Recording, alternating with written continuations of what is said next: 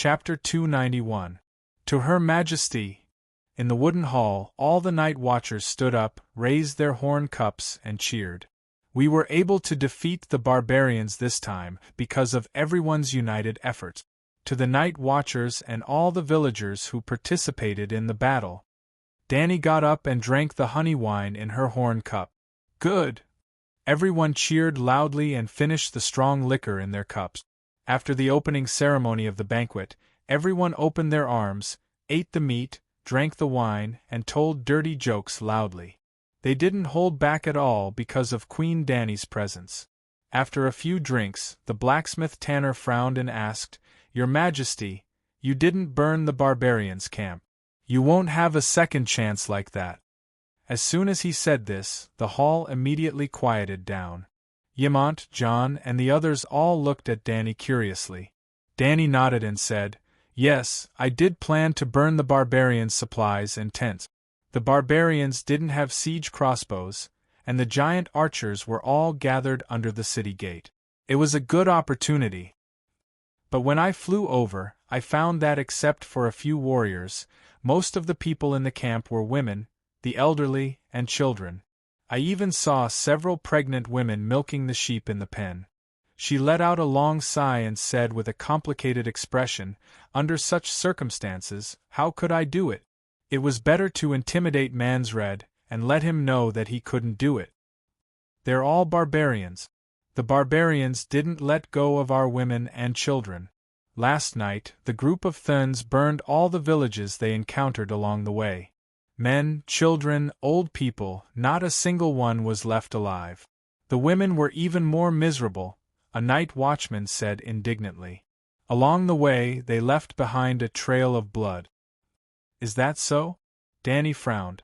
She first looked at Jon, then at Ymont. One of them was a spy among the barbarians, and the other had all the information about the night watchers. "That's right. Many villages were burned to the ground. Apart from a few farmers who managed to survive, there were almost no survivors," Scholar Eamon said. "I didn't kill anyone. They forced me to kill the Northerners to prove my loyalty. I refused. If it weren't for a wolf that suddenly rushed out, it would have been very difficult for me to escape alive," Jon said with an ugly expression. "The mole village was burned too," added the prostitute Zay. Dany sighed and said helplessly, "This is a little troublesome. I was planning to recruit Mance Rider and let the barbarians come to the Great Wall for the winter." We're still asking you why you didn't burn the campsite. You're going one step further and planning to let the barbarians cross the Great Wall?" "Absolutely not. If we let the barbarians enter the Northern Territory, then the hundreds of thousands of people—" The one-armed blacksmith slammed his wine cup on the table with a thump. His voice was firm and cold as he said word by word, "We are the Night Watchers. Our duty is to stop the barbarians from invading the south. Your Majesty, if you don't want the people of the Seven Kingdoms to hate you, it's best to abandon this terrible, shameful, crazy idea." Facing the worried gaze of Scholar Ymont, Dany didn't get angry. She just smiled faintly and returned to the previous topic. "Hurting women and children, killing innocent people, is no doubt a terrible and shameful act of beasts. That's why you all hate the barbarians. But when you hate people who have done terrible things, it doesn't mean that you want to do the same to them. If I burn the campsite of the barbarians and burn tens of thousands of barbarian women, elders, children, and even most of their living materials, then what's the difference between me and the barbarians that you hate?" Everyone was stunned. "Your Majesty, you're right." Old Ymont smiled with relief. He was so happy that most of the wrinkles on his face had disappeared. Blacksmith Tanner looked at Dany with surprise and suspicion. He awkwardly raised the wine cup that was tilted on the table. "I'm sorry, I'm drunk. Please forgive me for being rude," he said. Dany nodded and continued, "No matter how savage and cruel the barbarians are, they are still human. The question now is, who is our real enemy?" "Is it not the barbarians?" Eddie asked doubtfully. "The White Ghost." Jon looked enlightened. He nodded and said, The barbarians can only threaten the north, but the deviant ghosts can destroy the entire Westeros. We can't even be sure if there are deviant ghosts. Don't you think it's stupid to worry about something that doesn't exist? The red-nosed old man mocked. The deviant ghosts are real. Jon was so excited that his face turned red. The corpses really came back to life. Jon killed one, and a dozen of us worked together to kill the rest. Galen looked terrified. We didn't kill it. The corpse was cut into a dozen pieces, but it could still move. Every limb could move independently. We even sent the severed hand to King's Landing. That little bastard didn't believe us at all. He even ignored Sir Elisa until the severed hand completely melted. Without any evidence, the City of Knowledge and King's Landing were even more convinced that we were lying, Eddie cursed. Dany looked at the red-nosed old man and said meaningfully, "Let's go outside the wall tomorrow. If the deviant ghosts are really rampant and force the barbarians to attack the wall, then it shouldn't be too difficult to find them." "Won't the barbarians attack tomorrow?" The one-armed blacksmith frowned. "As long as he's not out of his mind, he should give up on the idea of taking down the gate of Dark Castle. If Mansred is smarter, he should take the initiative to ask the messenger to surrender. He won't surrender voluntarily. He can't surrender." Jon thought for a moment and explained, "The barbarians are different from us. Every small tribe is like a kingdom, and many of them have generations of blood feud. Mansred was able to unite these tribes because he set a common goal for them to invade the Westeros. Nothing is impossible. You said before that the giants are wild and difficult to tame, but now they're still huddled in the stable as captives. 35 giants rushed into Dark Castle, and Dany captured 32 of them. The other 3 giants died because they couldn't save them." Ymont sighed. "Even if the barbarians surrender, we don't have a place to settle them down. And food. We don't even have enough food to survive the winter." "His Majesty has already solved the food problem," Barristan said. "No, sir, I'm not sure yet." Dany shook her head and said strangely, "I'll definitely send some food to the wall, but it's very likely that I won't be able to buy much real food. Well, I'm playing futures, and futures don't equate to real goods. If the Night Watchers want to survive the winter, they have to ask the 7 Dukes and the King's Landing for help. After all, I don't even have a place to stay in the Westeros. They're the real masters. They came in a hurry last night. After dealing with the assault team, the Night Watchers had another thing to do for Scholar Ymont. During the day, they were attacked by the barbarians again, so they didn't have time to talk to the descendants of the Targaryen family.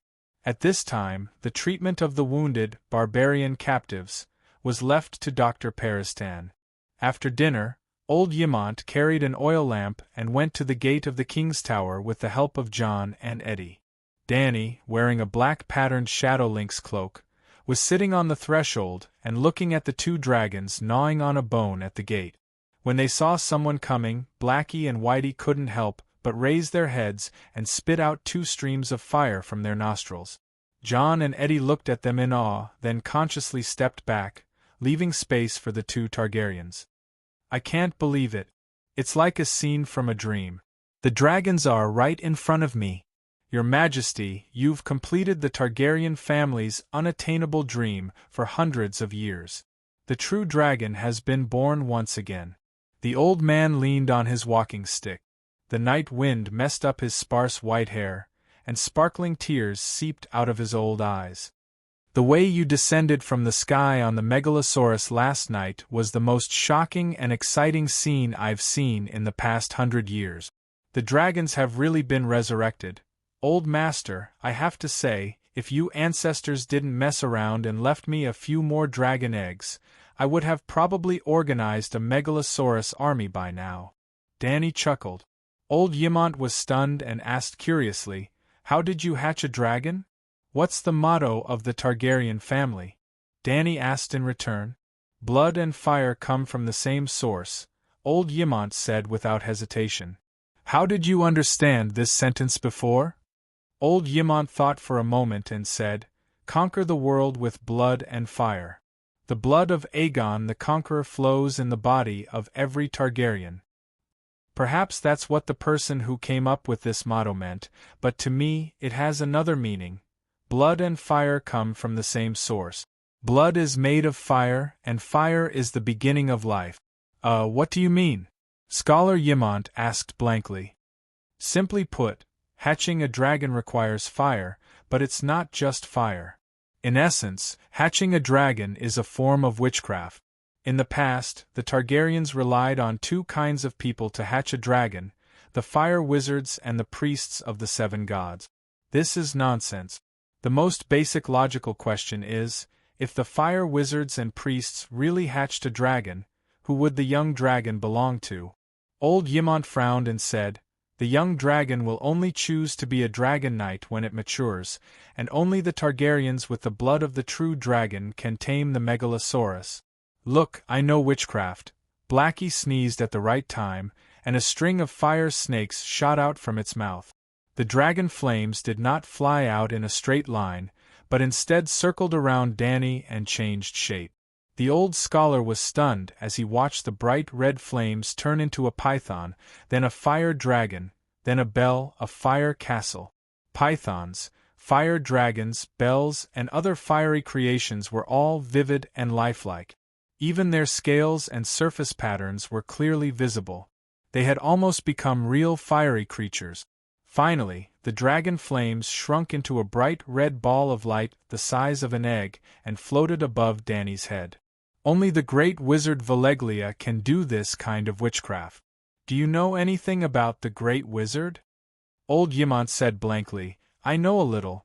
The great wizard leads the wizard council, and controls the entire world through the magic ball.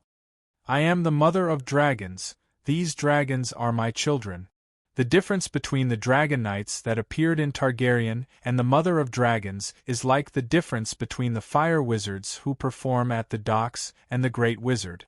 And your actions of letting the fire wizards and priests hatch a dragon, whether or not it will succeed is another matter. This in itself is giving away the ownership of the Megalosaurus to others. Dragons can only be hatched by themselves, it belongs to whoever hatches it. That's why I can break the restriction of the Dragon Knights, who can only control one dragon, and all 4 dragons listen to me. Chapter 292. 4 Dragons. Old Ymont was shocked. Dany lifted her cloak, took out the warm red dragon egg from her pocket, and smiled at the old man.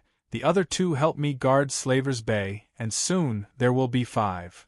The old man looked at the dragon egg covered with fine red scales, and was shocked beyond words. It's about to be born? Ymont's voice was dry. About a week. So fast? Barristan on the side was surprised. The last golden dragon egg was nearly 10 months old. This time, the dragon egg is hatched in less than 20 days? We have to wait for 10 months? Old Ymont smiled bitterly.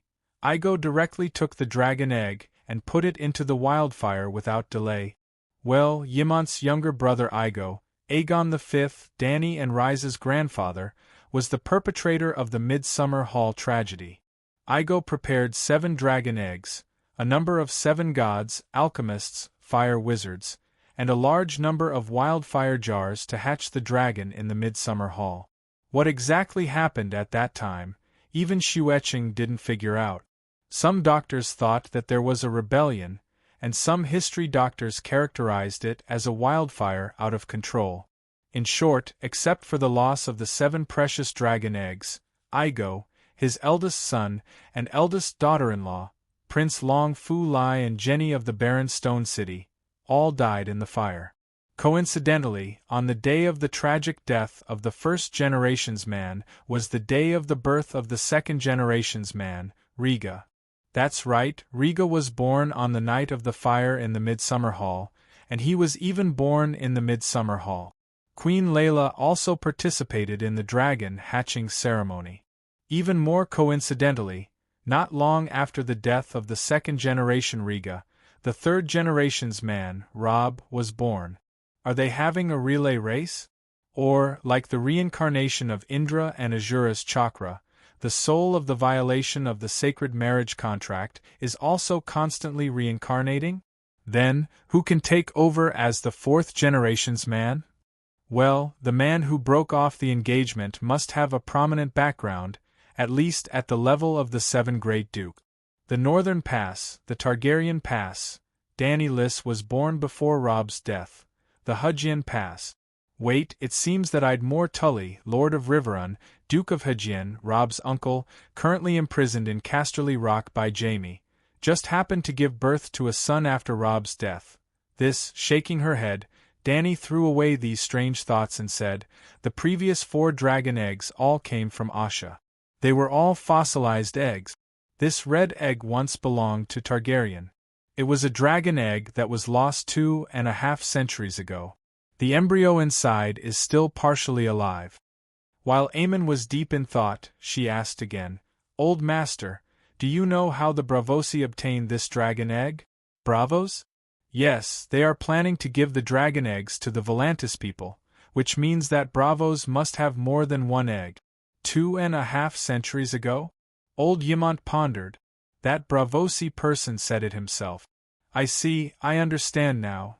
The wind blew snowflakes in front of the door. The old scholar could not help but tremble as he pulled the cloak on his shoulders.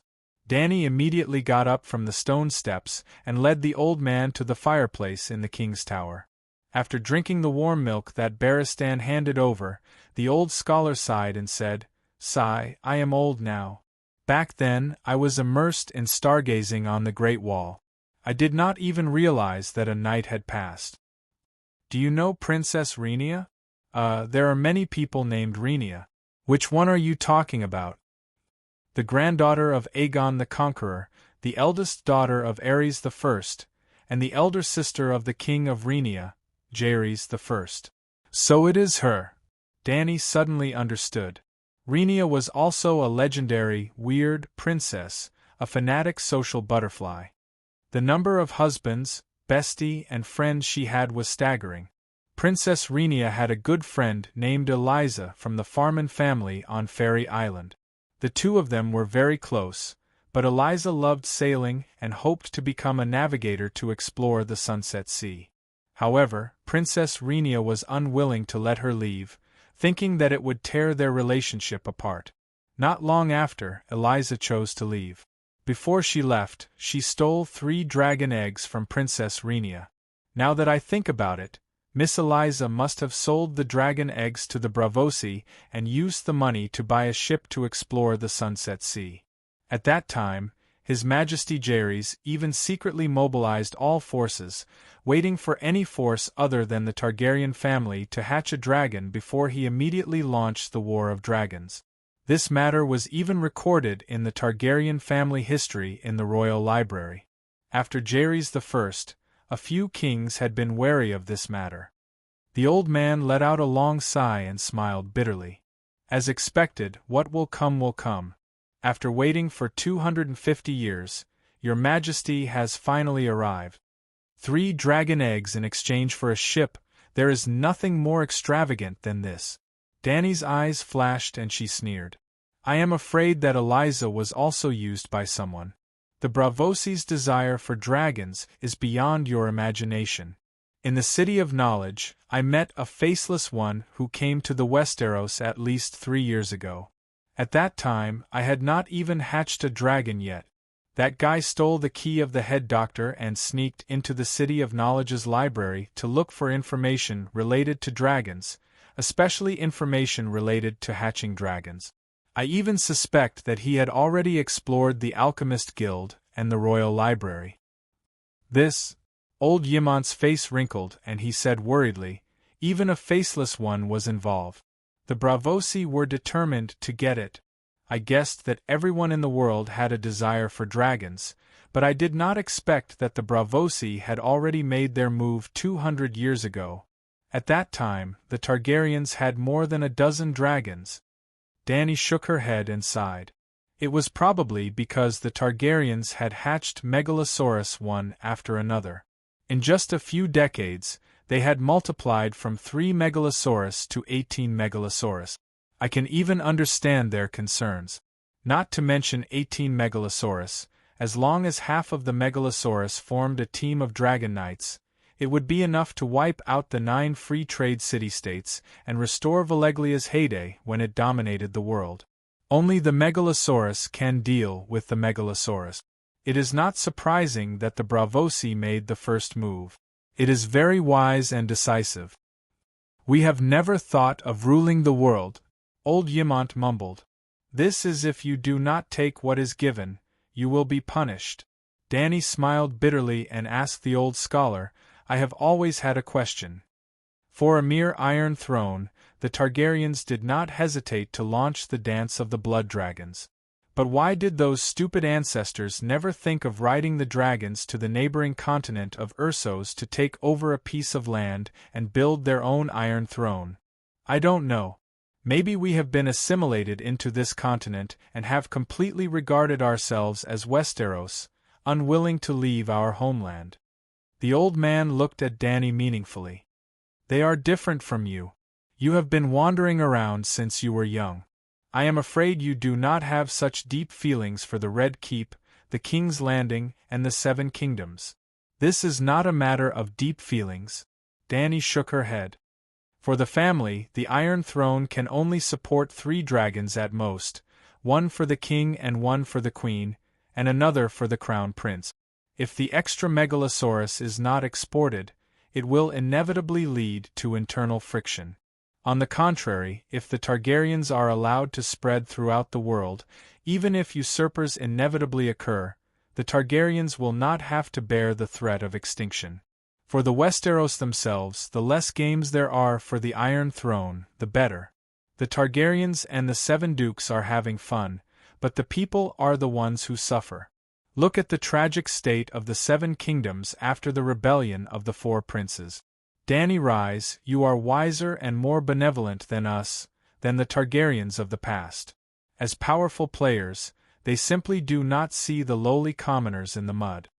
Old Yimont looked at Danny with a complicated expression. There was relief, sadness, and also longing for the future. Dong dong dong! John's voice came from outside the door. Master Yimont, your majesty, a messenger crow has flown in from the Shadow Tower. Barristan got up from the wooden chair with a fur cushion, opened the oak door, and welcomed John in with a thin layer of snow on his head. You're still keeping watch at the door? The White Knight asked. John stood at the door and shook off the white snow on his black wool cloak. He said casually, I'm not lonely with 2 dragons accompanying me. Most people can't even see a real dragon even if they want to. Barristan looked at him strangely. You're brave. You saw the Megalosaurus burning the barbarians in the afternoon, and now you're not afraid at all. John smiled and did not say that not only was he not afraid, but he was also excited. He walked straight to the fireplace and handed a scroll as thick as a thumb to Scholar Yimont. The old scholar opened it and read for a while. He frowned and said, Commander Bowen Maxey encountered a group of 300 barbarians led by the Weeper at the Skull Bridge. Although the enemy was defeated, we lost more than 100 brothers. The commander was seriously injured and is receiving treatment in the Shadow Tower. Bowen Maxey was originally the chief affairs officer of the Night Watchers. When Elder Bear passed away and the new commander of the Night Watchers was chosen, he was appointed as the acting commander. Where is the Skull Bridge? Danny asked with a frown. The Grand Canyon beyond the Great Wall. We fell into a trap, didn't we? The main force was transferred away from Dark Castle, giving up the advantageous terrain of the Great Wall to fight the barbarians outside the Great Wall. Danny sighed. Yes, Mansred sent small groups of enemies to harass the Great Wall at the east and west ends. To prevent the barbarians from crossing the Great Wall and entering the north, Commander Maxey had no choice but to clear the barbarians near the Great Wall. The Great Wall is too long and the Night Watchers are too few. It's impossible to monitor the entire 500-kilometer area. According to the usual practice, it's better to take the initiative than to defend passively, the old scholar explained. Haha, since you know that the king of savages is Mansred, and that Mansred is familiar with all the fighting habits of the Night Watchers, why do you still follow the old rules? If it wasn't for Broken Palm Colin being smart enough, if it wasn't for Jon Snow being loyal enough, if it wasn't for Yrgrit's love for him, if it wasn't for these almost unrepeatable accidents happening at the same time, the barbarians would have crossed the Great Wall and swept through the north. Dany shook her head and smiled. In her eyes, the offensive and defensive battle between Mansred and the Night Watchers was like a chicken pecking at chickens. Starting from Old Mormont, the Night Watchers had made a few fatal mistakes. Mansred had a powerful source of soldiers, but he was unable to create a regular army with basic military training. Of course, this had nothing to do with Mansred's intelligence. His situation was very similar to that of the original Dany Rise. He was a child of a savage who was adopted by the Night Watchers and raised as a ranger from a young age. He had never received any formal military education. Yes, the Night Watchers only trained soldiers, and their officers were all from noble families of the Seven Kingdoms. Chapter 293. Jon, do you know why I chased after that goshawk in the afternoon? Shapeshifter. Jon nodded and stroked the scar on his cheek with a complicated expression. In fact, I know it. It used to belong to Oriel.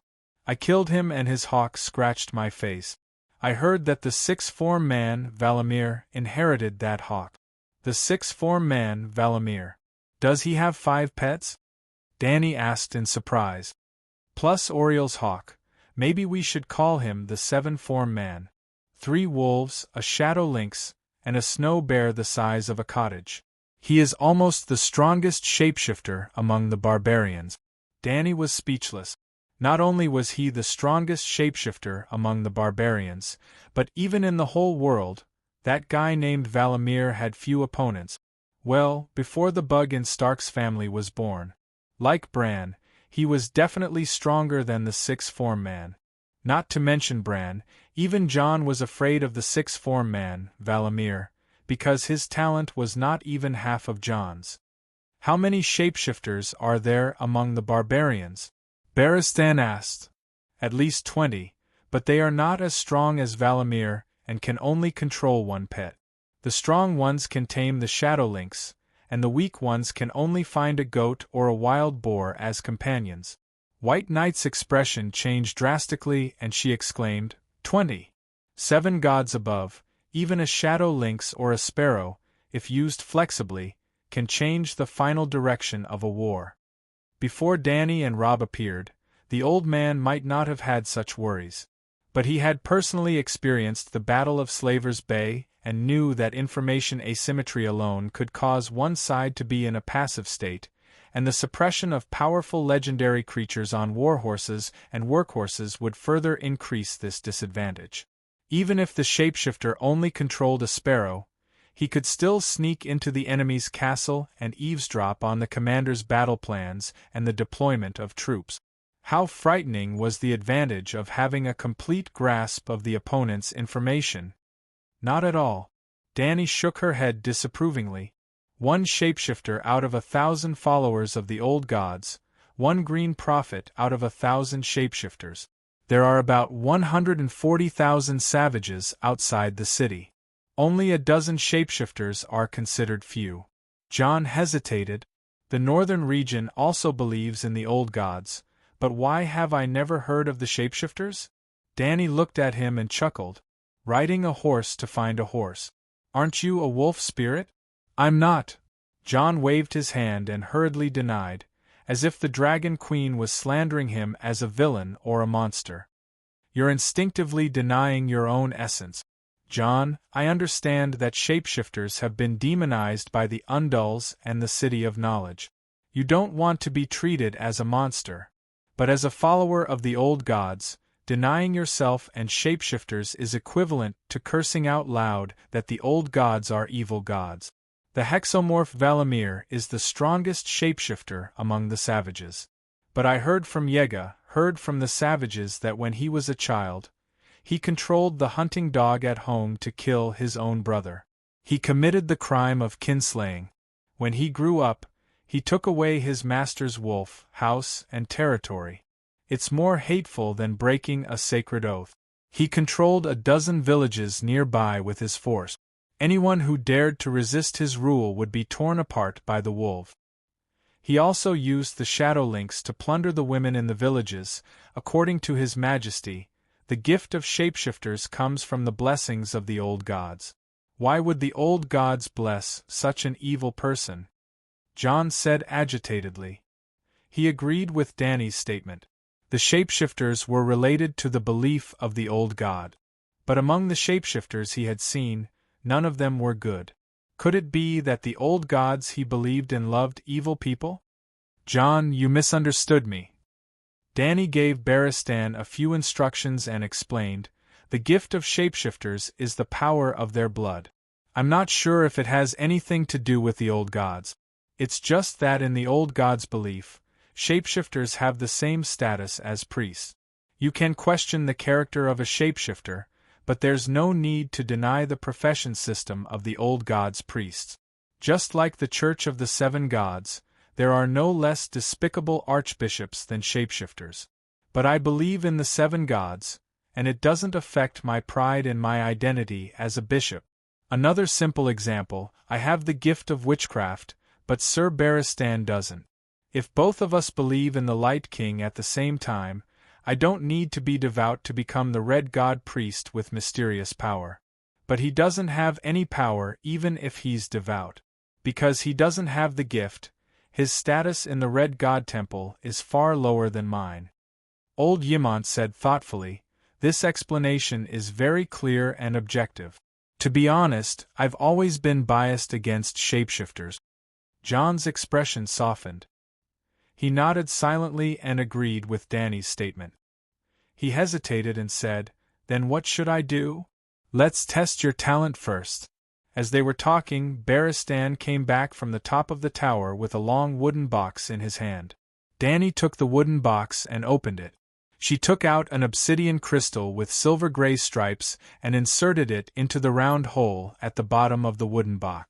She said to John, this is a glass candle. Try it and see how long it takes to light it. How do I light it? John dragged a chair to the side of the table and looked at the obsidian crystal curiously. Is this a dragon's heart? I found a package beyond the Great Wall with dozens of dragon's heart daggers. Yimont said slowly, dragon's heart is what the people call obsidian. The people of Valeglia call it frost fire. The reserves of dragon's heart on Dragonstone Island are huge. The Iron Throne can be put aside for now, but I must take Dragonstone Island immediately. That's the Targaryen land, Danny emphasized. What happens after that? Does His Majesty have soldiers stationed there? Yimont asked worriedly. What do you think of Tidehead Islands Valerian and Crab Islands Satyr? Danny asked. As long as you appear in front of them on a dragon, their loyalty will not be a problem.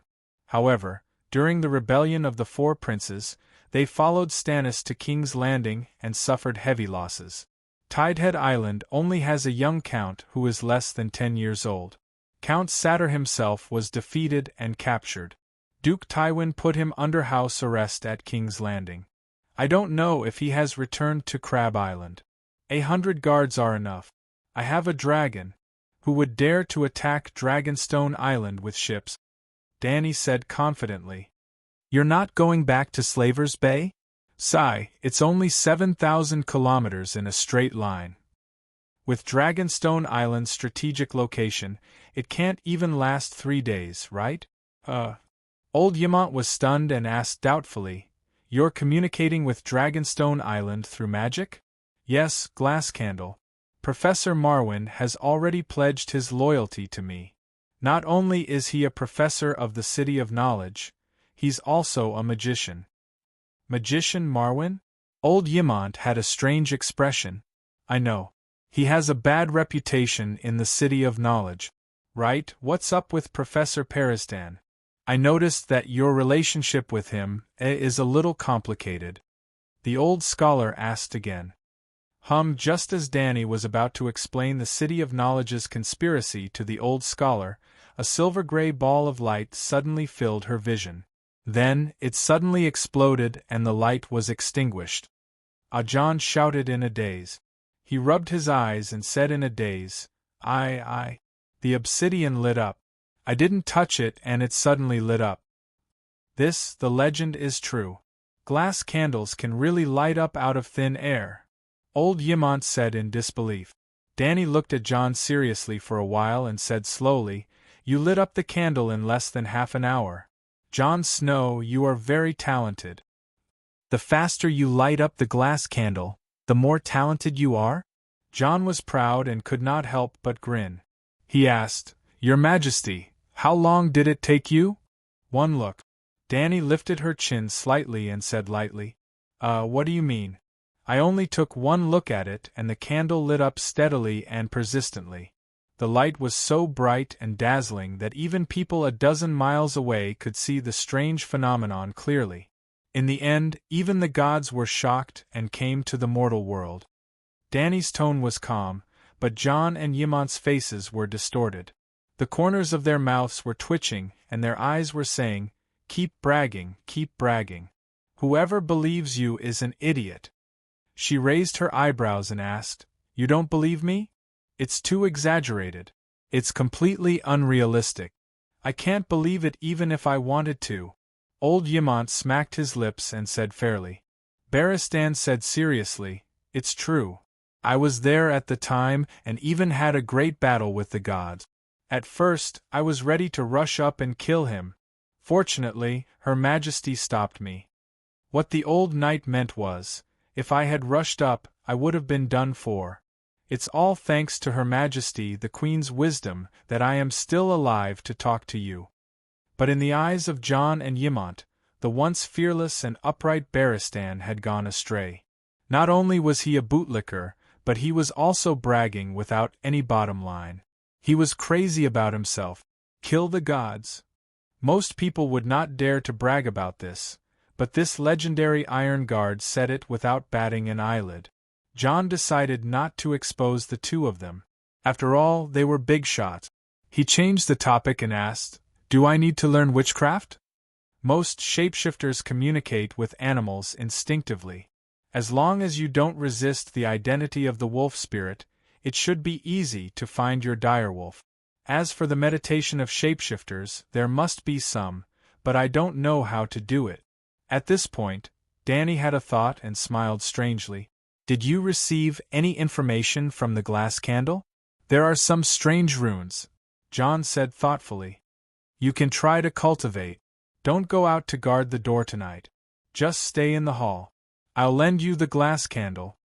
John, on the other hand, thought that the Dragon Queen had passed on her ultimate tome to him. He hurriedly replied happily, Thank you, Your Majesty. He wondered what would happen if the child of prophecy became a shadowbinder. Your Majesty, I see that you can communicate with the Megalosaurus without any hindrance. Are you a shapeshifter too? Barristan asked curiously. No. A shapeshifter is a human soul that enters the body of an animal and controls the body of a companion pet. No matter what the pet's will is, its body is completely human, just like a human turning into another form. I control Blackie by giving him instructions. He can fully understand me, but he always maintains his independent will. It's like when I ask you to do something, you can fully understand it, but it's up to you whether you want to do it or not. You can listen, or refuse, or even disobey. Also, my soul can't enter the body of a wolf, a shadow lynx, or other beast. I can't control other animals except for dragons. Shapeshifters sound evil. John frowned. The profession is neutral. Whether you're evil or good depends on what you do. My dear nephew, when you become a shadowbinder, you'll understand how pure and kind the shapeshifters are. The next morning, the wind stopped and the snow stopped. The sun shone on the earth, and the sky was clear blue. The Great Wall was like a huge crystal standing between heaven and earth, reflecting a beautiful colorful halo. What made the night watchers even happier was that the barbarian army did not attack again as Danny expected. However, under the Queen's insistence, the night watchers reluctantly released a barbarian captive. The barbarian took away a sheepskin scroll with the seal of a three-headed dragon. On it was written the Dragon Queen's request for a negotiation between the night watchers, the barbarians, and the Dragon Queen. Since the weather was clear and the visibility was high, Danny rode Blackie to the depths of the Great Wall after breakfast. She maintained an altitude of more than 1,000 meters, preparing to search for the legendary other ghosts. Chapter 294. Screech Blackie whizzed over the savages' tents, blocking the golden sunlight and casting a huge shadow. "Ah, the devil dragon is here." A spear-wielding woman milking a goat, a man in animal skin chopping firewood, a butcher slaughtering fat pigs. Even Man's Red, who had walked out of his tent to ponder over the contents of the Dragon Queen's letter, looked up and saw the black dragon circling in the blue sky. His expression changed drastically. There were children wailing and crying, mothers calling for them urgently, barbarians swearing and pulling their bows with all their might, shooting arrows into the sky that were as fast as shooting stars but were weak and powerless. There were giants beating their chests and roaring into the sky with their spears, and there were mammoths letting out long howls that were as loud and clear as a siren, but none of these affected Danny under the blue sky. The golden fingers of the rising sun reached into the hazy white fog in the early morning. The vast ghost forest was in full view in front of her. In addition to the tall oaks, soldier pines, and iron trees, there were also many rivers and lakes embedded in the forest. The surface of the rivers was covered with a layer of ice and snow, reflecting golden light under the sun. In the silent forest, there were few birds and beasts, and there was no sound of flowing water. Except for the whistling of the wind caused by high-speed movement, Danny could not hear anything. She could not help but pat Blackie's back. Their minds were connected. The black dragon drew an arc downward and brushed past the treetops lightly. "Kacha, Kacha!" The sharp treetops bent and bounced up again, shaking off the snow, but there was still no sound of animals below. "Are all the animals hiding? Are they all dead?" Danny murmured. But she did not dare to continue. If the Night King threw an ice crystal javelin out of the forest, she would be in big trouble. Blackie quickly pulled up and once again entered the safe altitude of 1,000 meters. After circling the ghost forest, Danny did not find any deviant ghosts or zombies. She continued north. The trees on the ground became thinner and thinner. The sun was not weak, but the air was getting colder. After flying for 7 or 8 hours, Lin Luoran has circled the area within 1,000 kilometers of the Great Wall. Deviant ghosts seem to be afraid of sunlight and hide. Danny doesn't find any of them. However, she did not come out empty-handed. The snowy scenery beyond the Great Wall was magnificent, and the terrain was complex and changeable. She swam freely in the undulating valleys, slid across the freezing lake, raced with the shadow lynx in the snowfield, and competed with the white-headed goshawk in the sky. Danny had a sense of freedom, as if a divine dragon was roaming the ninth heaven. Especially in the Windy Sound Gorge, the gorge was deep and narrow. Sometimes, Blackie would turn its body sideways, its wings scraping the rocks on both sides of the gorge, causing snow to swirl in the air. Sometimes, it would lower its altitude to avoid the thick and long sparkling icicles above its head. Sometimes, it would spit out dragon flames to clean up the vines and rock trees that were hanging on the ice. Sometimes, the space was too small, so Blackie had no choice but to leap out of the gorge and fly parallel to the mountain ridge.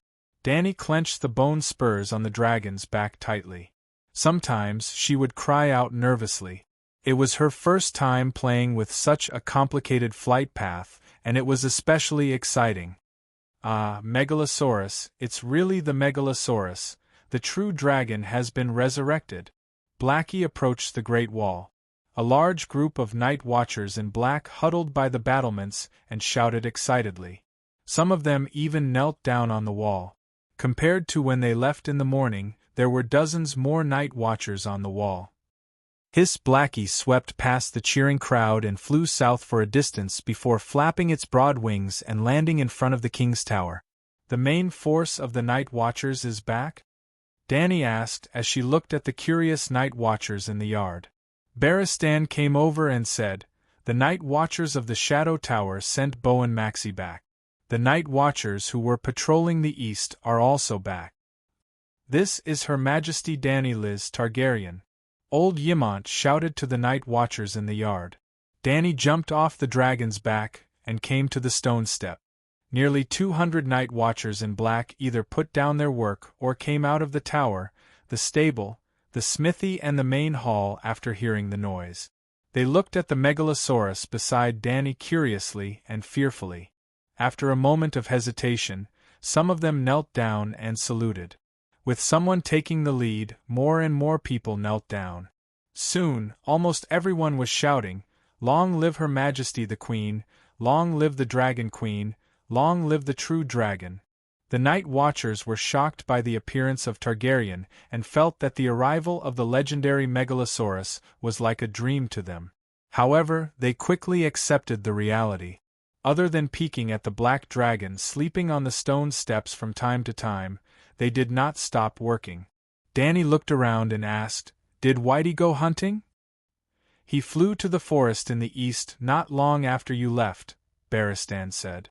"Your Majesty, let me introduce." Old Ymont led a few night watchers over. Other than the one-armed tanner, Dany did not know any of them. "This is Bowen Maxey, the Commander-in-Chief and also our General Affairs Officer," Old Ymont said as he pointed at a red and fat bandaged man who looked like a red pomegranate. Maxey's waist was injured, so he wrapped a thick white cloth under his woolen cloak. "Greetings, Your Majesty." The pomegranate man saluted cautiously. "Sir Dennis Mallister, the Commander-in-Chief of the Shadow Tower. Thank you for coming to the Wall's aid, Your Majesty." He was a man in his 60s with a white beard. He was tall and strong, with a red face and a loud voice. His eyes shone brightly. He was similar to Barristan. Count Janos Slint, a short and strong man with a double chin, looked at Dany with a twinkle in his eyes. "Count Slint?" Dany raised an eyebrow and said strangely, "Count Slint, you helped Lannister kill Ed Stark and killed Robert's 13 illegitimate children for Cersei. You must be Lannister's most trusted aide. I have a question that I don't understand. Can I ask you?" The man with the double chin blushed and stammered, Your Majesty, I am not that close to Lannister. I have already put on the black cloak. You can't punish me for my relationship with Lannister." "Hee, where is the courage you had when you beheaded Ed Stark in front of St. Basil's Cathedral?" Dany sneered. "The person who beheaded the Prime Minister was Eilen Pine. All you did was pin Eddard Stark to the ground, so that Eilen Pine could behead him with his sword," Barristan said coldly. Slint was about to argue when he suddenly realized something and emphasized, "Your Majesty Dany Rise, Ed Stark and Robert are the main culprits who stole your father's throne. I don't care about your rotten past. Like you said, put on the black cloak and let bygones be bygones." Dany waved her hand and said unhappily, "I just want to ask, as Lannister's most trusted aide, can you answer my question? Why did Joffrey change his mind? Lannister promised Ed that as long as he admits his crimes and puts on the black cloak, he will let him and his daughter go back to the north. That way the lion and the wolf won't fight. It's the best choice for both of them." About that, Slint was just about to breathe a sigh of relief when his expression became troubled again.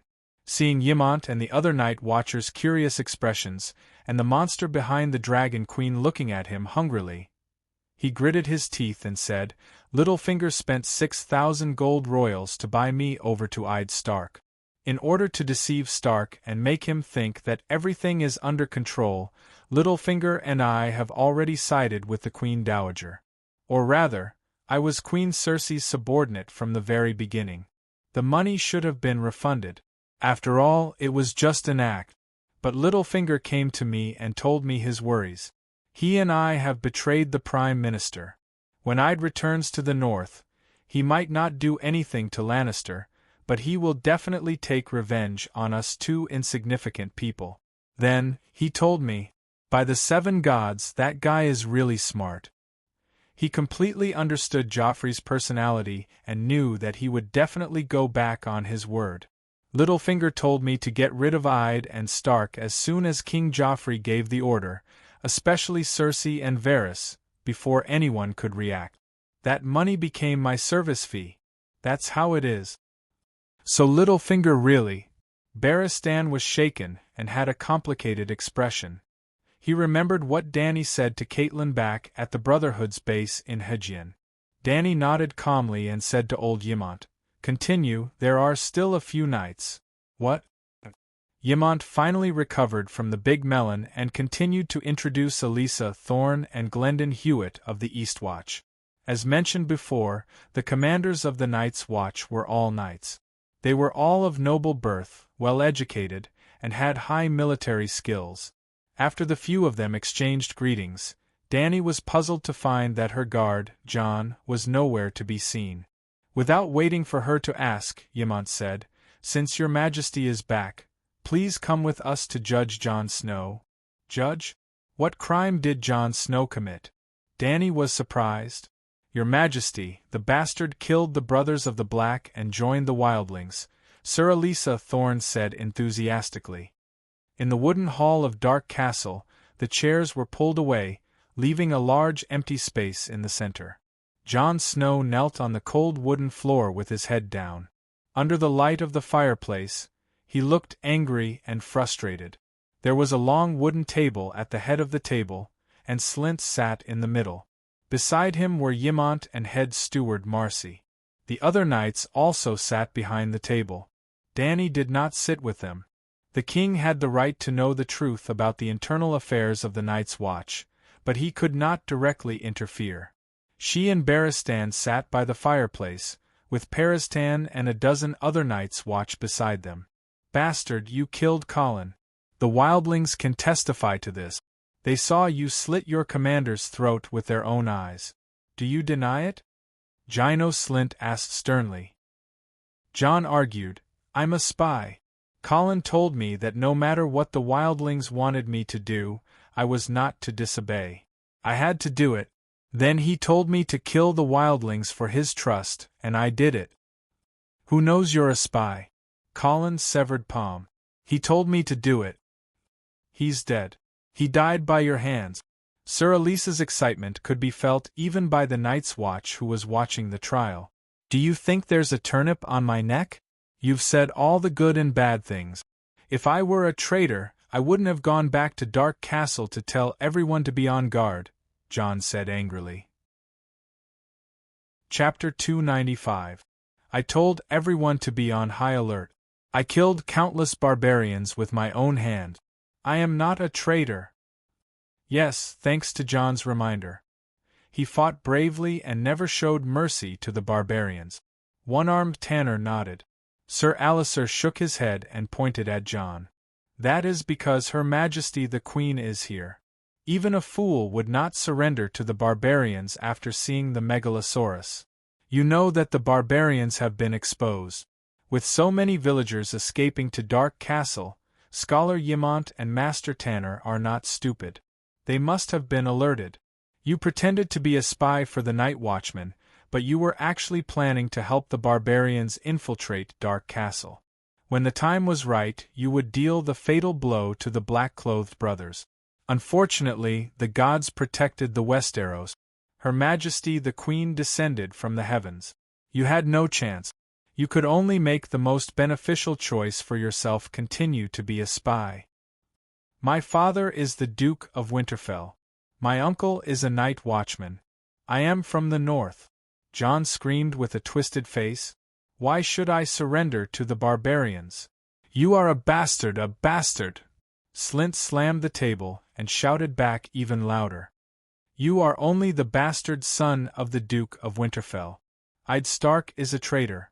Before King Robert's body was even cold, He attacked his son, cough cough. Sir Alicer covered his forehead and coughed lightly. Unfortunately, Slint was too agitated and said all the things he should not have said. Cough cough cough. Slint also coughed violently.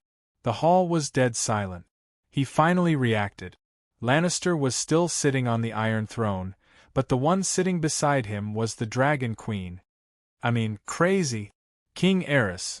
I'd betrayed his majesty and murdered Prince Rhaegar and his children. I'd Stark is not a good person. You are his bastard, even worse. Your mixed blood induced you to get close to the savages and sleep with the female savages. You even admitted that you loved her before. In order to live happily with the savage bitch forever, it was natural for you to seek refuge with the savages, because the Night Watchers can't marry. Dany interrupted. The fact that Stark helped the usurper start a rebellion cannot be used as evidence of his crimes. You don't have to worry about me. Let's just talk about the facts. Slint nodded and bowed. Jon looked at her with a complicated expression. She continued, but don't say anything that's too ridiculous. Even a fool knows how close-eyed Stark and Robert are. He would never betray his sworn brother. The gratitude in Jon's eyes grew stronger. He didn't care how they treated him, but he couldn't stand the slander about his father. Your Majesty, I didn't say that Lord I'd betrayed Robert's king. He betrayed Robert's son. Slint's chin trembled. His expression was firm. I'd tampered with Robert's will, intending to remove Joffrey from the throne and usher in Stannis on the Iron Throne. I swear he told me that himself. I'd was also pitiful. He supported Stannis' succession to the throne and didn't hesitate to break off relations with Cersei. But how did Erlu repay Stark? Without a second word, without the slightest hesitation, he cast the great curse technique on his son, Robb, cursing to death the man who broke off the engagement with the third-generation head. Joffrey is the bastard son of the Kingslayer and Queen Cersei. My father knows of this, Jon said loudly. You dare to slander the Queen? Slint was furious. Ahem. Sir Alicer covered his mouth and coughed lightly. Slint stole a glance at Dany. He sighed in relief when he saw that her expression was normal. But with this interruption, he was at a loss for words. Sir Alicer took over the conversation and scolded Jon loudly. I've seen through your evil heart. There are more than 100,000 savages, 400 to 500 giants. But the Night Watchers lost all their elites at Fist Peak, leaving only a few hundred old and weak. You believed that Manslade would eventually cross the wall and kill us all, so you sought refuge with the savages. The evidence is conclusive. Jon Snow, plead guilty. I'm not guilty. Jon met Sir Alicer's gaze coldly. His Majesty has captured so many savages. You can ask around and see if they know that I'm a spy for the savages in Dark Castle. Bring in the prisoners. Soon, a dozen savage leaders were brought into the hall. Among them was Ygritte the Firekiss. What, Jon, you didn't betray me? You're our spy. Who gave you this mission? You should have told me earlier. I shouldn't have shot you with an arrow. Hearing Sir Alicer's question, Ygritte's eyes widened in surprise and a little resentment. Was this guy really stupid, or was he high enough to defend his lover? Sir Alicer's face darkened as he continued to ask the next savage. But they either didn't know or they were spouting nonsense. Their words were contradictory and illogical. Oh, I see. Sir Alicer's face suddenly brightened. Who would have thought, Jon Snow, he said, that you hold such a high place in Mansfred's heart. To protect you, he hid your identity as a spy from almost all the wildlings. Dany laughed inwardly at his imagination. Jon's face contorted, his eyes almost spitting fire. Don't glare at me. I completely understand Manslade's thoughts. He's not a simple savage. He knows how useful Stark can be in conquering the North. It's normal for him to protect you, Sir Alicer said with a smug and vicious smile. Well, now that the truth is out, Jon Snow, what do you have to say? Slint concluded. Manslade doesn't care that I'm Stark's illegitimate son. He wants to invade the north by force. The savages all know, Jon shouted, craning his neck. Slint said, sophistry. Do you think we have turnips on our necks? That we'll be deceived by your lies? Men, hang Chameleon Jon immediately. Wait, Count Slint, Scholar Yimont said respectfully, but his expression was ugly. You can judge Jon, but before you carry out the sentence, please ask His Majesty's opinion on the outcome of the case. Everyone in the hall looked at Dany. Is Count Slint the Commander-in-Chief? Dany asked. No. Since he's not the Commander-in-Chief, how can he be Jon Snow's chief judge? Scholar Yimont frowned and said with some difficulty, Count Slint has the highest rank, but I remember putting on the black robes and abandoning my previous identity. The old man wanted to say that this was an unspoken rule, but there were so many night watchers in the room. Wouldn't they be disappointed if he said that? The old man sighed and asked helplessly, What do you think should be done, Your Majesty?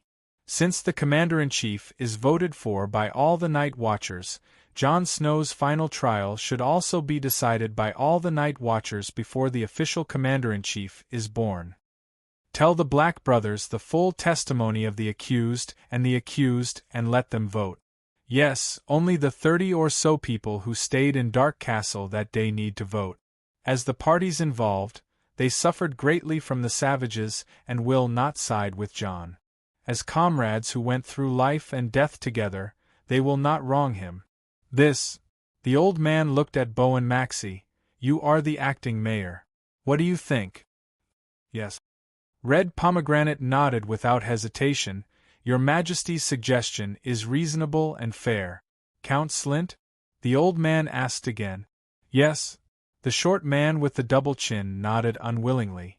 The higher-ups of the night watchers in the courtroom were questioned one by one. No matter what they thought, they could not find a reason to refute.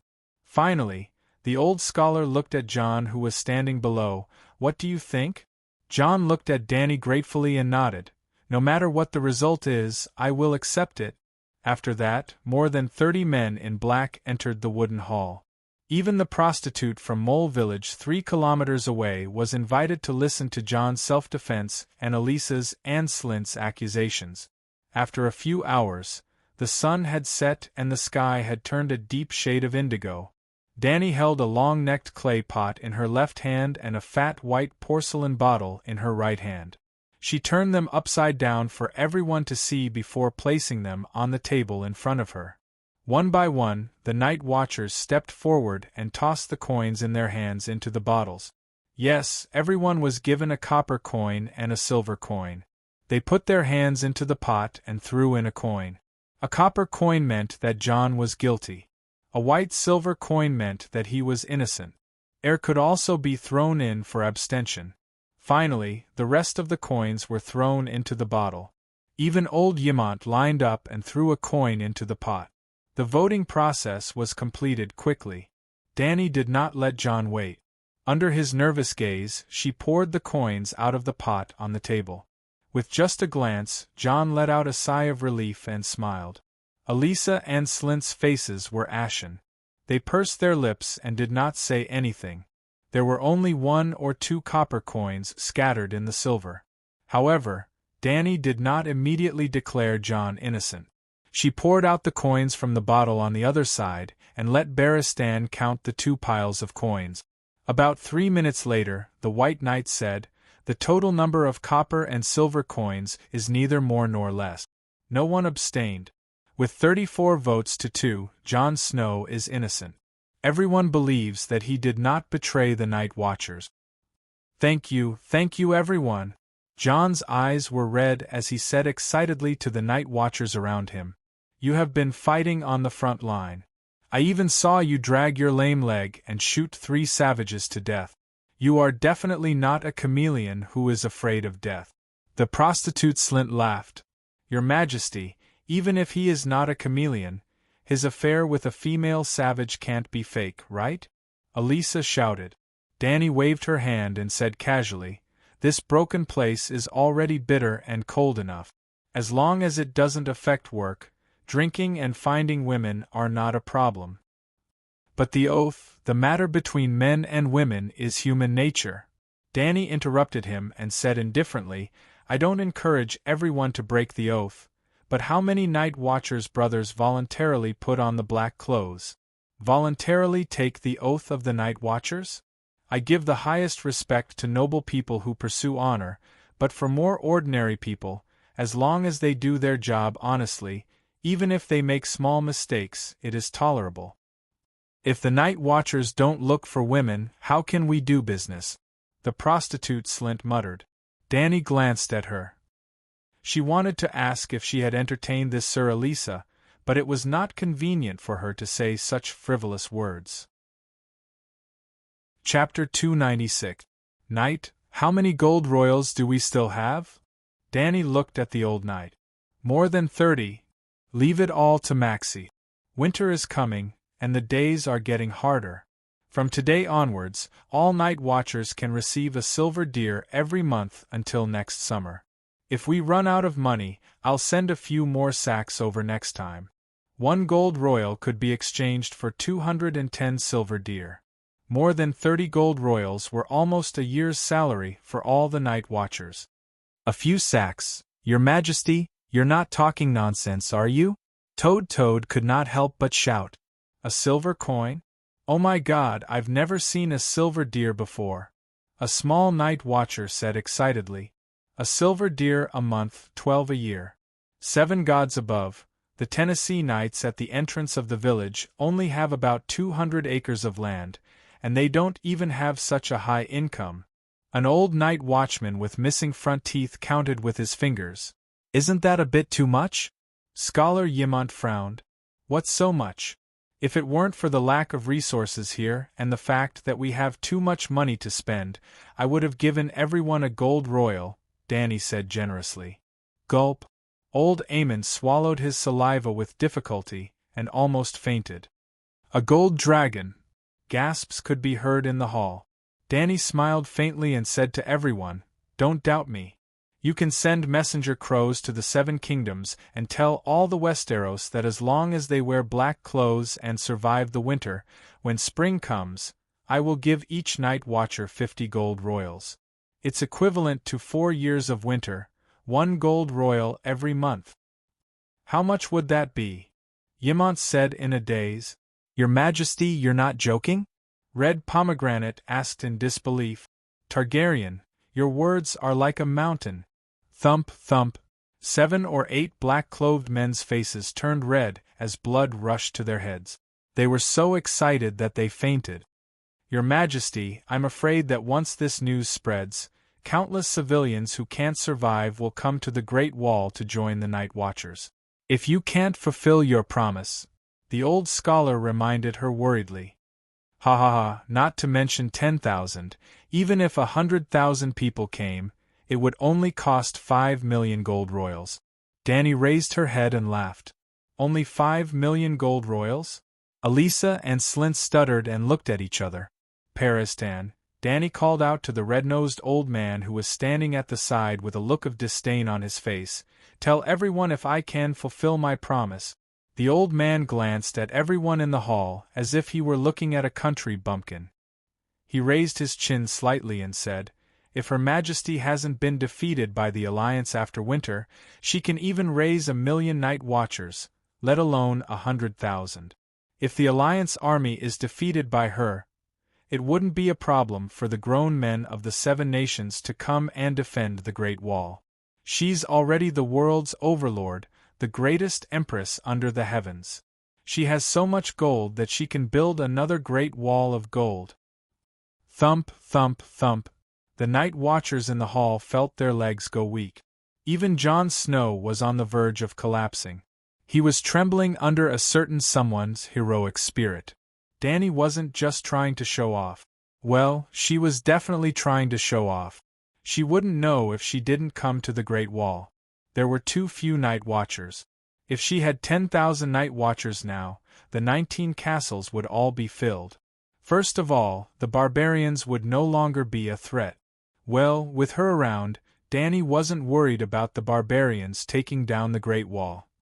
But a few hundred night watchers couldn't take down 100,000 barbarian captives. Secondly, as long as she didn't ride her dragon and wander around outside the Great Wall, it would be difficult for the Night King to cross the Great Wall if there were enough night watchers. Compared to the fate of the entire world, even if she didn't have any feelings for the Westeros, a few million gold royals was worth it. It was at least 10,000 times better than Robert spending it on wine and women. Congratulations to Her Majesty! Long live the Queen! Long live the true dragon! Long live the Megalosaurus! This time, the hall was almost full. Hundreds of night watchers raised their cups and toasted to Queen Dany. Their shouts shook the sky and their emotions surged. Well, everyone knew about the winter benefits the Queen had given them. 50 gold royals. How could they not wish her well?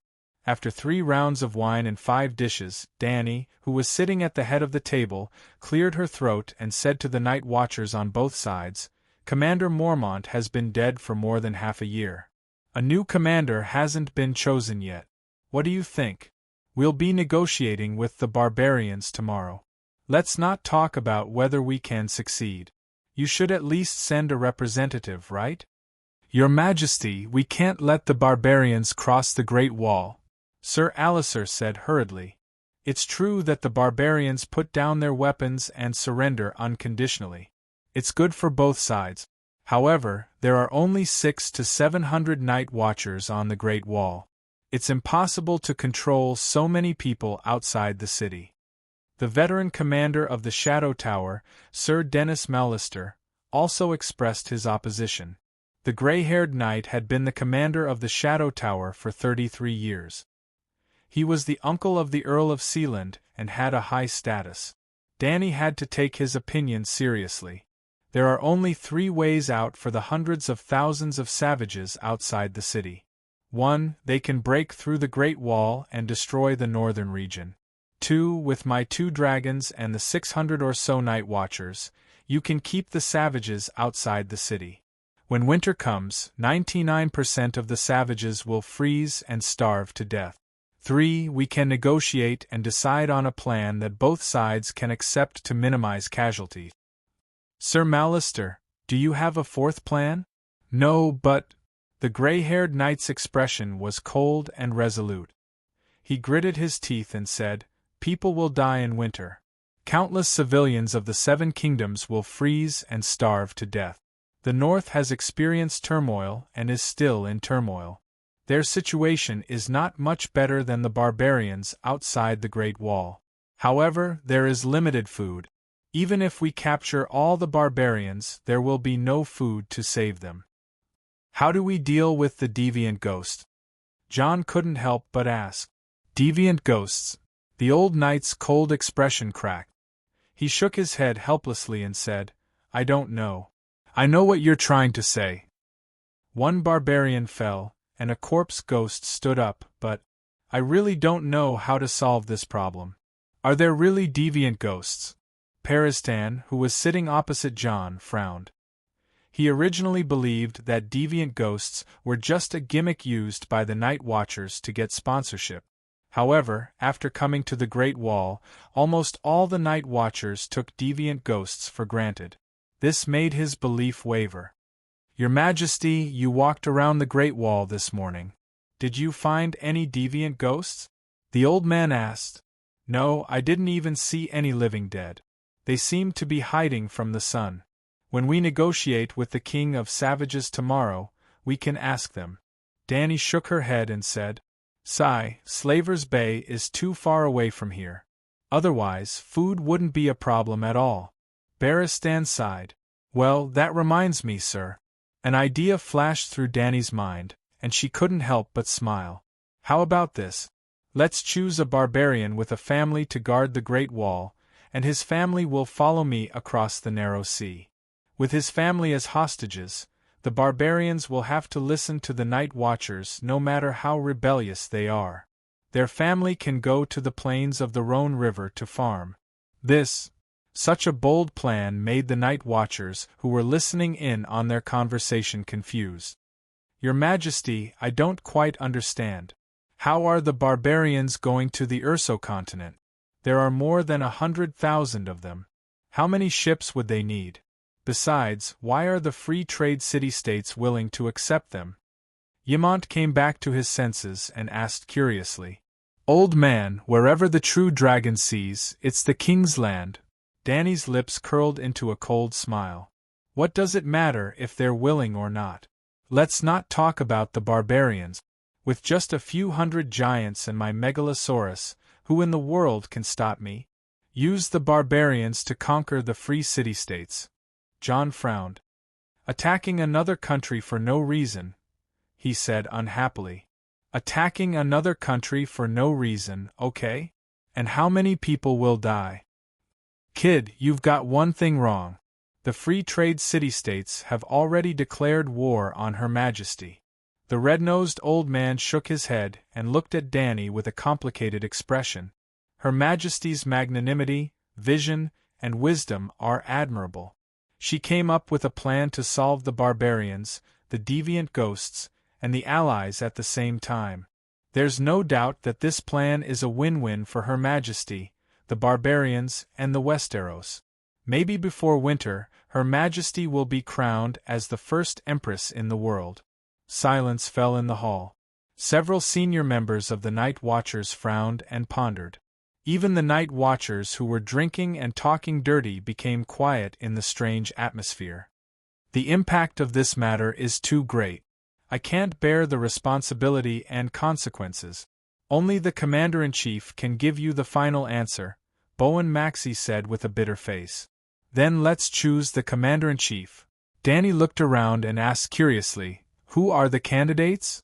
All the brothers of the Night Watchers are qualified to be the Commander-in-Chief and have the right to vote. As soon as Yamant finished speaking, the short man with two chins, Slint, stood up and said loudly, I used to be the Commander-in-Chief of the garrison of the capital, the commander of 3,000 golden robes, and the Count of Hellenberg. Count, your fief has changed. The red-nosed old doctor reminded him. Now, Hellenberg belongs to Duke Peter Belize. Slint's chin trembled and he forced a smile. It's good that it's changed. Everyone knows that Hellenberg is cursed. Blackheart Hall was burned to death in the city by Balerion on the day Hellenberg was built. Then, the Keholis family was wiped out by Red Heart Hellenberg. The third Castellan, Haraway, was slaughtered by Cruel Meg. The fourth Castellan, Tell, had no descendants and his family was wiped out. Sigh, thinking about it, it's really scary. In just 300 years, Hellenberg had 9 Castellans and I was the 10th. But I was unlucky before I even went to the castle. Compared to the Castellan whose 9 families were wiped out, at least I was able to wear black clothes and serve the people of the 7 kingdoms. Now that Littlefinger is the 11th Castellan, I don't know how long he can last. Danny was also stunned. She didn't know if he didn't mention it. After being reminded by this guy, she realized that Hellenberg was indeed cursed. She didn't know what would happen to Slint, but Littlefinger was definitely done for. Who would become the 12th Castellan of Hellenberg? Why not let Tyrion or Jon try in the future? If they could survive the long night, Slint puffed out his chest and announced loudly, Brothers, I have the qualifications and the ability to become the Commander-in-Chief. Please believe in me and vote for me. You can't. Danny shook her head. Neither you nor Sir Alliser can become the Commander-in-Chief. Chapter 297. Why? Slint and Elisa cried out in shock. Your Majesty, you can't interfere with the election of the Night Watchman. Since the birth of the Night Watchman, no monarch has been able to appoint the Commander-in-Chief of the Night Watchman at will, old Yamant advised with a worried expression. I understand. Danny gave the old man a reassuring smile. She looked around at the Night Watchmen in the hall who were either solemn, confused, or dissatisfied, and said loudly, I don't think Slint and Elisa are suitable to be Commander-in-Chief out of selfishness. In fact, compared to old blacksmith Tanner's rudeness and vigilance when he first met me, the two of them are more respectful and polite to me. but the traces of factions on them are too obvious. When they arrived at Dark Castle this morning, they kidnapped Jon Snow with a very reluctant reason. Scholar Yimont and acting Castellan Tanner have already covered up this matter, and as a newcomer, Count Slint does not have an official position in the Night Watchman. He has never even met Jon Snow before. Why did he do that? There is only one reason. Slint belongs to Lannister, and the hatred between Lannister and Stark is as deep as the sea. Even though the Count has been exiled to the Wall, his determination to continue serving Lannister has not been extinguished. Well, everyone knows about the bad things between Targaryen and Stark. I can't speak for Jon Snow just because he has a Stark father. My thoughts are simple. The Night Watchmen belong to the Night Watchman and the Wall. No political force can investigate your previous identity or experience, and no one has the right to do so. But when you wear the black coat, you have to strictly remain neutral. Old Yimont nodded thoughtfully. Bowen Maxey frowned. As the acting commander-in-chief, he did not have the ambition to remove the word acting. First of all, he did not have a good background. Almost all the high-ranking members of the Night Watchmen who sat at the same table as the Queen had the title of Knight, and he was the only one who was born a commoner. It was also because he was a commoner and had not received a systematic military education that he had been tricked by Mance Rayder and won a Pyrrhic victory at the Bridge of Skulls. The Night Watchers, who were already short on manpower, had lost another 100 elite. He fought bravely and was not afraid of sacrificing himself. Although he was as fat as a red pomegranate, he still charged in front of the black-clothed brothers. However, being a commander-in-chief required not only courage, but also wisdom, military experience, and temperament. Secondly, he had a sense of responsibility. He was a true man of the Night Watchman, and he believed in the profession of Night Watchman for his whole life. After understanding his shortcomings, he immediately extinguished the last hope in his heart of becoming the commander-in-chief. He was determined to spend the rest of his life assisting a wise and powerful commander-in-chief. Slint was the one he had chosen. He was brave and good at fighting, and his military skills were excellent. Otherwise, he would not have been promoted to the commander of the garrison. He had a noble status. He was now a count with real power. He had connections with the court. He was the confidant of Cersei and Tywin. He was young and promising. He was not even 40 years old. But no matter how many merits Sir Lintian had, there was no way he could wash away the fact that he was a loyal follower of Lannister. Before the appearance of the Dragon Queen, being a trusted follower of Lannister would have been a plus, but now, the Night Watchmen strictly adhere to neutrality. We will never participate in the struggle for power among the Westeros, Bowen Maxey said with a firm expression. The Night Watchman in the hall nodded silently. Adhering to neutrality was one of the most important oaths of the Night Watchman. No one could refute it. Dany did not even glance at Slint and Elisa. She only stared at the Shadow Tower commander, who was deep in thought, and said, "Obviously, Slint and Elisa are unable to do this. They belong to Lannister, and Lannister sits on the Iron Throne.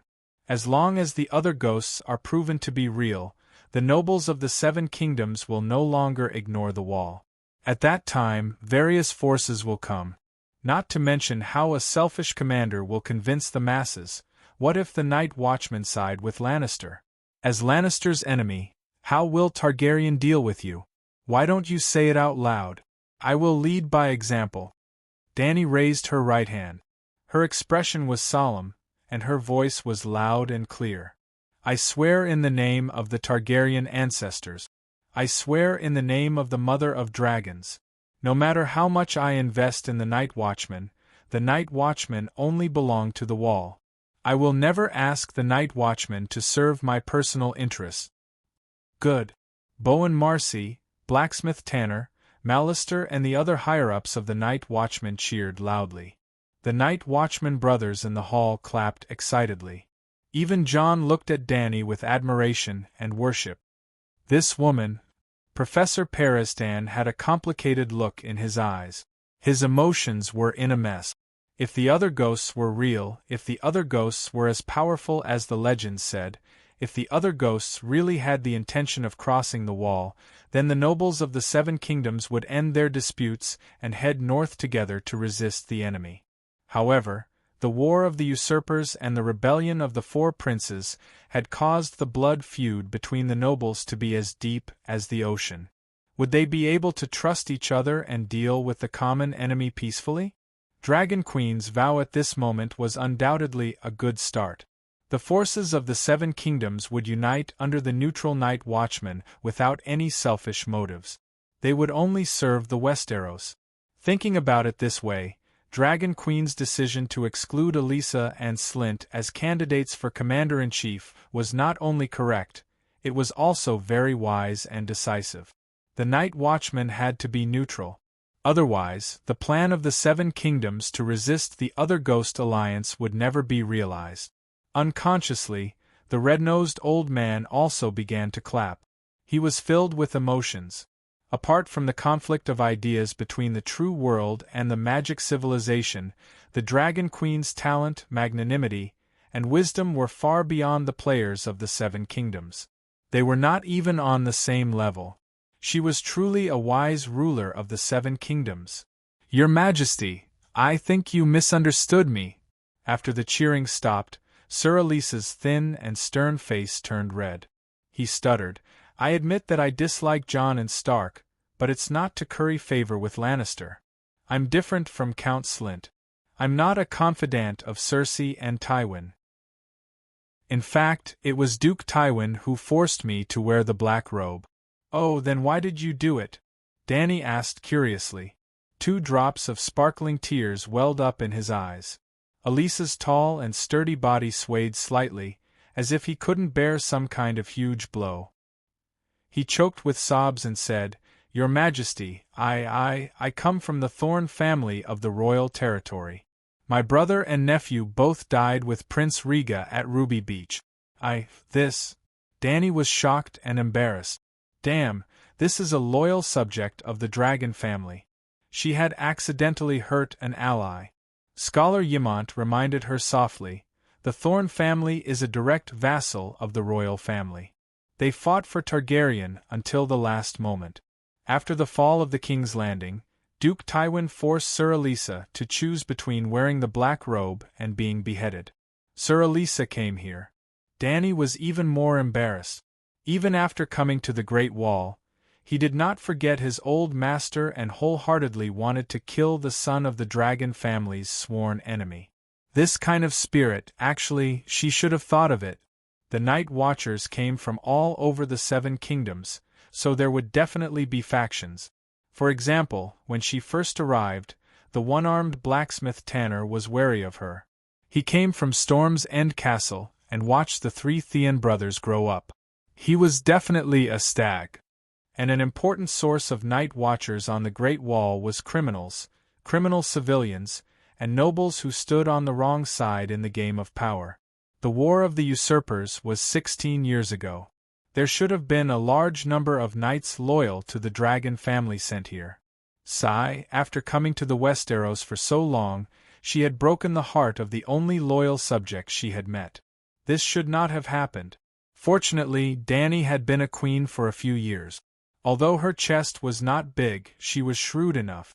She only glanced at Scholar Ymont and said loudly, "Of course I know Thorne and Sir Elisa's loyalty to Targaryen.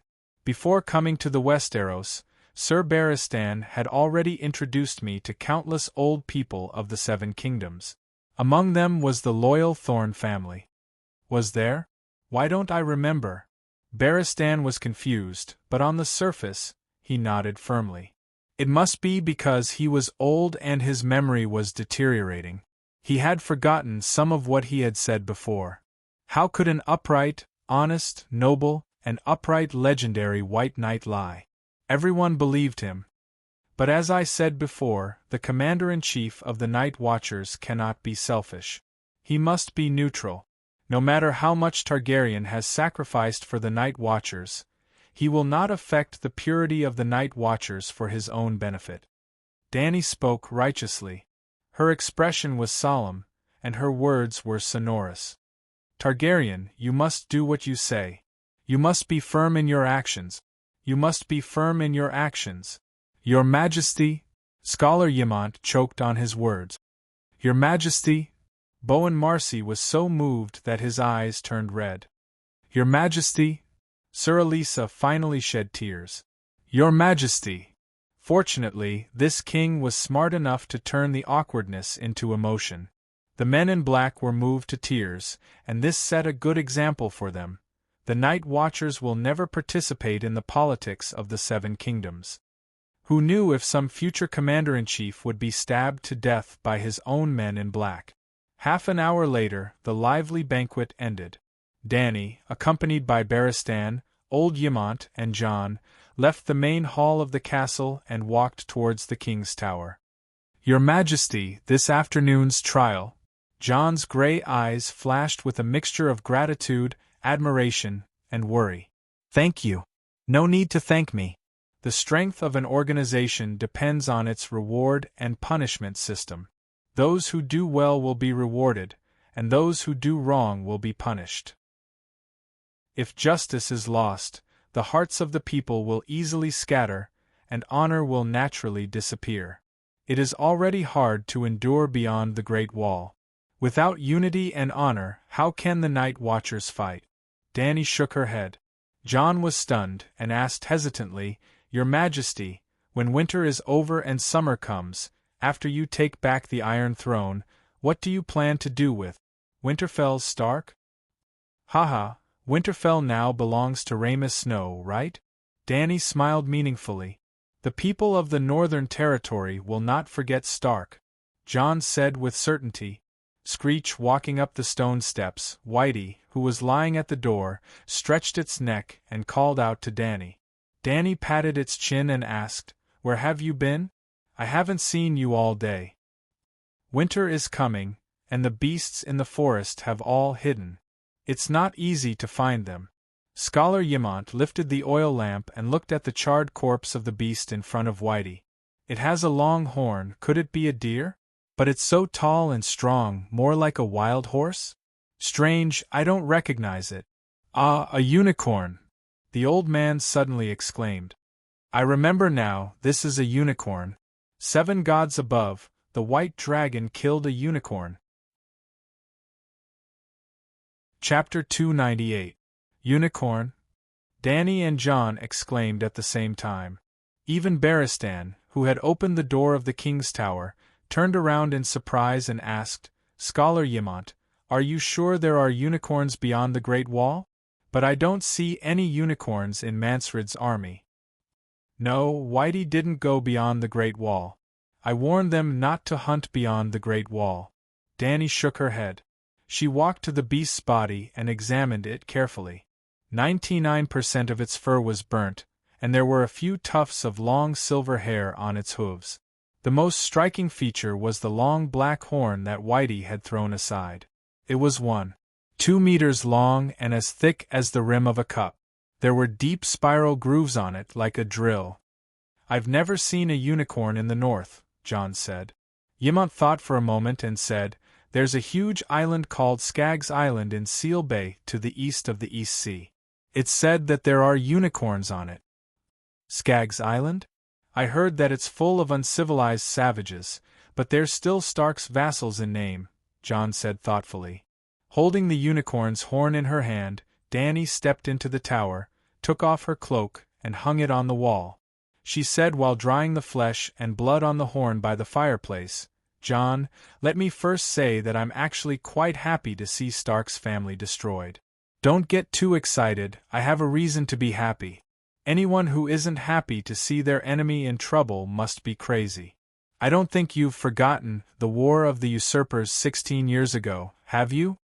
Jon's cheek muscles twitched. He pursed his lips and said, Who does His Majesty plan to take revenge on? Now only my 2 sisters and I are left alive. I met your aunt in Hedgian, Dany said with a smile. Aunt? What auntie? Jon asked, confused. Lady Catelyn Tully, said Barristan. Impossible. John screamed. Lady Caitlin died at the Red Wedding. It has been confirmed. Old Yimont frowned. Barristan looked at the blazing flames in the fireplace and said with a worried expression, "She did die at that time, but the Red God priest from Myr can revive the dead." Even though Lady Caitlin had been dead for 3 days and her corpse was covered in maggots, she was still saved by Earl Barry. Yes, Count Bailey had been resurrected by Mertheros multiple times and had become a believer of the Light King, Lalo. But there are too many side effects of reviving the dead. The once sweet and kind Lady Caitlin seems to have turned into a different person. The meaning of the guest's rites has completely changed. Then, the old knight told him the story of the crossroads in detail. This, Scholar Yimont rubbed his face and murmured, "The dead can be resurrected multiple times, and the guest's rites have become the guest's death banquet. What is wrong with this world? Even deviant ghosts have appeared. Old master, you should get over it." Danny comforted him. Glancing at John, who was frowning in deep thought, she continued the previous topic and said, "Do you understand now? I didn't even kill Caitlin. Naturally, I won't do anything to your father's children because of what he did to my father." "You're not going to avenge your father and brother?"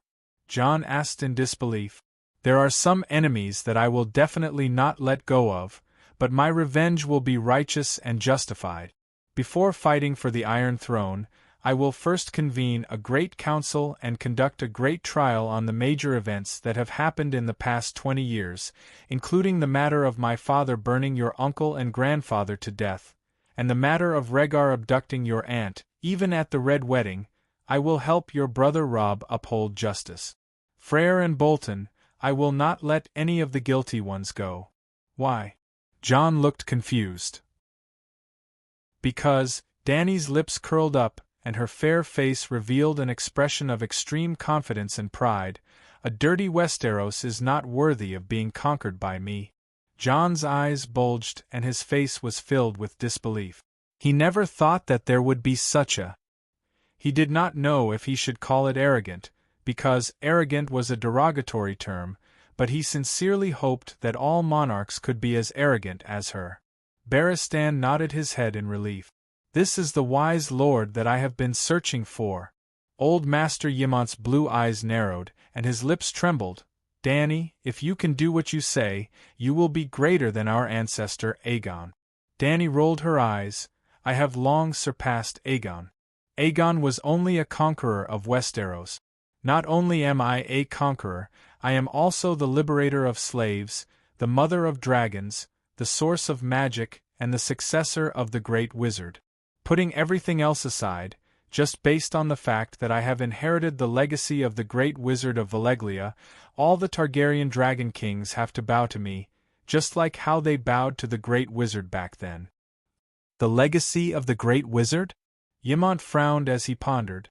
"Old Master, do you know of the 14 Fire Peak families?" "I do. Valeglia has 14 large active volcanoes, and each of them is under the control of a top family." Yimont nodded. "Do you know of Donna and Dreamwalker Dany?" "Of course I do. The first ancestor of the Targaryen family on Dragonstone Island." "Then do you know of Donna Targaryen's position in Valeglia?" You can use the Westeros aristocracy as an analogy." The old man said hesitantly, "The 14 Fire Peaks are equivalent to the 7 Great Duke. Our ancestor's position in Valeglia was not high. He was probably at the level of a knight, and Valerian and Citiga were the knights of our family." "That's right. Then do you know of the Great Wizard's position in Valeglia?" "What position?" Yimont asked curiously. "The King of the 7 Kingdoms. His legacy is equivalent to the Iron Throne. Now, a small family of a fallen knight has seized the Iron Throne. Tell me, how is this achievement compared to Aegon's?" Dany said with a faint smile. "That exaggerated?" The old scholar opened his mouth wide, his face full of disbelief. "It's not exaggerated at all. In the magical civilization of Valeglia, magic power is equivalent to status." Yimont nodded and asked again, What can the legacy of the great wizard do? What can it do? Danny thought for a moment and sighed. Give me 20 years, and I can probably bring the destroyed Valeglia back to life in this world. But what's the point? Valeglia's civilization has reached a dead end. This is too scary. John was shocked at first, then overjoyed.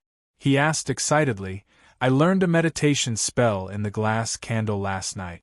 Is it the legacy of the great wizard? Looking at the flickering shadows in John's gray eyes, Danny held back her laughter and shook her head. John, you're really talented. It's only been a day, and you haven't even learned the basic runes, but you've already successfully built the meditation rune. However, you do not have the Targaryen blood, so you cannot learn my spells. Congratulations, you have become a shadow-binding knight. Plop! Barristan and old Ymont, who understood the meaning of shadow-binding knight, were so shocked that they almost fell off their chairs. What is a shadow-binding knight? John asked blankly. It's the same as shape-shifting. It's a misunderstood profession. Your Majesty, how can you let John learn the shadow child witchcraft? Old Ymont stomped his walking stick and complained. For some reason, he always had a strange fondness for this long-faced, black-haired young man and took care of him as if he was his nephew. Now that he heard that Danny had lured him into the shadow child witchcraft, he was very angry. It's just a meditation technique. I don't know blood witchcraft, shadow secret spell, or demon sacrifice witchcraft. What? John was dumbfounded. Blood witchcraft, shadow secret spell, demon sacrifice witchcraft. It sounded evil. What had he become? Think about it. What's the difference between a spirit wolf and a shadow-binding knight in the eyes of Westeros? There is no difference, but it's too scary to be both a spirit wolf and a shadow-binding knight at the same time. Barristan frowned. Sir, there's something wrong with your words. It's both murder.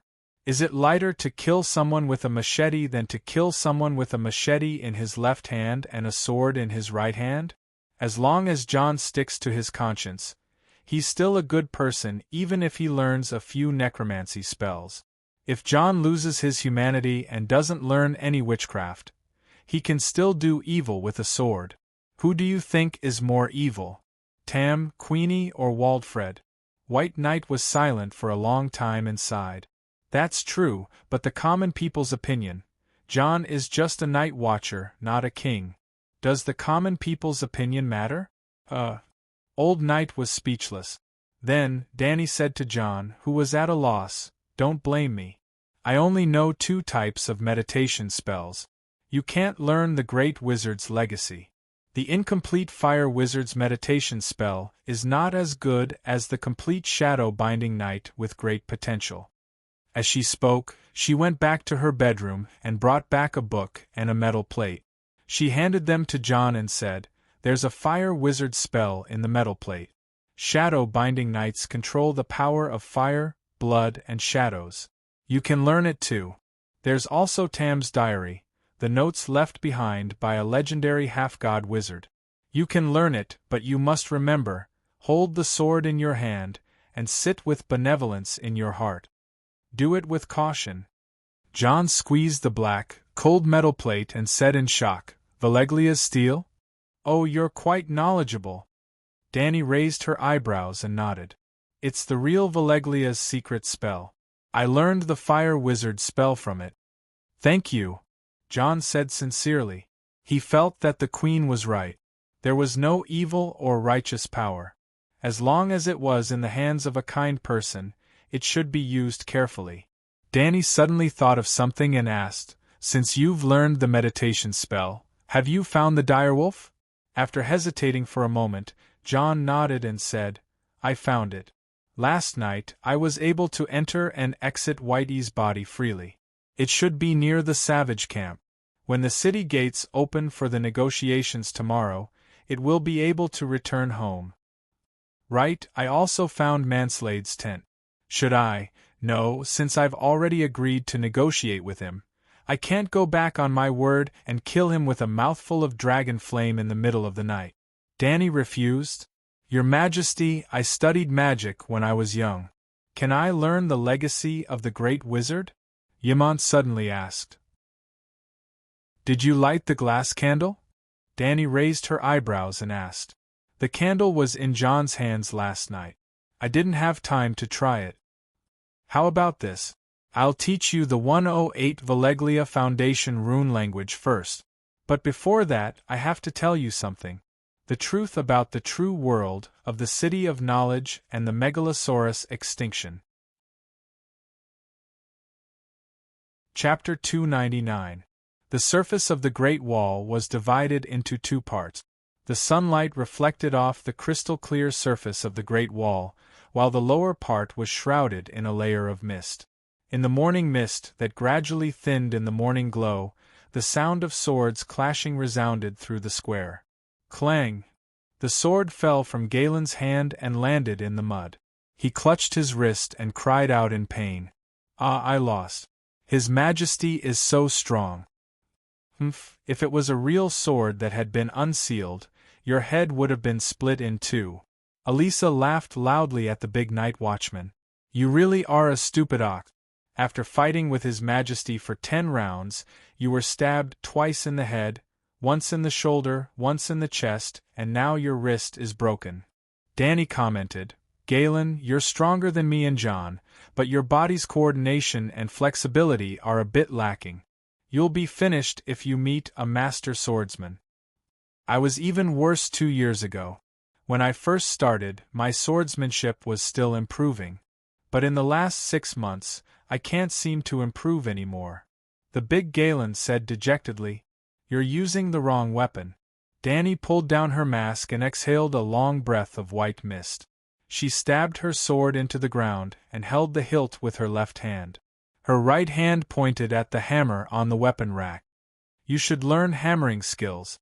Wear full body armor and have a companion to protect you. Swing the hammer as hard as you can. Maybe you won't be as invincible as Robert, but at least it's better than you, who can't even drag someone down with you.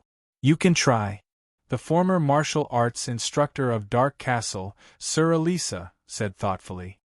All right, who's next? Dani pulled down her mask, raised her sword and asked the night watcher beside her. Me, it's my turn to spar with His Majesty. An old man raised his hand excitedly. Dani saw that the old man was hunched over, his beard was gray and his limbs were loose. She couldn't help but doubt him. Old man, can you do it? Don't break your bones with one strike. Your Majesty, don't look down on me. I'm the most elite warrior of the Night Watchers, a ranger. You, on the other hand, have already challenged 4 Night Watchers. Are you tired? The old man twirled the sword in his hand and asked with a smile. Do you know how to lift something heavy as if it were light? Dani asked. She hadn't completely stepped into the realm of lifting weights as if they were light, but her endurance had increased by at least 50%.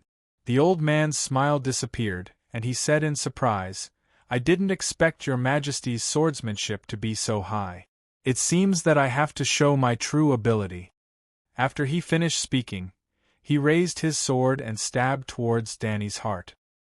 His speed was so fast that it didn't match his old appearance. Dani was a little surprised, but she nimbly leaned to the side to avoid the stab. At the same time, she spun around and added her strength to her sword, quickly slashing at the old man's waist. Clang! The sound of metal hitting metal drowned out the chatter of the night watchers. The old man's movements were nimble, and his eyesight was accurate. He stopped his left foot and used his left foot as a fulcrum to gently rotate his body. Then he stretched his right foot and lowered his center of gravity. He held the sword upside down with his right hand and pressed the middle of the sword with his left hand, just in time to block Dani's fierce attack. Dani's sword was firmly blocked, but her right hand was so numb that she almost couldn't hold the hilt of the sword. The old man seemed to see her predicament, so he took a step forward and slashed at her head with the sword upside down in a big arc. It was as powerful as thunder. John, Alistair, old Eamon, and the rest of the night watchers cried out in shock. Alma is old but strong, and his swordsmanship is getting better and better." Barristan was also shocked. Just when everyone thought that Dany would definitely be hit, she let out a clear cry. Her waist was as flexible as a willow branch as she bent backwards, and the iron boots on her feet kicked the old man's right hand that was swinging down. Bang plop chi! The sword was kicked more than 10 meters high, and when it finally fell, it stabbed into the mud. Before the sword hit the ground, Dany fell into the mud, splashing mud everywhere. But she didn't cry out, nor did she stop moving. She was like a nimble little pig. Under everyone's dumbfounded gaze, she quickly rolled half a circle in the mud, as if she was dodging a sharp arrow that was shot at her. When she changed from lying on the ground to crawling on the ground, she suddenly pounced forward and pushed the old man, who was holding his hand and staring blankly at her, to the ground. With a crack, the old man's right arm was dislocated under the weight of several tens of kilograms of iron armor. Ow! The old man howled in pain. Dany's iron gloves that were covered in wet mud still held the hilt of the sword firmly. The blade of the sword was pressed against the old man's neck. She exhaled clouds of white smoke and asked in a rough voice, "Do you surrender?" "Chi." The sword that was flying in the air finally fell. "Surrender, I surrender!" The old man shouted. How is this a training ground?" The one-armed blacksmith murmured in shock. She must have participated in many battles." "No, she is only 16 years old, it is impossible for her to have experienced hundreds of battles. This is talent, a perfect talent for fighting on the battlefield, exactly the same as Robert." "What's going on? Why is Her Majesty fighting so hard?" Todd looked around and asked in confusion. "That is her conditioned reaction," the Shadow Tower's commander, Sir Mallister, said with a serious expression. Red Pomegranate Marcy nodded and said, "After she fell to the ground, Alma should have pounced or used his left hand to throw a dagger at her. Although Alma didn't do anything, she immediately turned around and dodged. What a terrifying battle talent!" Barristan said proudly. "Her Majesty almost never held a sword before the age of 15, but her talent is very good. Under my training for more than a year, she has achieved achievements that many knights would never be able to achieve in their lifetime." "What, only a year of training?" Sir Mallister said in disbelief. "This doesn't make sense. All of us started training from the age of 5. Even the extremely talented Prince Riga started practicing martial arts at the age of 12 and only achieved some success after 4 years of training." Barristan smiled bitterly and asked, "In the past 14 years, she didn't even have enough to eat and wandered around with Prince Viserys, who taught her martial arts?" Everyone fell silent with a complicated expression. "She has strength, speed, and skills. In a few years, Her Majesty might be able to achieve something in the tournament. Yes, she will participate as a mysterious knight," Scholar Yimont said with relief. Barristan glanced at him with a wooden face and said strangely, "In a few years, Her Majesty will become the first female knight to win the tournament in the history of Westeros. 7 gods above." Red Pomegranate Marcy said in shock, "When did this happen?" The red-nosed old man said, "A few days ago, in the Old Town. In order to recruit free riders to deal with the pirate attacks, the Hyder and Tyrell families jointly organized a Honey Wine River tournament. Her Majesty changed her name to Layla Vesuvius and Sir Barristan as her knight attendant. When the two of them came to the Old Town, they happened to encounter this matter, and she signed up as a mysterious knight." "Layla Vesuvius," Yimont said thoughtfully. "Her mother's name is Layla, and Vesuvius is the surname of the king's illegitimate son. Did anyone recognize her identity?" Master Tanner asked curiously. "She looks very similar to Queen Layla and Madame Lele. Even I can see that something is wrong. She dyed her hair black, her eyebrows and temperament changed." The old professor shook his head. "She defeated Valiant Garan, Laughing Baylor and Horned Hill Deacon consecutively. She won the crown of love and beauty and took off her helmet on the spot to put on a golden rose crown. There were thousands of people here, including me. I have never been so shocked in my life, but no one doubted her identity. The crown of love and beauty? Gosh, what a legendary experience. I reckon the people of the old town will never forget such a scene. Scholar Yimont was fascinated. He could not wait to see the scene of the Targaryen descendants in the glory martial arena with his own eyes. Isn't that so? When the news spreads, everyone will know the true identity of Layla, who put on a crown for herself. Every day there will be poets reciting her deeds in taverns all over the world, the red-nosed old man said bitterly. John listened with envy and admiration. He grew up listening to old Nan's stories. Fool Florian and Cheongchi, Nymeria, clever Ran, city builder Brandon, star-eye Simeon, Bard Bell. There was no doubt that soon, Queen Dany Rise, who fought for her crown for herself, would also become one of those legendary heroes. This was the dream that he, Robb, Bran, and even Theon the Chameleon, the four brothers shared when they listened to the stories. Legendary heroes were too far away, but he did have the intention to make a name for himself in the tournament. He even fantasized that after he won the crown of love and beauty, he would give it to his little sister. Little sister was Jon's exclusive name for Arya.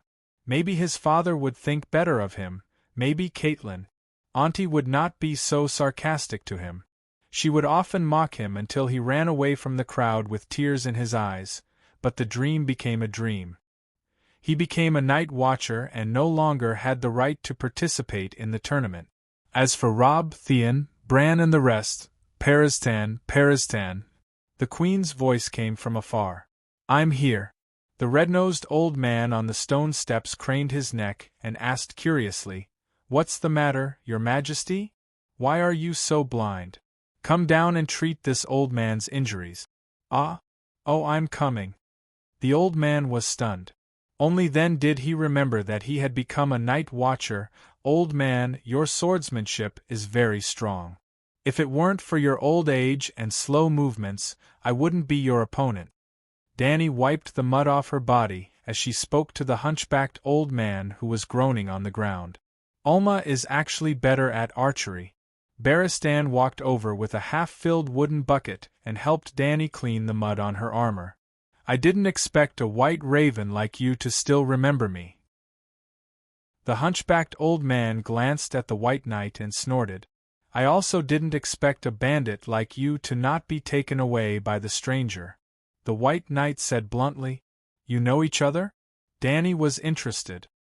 His hands paused for a moment before Barristan said in a complicated tone, Alma once shot an arrow through one of the hand of the white bull Sergino. He's a bandit of the Imperial Forest Brotherhood. He's somewhat similar to the Brotherhood without a flag in Hejien. A few decades have passed in the blink of an eye. Both of our companions are no longer around. Your Majesty, I'm more willing to let you remember that I once stole a kiss from a Dornish princess. The old man who was lying on the stretcher and being examined by the doctor winked at Dany and said with a smile, Woo woo. As the few of them were talking, a long and loud horn sounded from the Great Wall. 2 horns, the barbarians are here. Chapter 300. The horn sounded twice. The barbarians had arrived. A 4-meter-tall giant riding a woolly mammoth arrived at the city wall. He held a 7-meter-tall banner with 7 stripes in his hairy hands and let out a deafening roar. The banner represented peace. The barbarians accepted Dany's request for negotiation. Your Majesty, I'll represent you. The barbarians are cunning and barbaric. It's hard to guarantee that they won't attack, Barristan said worriedly in the main hall of the castle. Dany shook her head and refused. The 2 dragons are guarding the city wall. If anything happens, they'll slide down. We're fully armed knights. We can't hold on for more than a few breaths, right? Barristan thought for a moment and reluctantly agreed. What about you? Dany looked at the leaders of the Night Watchers. Who will represent the Night Watchers? There's no commander-in-chief. We've decided to send a representative from Dark Castle, Shadow Tower, and Eastwatch. Red Pomegranate stood up and introduced, Sir Mallister will represent Shadow Tower. Sir Glendon Havert will represent Eastwatch as the head instructor. Lastly, Jon Snow will represent Dark Castle. Why Jon? Barristan frowned. The young man is a good man. He's brave, and his swordsmanship is superb. But isn't he a bit too young? In fact, Barristan wanted to say that the fact that he was judged as a prisoner yesterday meant that his position here was not high. How could he represent Dark Castle? Tanner explained, in fact, Jon is the successor of Commander Mormont. Everyone knows why the old commander chose him as his personal secretary. And Jon did a good job. His knowledge, loyalty, and fighting skills are unmatched among the new generation of Night Watchers. Jon had 3 supporters at the Great Wall: Commander Jerome Mormont, Scholar Yimont, and Master Blacksmith Tanner. At the same time, the 3 of them were also Jon's mentors. Jon could not become the representative of Dark Castle without the support of Yimont and Tanner. Of course, Dany's suppression of Elisa and Slint last night had also helped him eliminate 2 great enemies and 2 competitors. Okay. Dany nodded. I won't interfere with the internal affairs of the Night Watchers. Just make sure that he can represent Dark Castle. The city gate was opened. Glenn, Todd, and more than a dozen Night Watchers passed through the twisted and narrow tunnel and crawled out of the city gate. Under the gaze of the flag-holding giants, they each carried a high-back wooden chair to 400 meters away from the city wall, which was almost halfway between the Great Wall and the Wildlings' camp. The chairs were arranged in a circle with a diameter of 10 meters. Behind each of the 4 chairs was a flag with a black background and a red 3-headed dragon, as well as 3 similar black flags. Well, the Night Watchers were dressed in black, wore black robes, and held black flags, just to represent 3 different castles. The patterns outlined on the flags were different simple drawings of 3 different castles were drawn in gray paint. After the Night Watchers planted the flag and left, the giants holding the colorful flag rode the mammoth back to the camp of the savages. About 10 minutes later, the sun dispelled the last trace of the morning fog on the ground. Under the clear sky, everyone could even feel the warmth of spring. Dany, who was wearing a black striped Shadow Lynx cloak, led by Barristan, Jon, the tall Glenn, and the gray-haired Mallister followed behind her. At the same time, the fence of the opposite camp opened, and a middle-aged man with black hair and a ragged cloak walked out first, followed by more than 10 barbarians who were either wrapped in animal hides, wearing rusty mail armor, or weird bone armor made of beast bones. On the wide snowy ground, the 2 groups of people slowly walked towards each other. The sky was blue, the snow was white, the sun was warm, and the breeze was gentle. Glenn, who was leaning against the battlements on the city wall, pulled his collar and found that his clothes were wet with sweat. He panted nervously and complained to Eddie beside him, "The savages are too cunning. There are only 5 of us, and there are 16 of them. Yeah, if we really fight, we'll be at a disadvantage." Eddie swallowed and stared at the group of savages with his eyes wide open, as if trying to distinguish the expressions of each of the savages. However, until both sides sat down on the wooden chairs in the middle of the snow, no one pulled out their swords. Dany took off her helmet. The warm wind blew, lifting the fine bangs on her forehead. "I'm Dany Liz Targaryen." The leader of the group of savages pulled down his hood. It was an ordinary-looking, gray-haired, middle-aged man. It was obvious that he liked to smile, and there were very obvious smile lines at the corner of his mouth. Seeing the beautiful queen who seemed to be shining in the sun, his eyes flashed with undisguised surprise, and his smile lines unconsciously formed. "You're so beautiful, Your Majesty." Sir Mallister frowned and said, "Man's Red, you're too cowardly to bring so many people here. Why didn't you bring the giants too?" Man's Red looked around and shrugged. "These commanders each lead a large tribe, and their status is similar to mine. If Giant Marg hadn't been captured by you, I would have brought him here too." Dany sat down on her own chair. Barristan stood behind her, armed to the teeth, and Mansred sat opposite her. There were not enough chairs, and a few of the savages began to quarrel. In the end, in order to snatch the wooden chairs, the two bearded men even hugged each other and wrestled. Danny and the others were stunned. "Now I believe you, their status is similar to yours." Danny's mouth twitched. She glanced at the gloomy king of savages and said strangely, "I thought you were the king of beyond the Great Wall, and your words carried weight?" She really didn't plan to play the game of 2 peaches against 3 men. The night watchers had prepared 12 chairs, and the night watchers had only taken 4. The remaining 8 chairs should have been enough for the savages. She didn't expect so many of them to come. "Those without chairs, stand behind me," Mansred growled. The savages also felt a little embarrassed. A few of the commanders who had snatched chairs reprimanded them loudly, and those without chairs glared at their companions with red faces.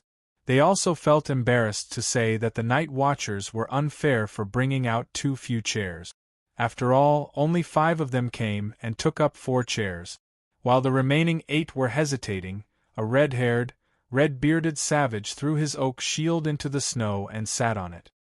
He shouted, "Mansred, I, Tormund, the giant's bane, am not your guard. I can't stand behind you." "Fine, fine, fine. You can sit anywhere you want," Mansred helplessly. So, the other 7 followed suit. They either sat on the shield, squatted, or rolled out a snowball to use as a stool in the space between the 8 chairs. After 7 or 8 minutes, when everyone was seated, Mansred coughed softly and looked at Danny. "Has Targaryen regained the Iron Throne?" "No." Danny shook her head. Mansred frowned and asked again, "Then which dukes do you have the support of?" "In the Westeros, none of the 7 dukes explicitly support me. But once the threat of the savages is resolved, I will take Dragonstone Island," Danny said. "Then how will you negotiate with us on behalf of the 7 dukes?" Mansred angrily. Squawk Blackie roared. Squawk Whitey followed Blackie's lead and roared. Danny did not say anything. She only glanced at Mansred and the other savages who were looking at the Great Wall in fear. Alas, the king of savages sighed and said helplessly, "I remember that the Megalosaurus went extinct hundreds of years ago. Where did your dragon come from?" "Even if the dragon is gone, there are still dragon eggs." Danny laughed. "Dragons are not invincible," Tormund, the giant's bane, shouted. Danny nodded in agreement and said, "Of course dragons are not invincible, especially when my dragon is still a young one. The scorpion crossbow developed by the City of Knowledge and the giant's longbow can successfully kill a dragon if you can shoot their eyes or neck. But you don't have dragon crossbows. The number of giants is limited, and the area of your camp is too big. The giants are too eye-catching. My dragon can easily avoid them and use its dragon flames to devour your wives, children, cows, sheep, and other livestock. There are no cowards among the savages, and they are not afraid of death."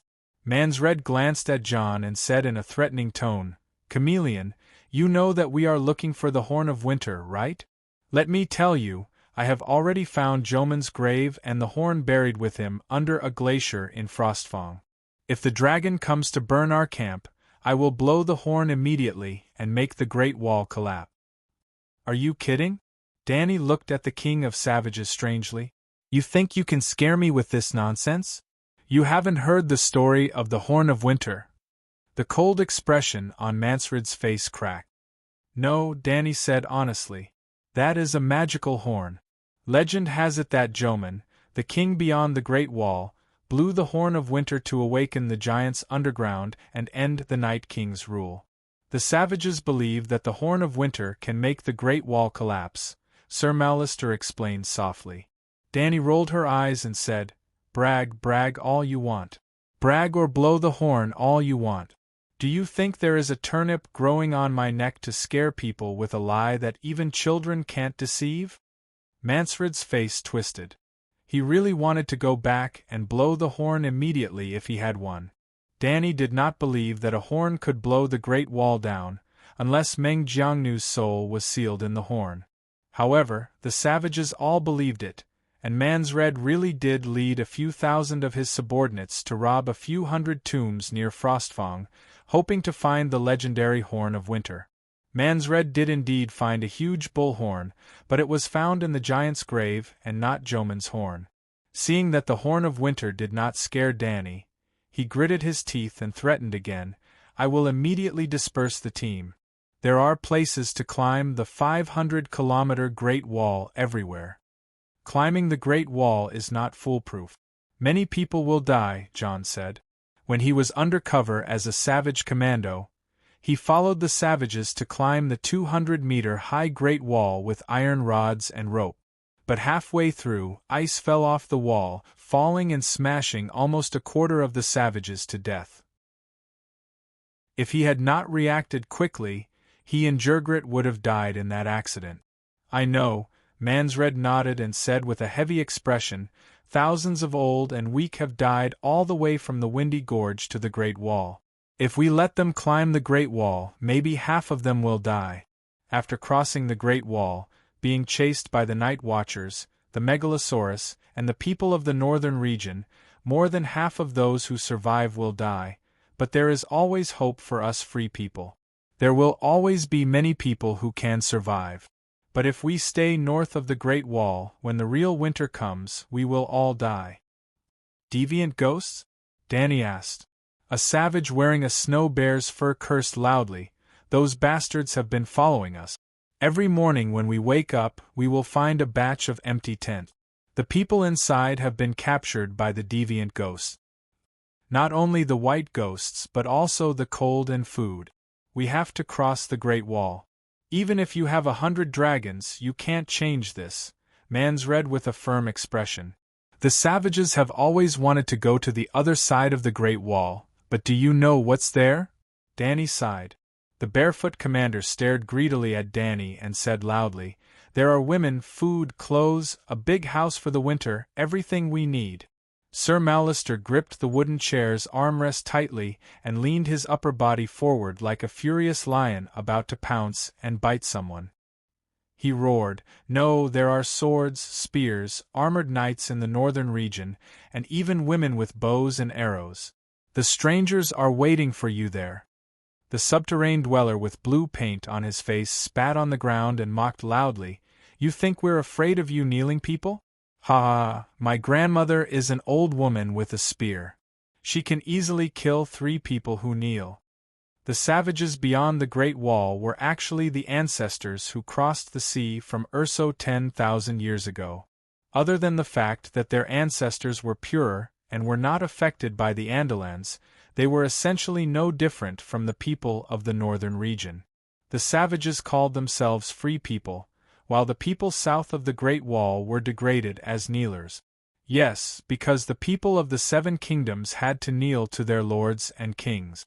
Danny glanced at the caveman casually and said to the king of savages, "Mansless, you are different from the other savages. At least you know the influence of the political situation of the 7 kingdoms on your invasion. Unfortunately, the situation in the Westeros has changed in the past few years, and your information is a little outdated." Chapter 301. What do you mean? Mansred frowned. "Do you know about the rebellion of the 4 kings? I do. The bloody wedding, the Winterfell incident, do you know about it? That created a rare opportunity for us. If it weren't for you, we would be eating meat by the Southern Lord's fireplace," Mansred said. "Ha ha!" Danny sneered and asked, "The Northern Territory is in constant war, and we haven't finished the food storage mission before winter. We'll be so poor that we won't even have porridge to eat. Where will you find meat?" Mons was stunned and said, "No matter how poor they are, they're still richer than us." The leader of the great glacier cannibal tribe licked his lips and said, "Animals without limbs and 2-legged sheep with even more delicious meat. The old ones are chewy and the young ones melt in your mouth. They're very tender." Danny looked at the man with yellow teeth and nodded in agreement. "Maybe you're right. The 2 dragons I've raised love to eat people. I've always told them that you're dragons, just like humans. You have wisdom and divinity, and can't be compared to ordinary animals. I've even whipped them a few times, but they haven't changed. Now that they've met a group of inhumane two-legged animals, they can eat to their heart's content." Yellow Teeth grinned and said proudly to his companions, "Look, even the Megalosaurus likes to eat people. You walruses should learn from us." Then, he turned to the king of savages and said cheerfully, "Mons, you said that cannibal tribe doesn't sound good and wanted to change our name. Glacier tribe doesn't sound good enough, so I refused. But now that I think about it, cannibal tribe doesn't sound good enough. How about Megalosaurus tribe?" Mons put his hand to his forehead and said, "Okay, let's call it Megalosaurus tribe." "Ha ha, that's great." The way the three night watchers looked at him, sighing helplessly, Danny said directly, "Man's Red, since you want to bring the savages across the Great Wall, why don't you surrender to me? I'll take you to the warm and fertile land south of the Great Wall to farm." "Submit? You want us to kneel to you? You're daydreaming." Mons sneered. "Bah! Free people will never surrender." Tormund roared angrily. "We can steal and rob whatever we need. But if you want to enslave us to farm, there's no way. I would rather die than be free. Free people will never be slaves." It was as if they had poked a hornet's nest. The 16 barbarians glared at Danny furiously. They stood up and roared loudly. Some of them even pulled out their swords and slammed their shields. They looked at Danny, eager to fight. Danny leaned against the back of the chair with her right hand supporting her chin and her head tilted. Her expression was so calm that it was as if she was watching a boring stage play. Barristan's expression was cold, and his muscles were tense. In the next moment, he could take a step forward and protect the Queen behind him. John, Sir Mallister, and Sir Glendon's expressions were ugly. They leaned forward, and their right hands unconsciously pressed on the hilt of their swords. The night watchers on the city wall also saw the barbarians suddenly rioting. They loudly asked Ymont, Maxi, and the other leaders if they should immediately send people out of the city to bring the Queen and the few knights back. Hiss Blackie suddenly let out a loud roar, echoing in the empty snowfield. The night watchers were the first to cover their ears and quiet down. When the barbarians saw the Megalosaurus stretching its neck and flapping its wings on the high wall a few hundred meters away, they also slowly stopped cursing. Seeing the barbarians put away their weapons with ugly expressions and sit back down, John, Barristan, and the rest secretly heaved a sigh of relief. Their stiff bodies relaxed. Danny's charming purple eyes glanced at every barbarian. She said softly, "Since it's a negotiation, of course you can propose any conditions on the spot.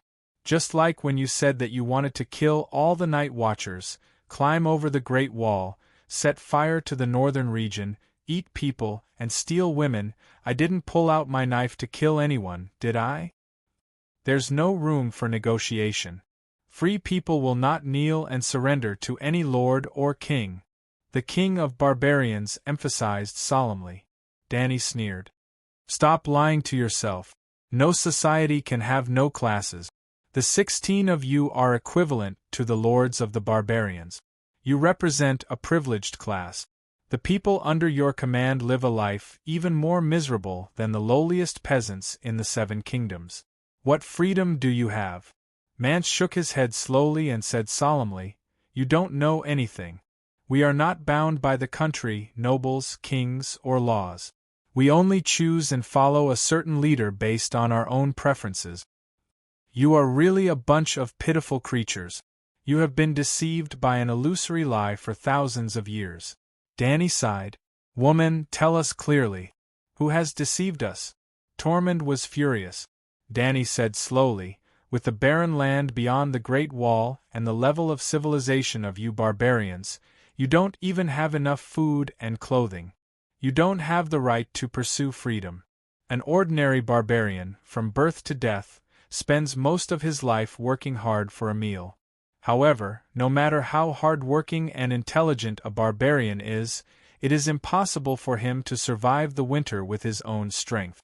This does not depend on whether he can accumulate enough food to survive the winter. You have no laws, no restrictions, and are used to bullying the weak. The strong rob the weak of their daily necessities to survive. He is powerless to stop other barbarians from robbing him. At that time, he will only have two choices. The first is to die freely. After working hard for a few years to prepare food for his family, he will starve to death and his wife will be taken by someone else. The second is to freely choose who to be enslaved by. He will not be able to protect his property alone. He can only rely on the power of an organization. He can rely on an overlord. However, this will form the most primitive bureaucratic system. It goes against your idea of complete freedom. It is not as advanced as the Westeros feudal system. May I ask, what kind of freedom is the above two situations? You just have no morals and etiquette. It is the naked law of the jungle, the survival of the fittest. What is there to be proud of when you live a life no different from a wild beast? In other words, the wild boars and wolves in the forest are also free, but whoever envies them is a fool. After listening to Dany's words, Jon suddenly felt enlightened. He had not forgotten Ygritte's preaching to him about knowing nothing. Bound by his identity as an illegitimate child and the strict discipline of the Night Watchers, he actually envied the freedom of the barbarians deep down. At one moment, in the underground hot spring beyond the Great Wall, when he knelt down to lick Ygritte, the cheerful and unrestrained feeling made him want to abandon everything and stay in the cave with the female barbarian for the rest of his life. Now, after Her Majesty's analysis, he suddenly realized that the so-called free people of the barbarians was indeed a lie. Sir Mallister and Sir Glendon smiled and nodded. They said proudly, "Your Majesty is right. We are humans, not beasts. We understand etiquette, justice, shame, and morality." Manslade's face was gloomy, but he could not find a rebuttal. He sat there in silence, thinking hard. What's wrong with the survival of the fittest? The strong are born to enjoy better women and food, Tormund said righteously. Between civilizations, countries, and races, the survival of the fittest is a matter of course. But within a civilization, benevolence, justice, and the public are more important.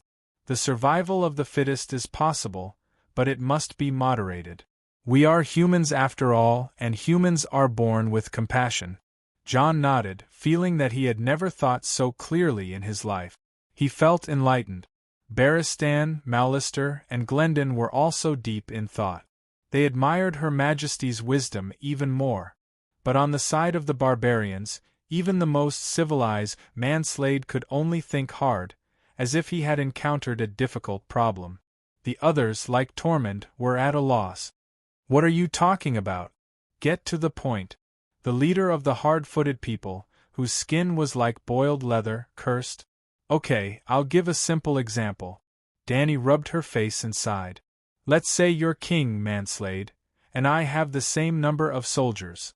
There's no Great Wall, no Megalosaurus, and no giants. Winter is coming, the barbarians can't survive, and the people of the Northern Territory lack food. He wants to go south to steal food, and I want to protect the people of the Northern Territory. But we have the same number of soldiers, and neither of us is confident of winning. In order to win this battle, we must think of ways to improve the combat power of the army. Magna, tell me, how can we improve our combat power?" "Well, the leader of the barbarians is called Magna, and the leader of the centaurs is called Khal. If a free man can beat 5 people who kneel, we will definitely win," Tormund said immediately. "Yes, without the Great Wall and the Megalosaurus, we would have defeated those stinky crows." The barbarians nodded in agreement. Mallister frowned and said, "Not to mention the equal number of soldiers, just give me 2,000 cavalry, and I will beat this army of tens of thousands of barbarians until they are not afraid of the deviant ghosts. I promise, my armored army can kill more people than the deviant ghosts." "What did you say?" "The crows are bragging," Dany said with a straight face. "Quiet down." "I said, give me an example. Let's say that the soldiers of Mansred and I are exactly the same as the barbarians." "This," Tormund muttered, Only the gods know who will win and who will lose in the end. Our forces are equal, and neither of us is confident of winning. The best choice is to avoid fighting. But this battle is too important. Whoever wins, their people will survive. Whoever loses, their people will be wiped out in the winter. In order to win this battle, I have decided to improve my own strength, research smelting technology, and refine steel from ore. I will hunt horses from the grasslands and train them to tame horses. I will cut wood from the forest to build warships, fish for food, and also cross the sea to attack Mansred's rear. I will also send scholars to draw maps, build camps based on the terrain, and then develop walls from these camps, which will be the prototype of the Great Wall. Well, you have seen everything I have done. What will you do, Lord King of the Beyond the Great Wall? Mansred's face was pale as he muttered, I will learn from your methods, and even go one step further. I will invent more advanced technology than you, forge better steel, train more warhorses, build bigger and stronger warships. Why? Tormund was confused. Dany smiled faintly and said, Because I have the same number and quality of soldiers as him. If I want to win, I have to improve the quality of my weapons. It's simple. You with the iron sword can definitely beat you with the wooden stick, right? Yes, Tormund said bitterly. His face also turned deathly pale. Just like Mance, he also understood the deeper meaning of this. Chapter 302. Let's continue with our previous deduction. Since Mansred is learning from me and constantly developing technology, Dany paused and explained the concept of technology before she continued. Both sides have the same level of technology. Although the quality of the soldiers' weapons has been improving, the degree of improvement is about the same. Just like Tormund and Magna, both Tormunds threw away the wooden club in their hands and switched to bronze swords at the same time. Then they switched to steel swords, and in the future they might even switch to Valyrian steel swords. This meant that technology was advancing and civilization was developing. At this point, we still can't do anything to each other, so we have to continue to improve the combat power of the soldiers. Apart from weapons, it's obvious that the cowardly Tormund can't defeat the fearless Tormund, right? Yes. Tormund and Mons were both attracted by the story. They were eager to hear what Dany was going to say next, so they cooperated with her and did not struggle at all. Jon and Barristan were also fascinated. The Queen's words were easy to understand, but they seemed to contain some great wisdom that they had never seen before.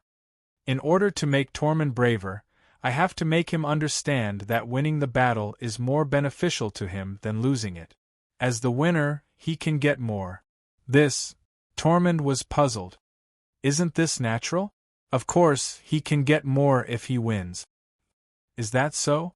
Dany smiled mysteriously. The crows you speak of are the Night Watchers. What difference does winning or losing make to them? To be more specific, Jon Snow did not have a good time at the Great Wall. His family either died or went missing in the war, and his former family fell apart. The new soldiers on the Great Wall were jealous of his identity as Stark, and the old soldiers hated Stark for some special reasons. The life of the Night Watchers was even more austere and abstinent. On the contrary, when he killed Colin the Broken Palm and surrendered to the savages, not only did he have your freedom, but he also had a good status. He had the gift of the wolf spirit. He even had a lover that the Night Watchers could never have. Yep, Ygritte was a good girl. At that time, he would have two choices. One was to completely integrate himself into the group of barbarians, break into Dark Castle, and let the hundreds of thousands of barbarians go south to wipe out the warlords of the northern region. At the very least, he would be able to avenge his family and destroy the Bolton family. If the barbarians were stronger, they might have been able to destroy Fry and shake Lannister's rule. To be able to take revenge, have a lover, and be free, that's great. However, he did not hesitate to make the second choice. He continued to carry out the mission given to him by Colin the Broken Palm. He went under cover among the barbarians, alerted the night watchers of Dark Castle, and ruined Mance Rider's wonderful plan to seize the city gate. Think about it, why would he do that? He's stupid and knows nothing. Mansred stared coldly at John. Crows are crows. They are not trustworthy. The barbarians were filled with righteous indignation. His mind was bound by some useless things, Tormund said slowly as his eyes flashed. Danny glanced at the red-haired savage and said with a smile, "You understand him better." "No, I can't understand it at all." Tormund hurriedly shook his head in denial, as if understanding an idiot would make him an idiot too. Danny shrugged and continued, "John did it for honor, Stark's honor, and the honorable oath of the men of the Night Watchers." "Your Majesty!" John's eyes were red. He was so moved that he was about to cry. Barristan patted the young Night Watcher on the shoulder and smiled with relief. No matter how bad the Westeros were at the moment, there were still some promising stars. Let's continue our previous topic. I'm against Mance. If I can bring honor to my soldiers, they must work harder, right? Yes, Mance nodded. But what does that mean? Civilization is made up of many things. Besides technology, there's also spiritual culture. Why does John have honor? If he was a savage who burned, killed, and plundered, and abided by the law of the jungle, would he have such honor? I don't agree with that, Tormund said angrily. You're slandering the barbarians. Let me tell you, I have honor too. What honor can bandits and robbers have? Sir Mallister sneered. I didn't surrender even when facing 2 megalosaurus. Is that an honor? Tormund glared. Tormund, you're even robbing your own kind. Surely you won't sacrifice yourself to protect the weak, right? Similarly, you won't feel honored to protect the weak, right? Tormund was speechless. He could not lie. In other words, wolves ate sheep. Beyond the Great Wall, the strong were the wolves and the weak were the sheep. It was natural for wolves to eat sheep. He never felt that there was anything wrong with it. Therefore, wolves would not protect sheep, and they would not feel honored to protect sheep. Danny sighed and concluded, but John, Sir Barristan, Sir Mallister, Sir Glendon, and all the true knights of Westeros will. Because the spirit of chivalry requires us to take pride in eliminating the strong and helping the weak, but the spirit of chivalry should not bind you barbarians. Yes. Barristan was excited. Your Majesty has completely analyzed the difference between us and the barbarians. John, Mallister, and Glendon nodded. They could not help but feel proud. To the lords and kings, aren't the common people lambs to be eaten? Manslade's eyes flashed. Well, you admit that the king of beyond the Great Wall is no different from me? Danny smiled strangely. It went back to the original question. Was the freedom that the freedmen talked about a lie? If Magna beyond the Great Wall was no different from the lords of the 7 kingdoms, then where did the freedom that the barbarians were so proud of come from? Then, she said seriously, I don't deny what you said. The common people are lambs to the lords and kings.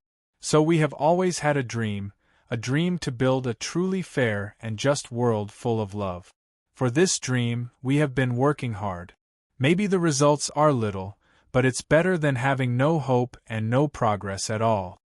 Mance's ordinary-looking face turned even paler, but he still managed to say, anyone can say something nice, but not even a fool will believe it when it comes from the mouth of a queen who chews sheep. A fool won't believe it because he doesn't understand. You're a smart man, so you'll believe it. Danny smiled. Let's continue the previous topic. The battle between us is not over yet. Soldiers with a sense of honor are braver. Under the same conditions, my army will win. At this time, if you don't want to lose, what should you do? Learn from you. Danny nodded. Remember I mentioned before that in the war between civilizations and races, the weak are eliminated and the strong survive. If you learn from my social system and develop your spirit and culture, it means that your law of survival in the barbarian society will be eliminated, right? Yes, Manslade said dejectedly. Those who are eliminated are the weak. Your current social system is not up to standard. From technology to culture, your civilization has lost to us in all aspects, Danny declared. Manslade was speechless. He lowered his head deeply. Even the most active Tormund looked depressed, as if he had suddenly lost his soul. Some of the other barbarians were confused, while some understood a little. But whether they understood or not, everyone understood one thing. Manslade, the king of the Beyond the Great Wall, had lost to the silver-haired queen. Unlike Jon and Barristan, who were beaming with joy, Dany's expression was indifferent. She continued, "The battle between us is not over yet. Manslade, if you can recognize reality and learn from my strengths, at least you can maintain a stalemate. In this verbal war between civilizations and races, you have not lost. Let's continue." "Yes," the king of the Beyond the Great Wall said in a hoarse voice. He knew that he had already lost. Even if he could look at the problem rationally and learn humbly, the imitators would at least be one step slower. He had been slower in technology and culture for several times in a row. The quantitative change had caused a qualitative change, leading to an irreversible collapse. The more desire a person has, the more motivation they will have, and the chasm of desire will never be filled. With honor, they will ask for more things, such as wealth. Our soldiers have the same weapons and fighting spirit, but in addition to honor, if I promise them money, will they be braver and more proactive? Yes. After that, you also learned how to reward the soldiers and even increase the amount. After I learned of your actions, I also increased the reward.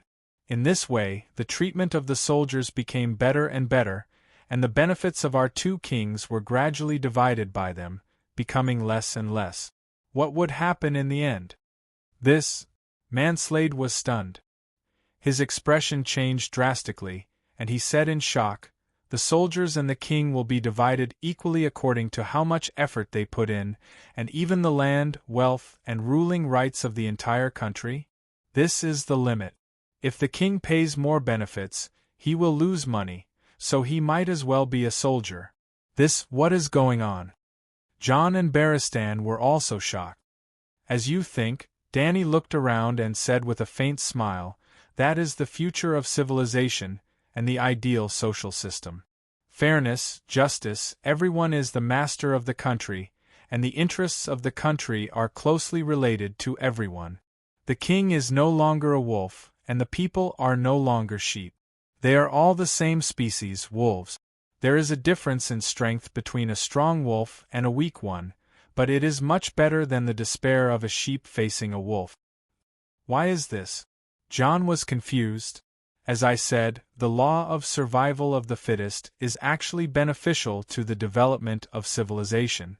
Dany leaned back in her chair and looked at the king of Beyond the Great Wall, who was hit hard, and said lazily, "Okay, after saying so much, you should have made a choice, right? Or you can recognize the reality and change from this moment on, or you can be completely eliminated in this race competition." Mansred nodded. His expression was complicated. There was sincere admiration and gratitude, but also a deep sense of helplessness. After a while, he said, "Dany, rise, you are the first king to convince me, and also the most special king I know. You may even become the greatest king in history. Compared to you, Robert Baratheon is a tragic sight. Thank you for letting me understand this, but the king of Beyond the Great Wall is different from the rulers of the Seven Kingdoms. There are some things that you can decide on your own, but I... sigh." He shook his head and did not continue. Dany glanced at the barbarians around her. Some were confused, some were arrogant, some had flickering eyes. There were all kinds of expressions, but few were submissive. She immediately understood his difficulties. Mansred was most likely convinced by her words, and had the idea of surrendering to preserve the barbarian race. However, the barbarian tribe was formed by the common goal of invading the Seven Kingdoms. He could not change the barbarians' strategic goal, and could not persuade them to surrender to the kneeling man. "You have seen Robert?" she decided to change the topic and ease the atmosphere. Chapter 303. 3 years ago, I received news that Robert was bringing his family to Winterfell as guests. I brought my lute, classical guitar, and a pack of silver deer. I climbed the ice wall near the carriage tower, crossed the new land, and traveled 10 kilometers to the south to buy a horse. I didn't enter Winterfell directly. Stark's guards knew every villager in the vicinity. I rode another 600 kilometers to the south and found Robert's Great Wheel Palace. Freelance riders and mercenary knights often gathered around the royal family, hoping to serve them. I was better than them. I could play the lute and sing, and I was proficient in all the obscene tunes inside and outside the Great Wall. Bards were more easily accepted. Thus, I successfully joined the royal family and had the opportunity to understand the ruler of the 7 kingdoms. Sigh, if drinking and sleeping with women were the standard of a king's ability, then Robert was definitely qualified to call himself the Eternal Emperor. "You're imitating Bard, Belle." Dany had a strange expression. Thinking of Belle's deeds, she regretted it. Although Shadowbinders were mysterious, they were much less impressive than bards. Back in Volantis, at the Black Tower banquet, she should have turned into a bard and performed for the guests. She couldn't sing Castme's Reign, but she could play Ambush on All Sides or Victory. As she played, the Megalosaurus wreaked havoc on the audience. That feeling, that grandeur, what a pity! More than 1,000 years ago, Bard Bell was famous both inside and outside the Great Wall for his bravery and talent in poetry. Even the King of the North, Brandon Stark, had heard of him. However, Brandon despised him and called him Coward Bell. In order to take revenge and prove his ability, Bell climbed the Great Wall alone and went south along the King's Road to Winterfell. As a singer, he was received by Stark. Brandon was deeply moved by his skills and asked him what he wanted as a reward. Then, Bell asked for a flower, the most beautiful flower in Winterfell's garden. Brandon agreed to let him pick a winter rose in the garden. But the next morning, Bell and the Duke's only daughter disappeared together. Only a winter snow rose was left on the bed with a small bloodstain. The Long family had mad blood, while the daughter of the Wolf family had the running wolf blood gene. Lyanna was not the only Stark who had eloped with a wild man. "I didn't dare to steal Lord Stark's daughter," Mansred explained with a bitter smile. At that time, I had already guessed the enemies that the freedmen would face when they went south. Bunyan Stark, the ranger captain of the Great Wall, Ide Stark, Duke of the Northern Region, and Theon Robert Byra, King of the 7 Kingdoms. At that banquet, I observed these 3 anticipated enemies at the same time. Bunyan and I deserved their reputation, which made me vigilant. Robert, on the other hand, was a fatso who drank too much. At that time, I heaved a sigh of relief, thinking that I could fight 10 fatties like him. But the situation of the 7 kingdoms was unpredictable. Bunyan was captured by the other ghosts, Ide was beheaded, and Robert was killed by a wild boar in the end. The ones who defeated me were Jon Snow, whom I had always ignored, and Targaryen, whom I had never thought of. Mansred and the Magna. Dany stood up and left her seat for the first time. She came to the center of the circular hall, where the nearest savage was less than 5 meters away from her. "In the negotiation meeting, you and I can put forward our terms.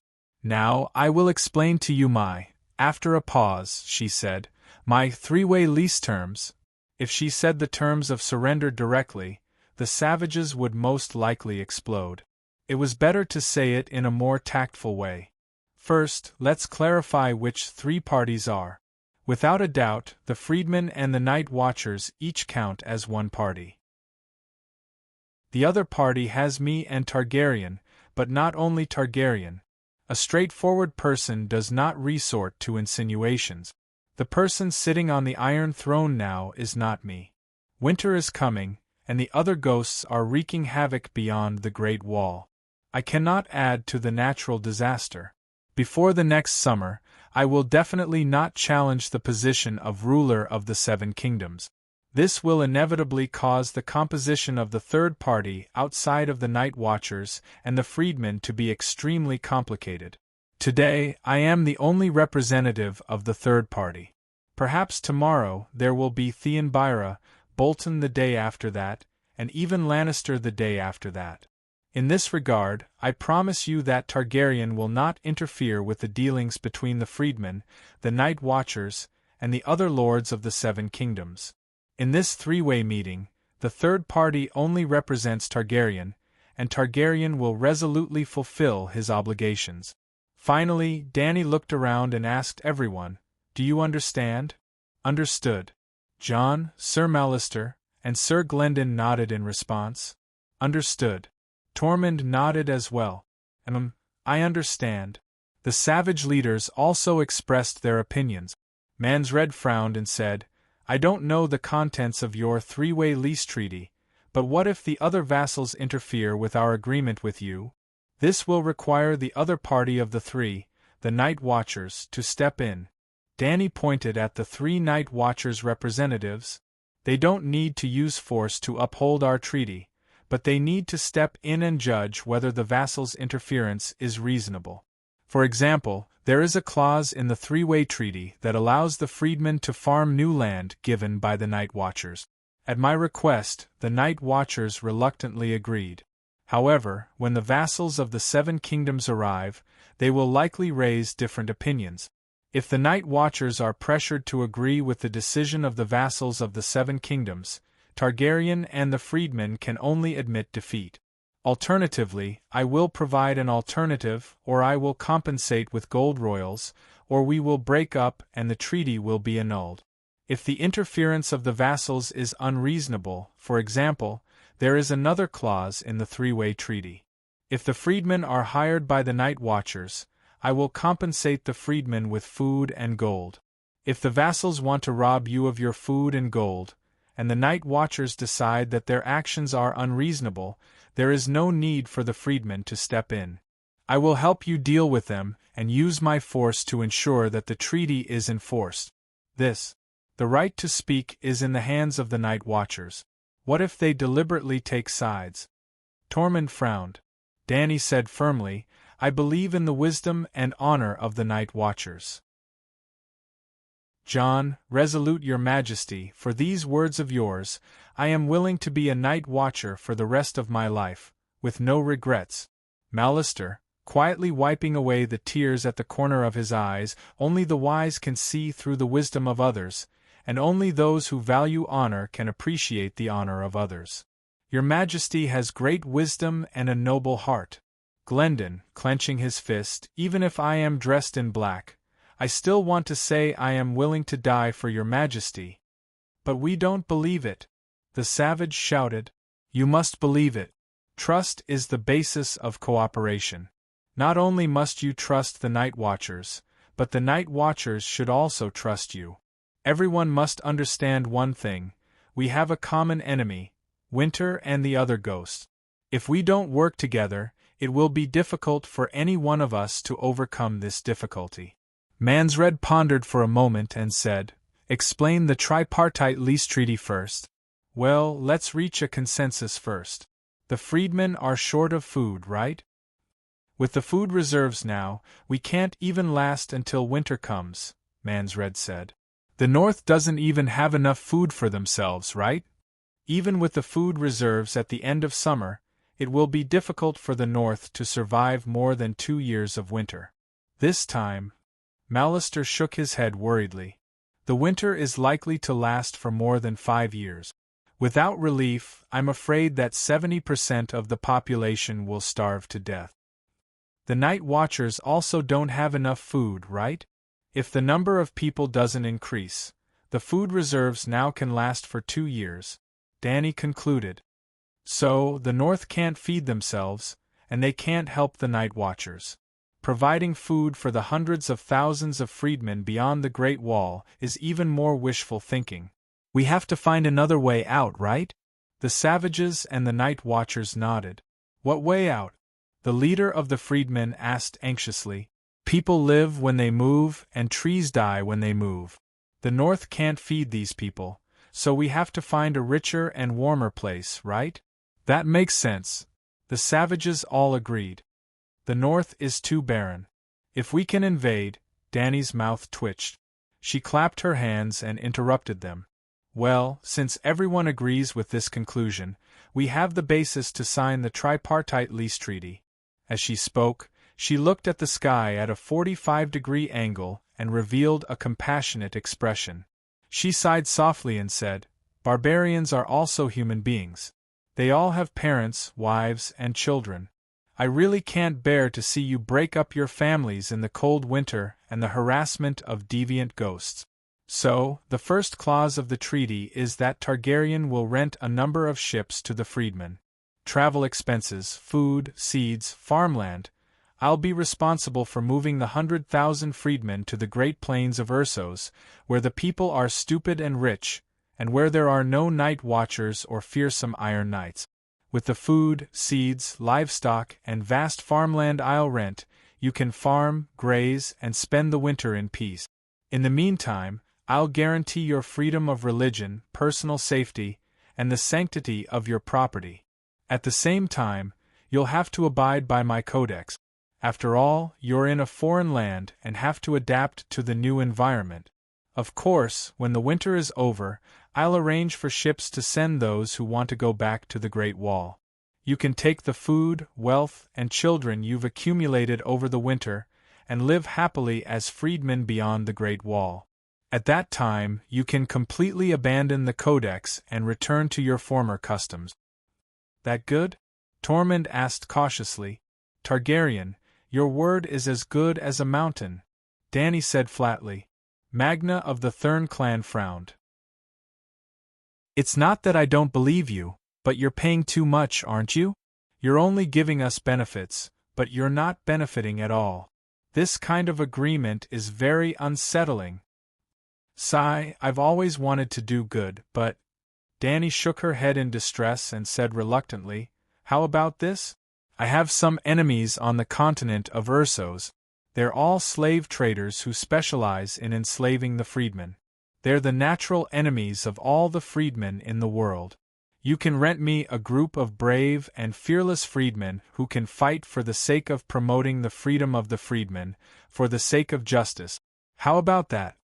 Thurn Magna let out a long sigh and smacked his lips. "It's still a little unsettling." Dany gritted her teeth and said reluctantly, "Give me a portion of the food you grow, just 20%. As a freedman, how's that in return?" "I'm relieved." Thurn Magna nodded and said reluctantly, "She needs our food. She seems trustworthy," the leader of the Hardfoot people whispered to the leader of the seashores. "Yes, benevolence, righteousness, and morality can all be deceived. Only profit is eternal." Tormund expressed his opinion wisely. Mance had already thought of surrendering to the Dragon Queen after the verbal battle. Even though he saw through the Queen's scheme, he did not say anything with a straight face. He even felt a little relieved deep down. He did not have to spend any more effort to persuade them. Barristan and the others' faces were contorted. They held their breath and watched the Queen's performance. Then the second one. Chapter 304. Like I said, I won't force any of the free people. Some of them are willing to follow me to the land of long summer for the winter, but there will definitely be some who are unwilling to leave their homeland. The second rule was specially prepared for them. The night watchers would rent large castles and new and old lands to the freedmen who stayed behind to guard the Great Wall. The freedmen would have houses and fields, and their lives would be guaranteed. Targaryen paid the Night's Watch rent and rent for the freedmen, and the Night's Watch did not lose out in exchange for barren fields and deserted castles. The free people rented out valiant guards from the Great Wall to deal with the surprise attacks of the deviant ghosts. Not only did they protect the people of the 7 countries, they also protected themselves and their families. The Great Wall had 19 defensive fortresses. Other than Black Castle, East Sea Watch, and Shadow Tower, there were 16 other castles. Living in these castles, the barbarians naturally began to perform their duties as night watchers. As for the land, when the night watchman was first established, the king of the northern region gave the night watchman 125 kilometers of land south of the Great Wall as a source of income. Speaking of which, Danny wasn't the first Dragon King to be received by the Night Watchers.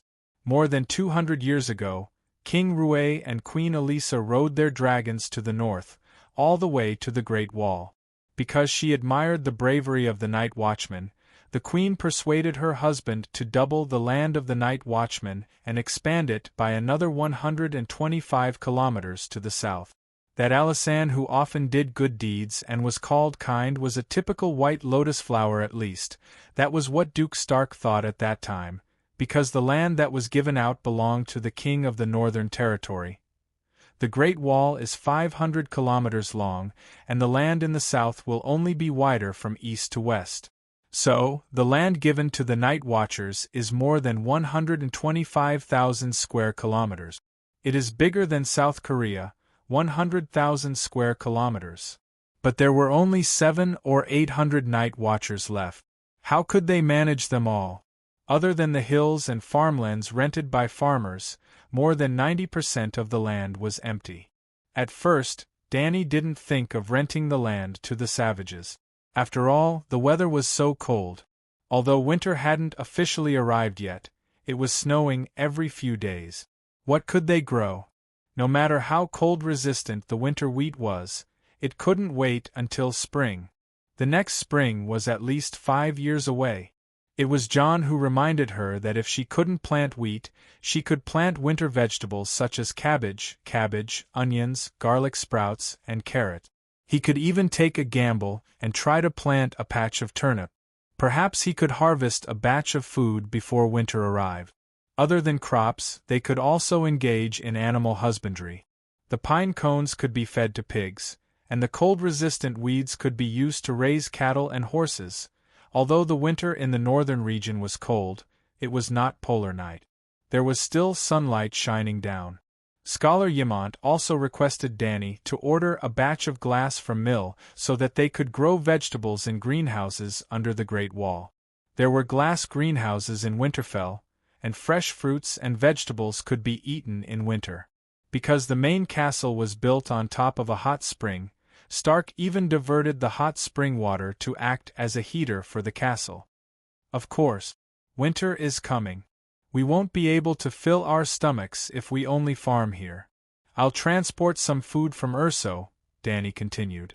Well, you're helping us pay the rent and land rent, and at the same time, you're delivering food to us. This is worrying again.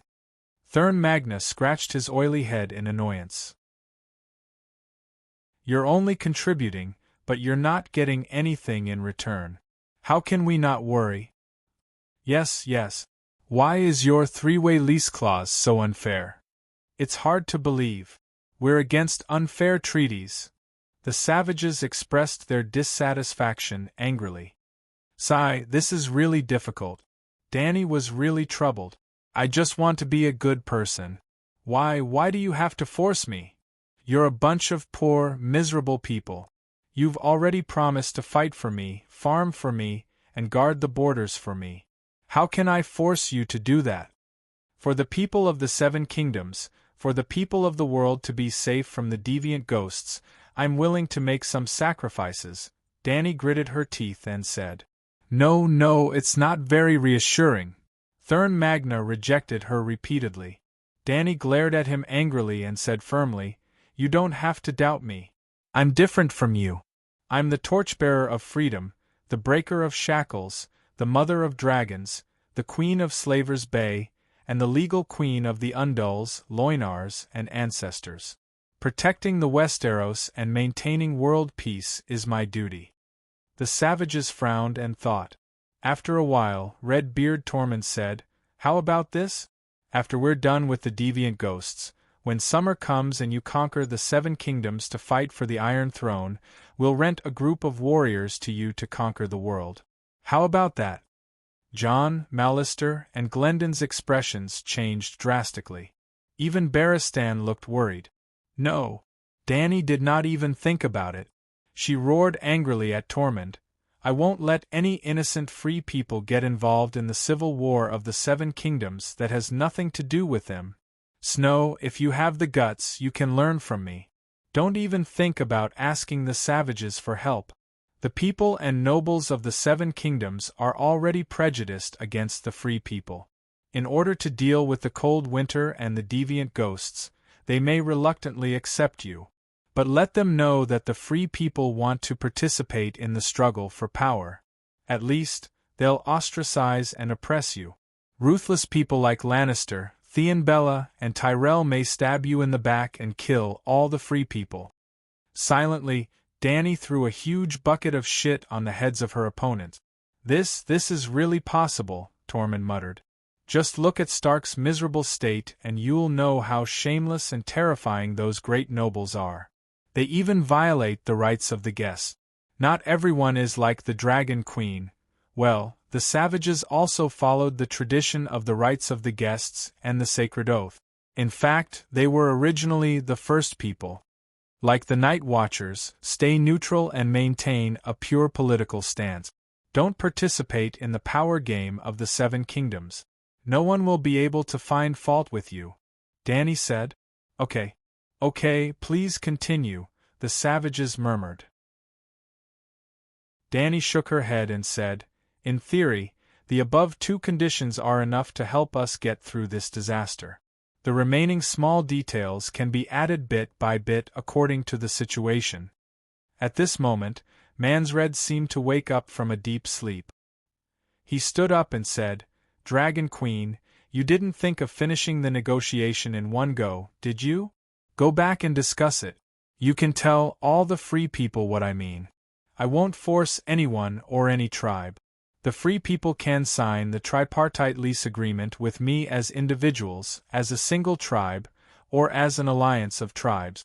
I will strictly abide by the agreement and ensure that the benefits of individuals, tribes, alliance of tribes, and even the entire free people kingdom will be fulfilled. I will explain the tripartite lease agreement to the leaders of each small tribe. Mansred looked deeply at Dany, and was the first to turn around and walk back to the camp of the savages. As soon as Dany and the other four came out of the city gate, a group of night watchers immediately surrounded them to ask about the negotiation. Dragon Queen had challenged Jon, Galen, Ulma, and the other night watchers in the training field in the morning. She was already sweating profusely, but before she could take a shower, the group of savages came to negotiate with her. At this time, her sweaty underwear was sticking to her body and was very uncomfortable. She left the training field to Jon and the others and went back to the royal tower to change her clothes. Barristan needed to guard the queen at the door, so the night watchers pulled Jon and the other three into the hall of Dark Castle for questioning. As soon as they sat down, Bowen Maxey asked anxiously, So, did the savages agree to surrender? Jon's expression was strange. He first nodded, then shook his head and said, They didn't surrender, only rent. The savages rented their soldiers to us to guard the Great Wall, and the peasants were given land to farm. The night watchers took rent from His Majesty and rented the Great Wall to the savages. His Majesty also has a lease agreement with the savages. After Jon explained the tripartite lease agreement in detail, Professor Barristan exclaimed, Isn't this a surrender agreement? Sir Mallister smiled bitterly and shook his head. The savages were unwilling to kneel to their lord and king, and they were unwilling to surrender to us. But in another way, they were immediately grateful to His Majesty, and even suspected that His Majesty was too kind and had a conspiracy. That's not right. The other savages may have been fooled by this little trick, but why didn't Mansred object? Scholar Yimont was puzzled. Jon, Mallister, and Glendon looked at each other with admiration. Because Mansred has already been convinced by His Majesty, and he intends to surrender. In the savages' camp, in the white bearskin tent, Mansred lay on a blanket made of animal skin. The firewood in the brazier crackled beside him, and the red light of the flames cast flickering shadows on his face, just like the king of savages' mood at the moment. A beautiful blonde pregnant woman sat down beside him without a sound. She pulled Mansred's large, rough hand up and placed it on her swollen belly. She said gently, "Mansred, do you feel it? He's moving." "Yes, he's a strong young man." Mansred placed his empty left hand behind his head and looked at his wife. "Dana, you may give birth to him on the other side of the Great Wall." Dana's heart skipped a beat and she blurted out, "What about the dragon and the Targaryen queen?" Mans read bitterly and said, "My dear, the dragon is no longer an obstacle. Instead, he may become your and your child's protection."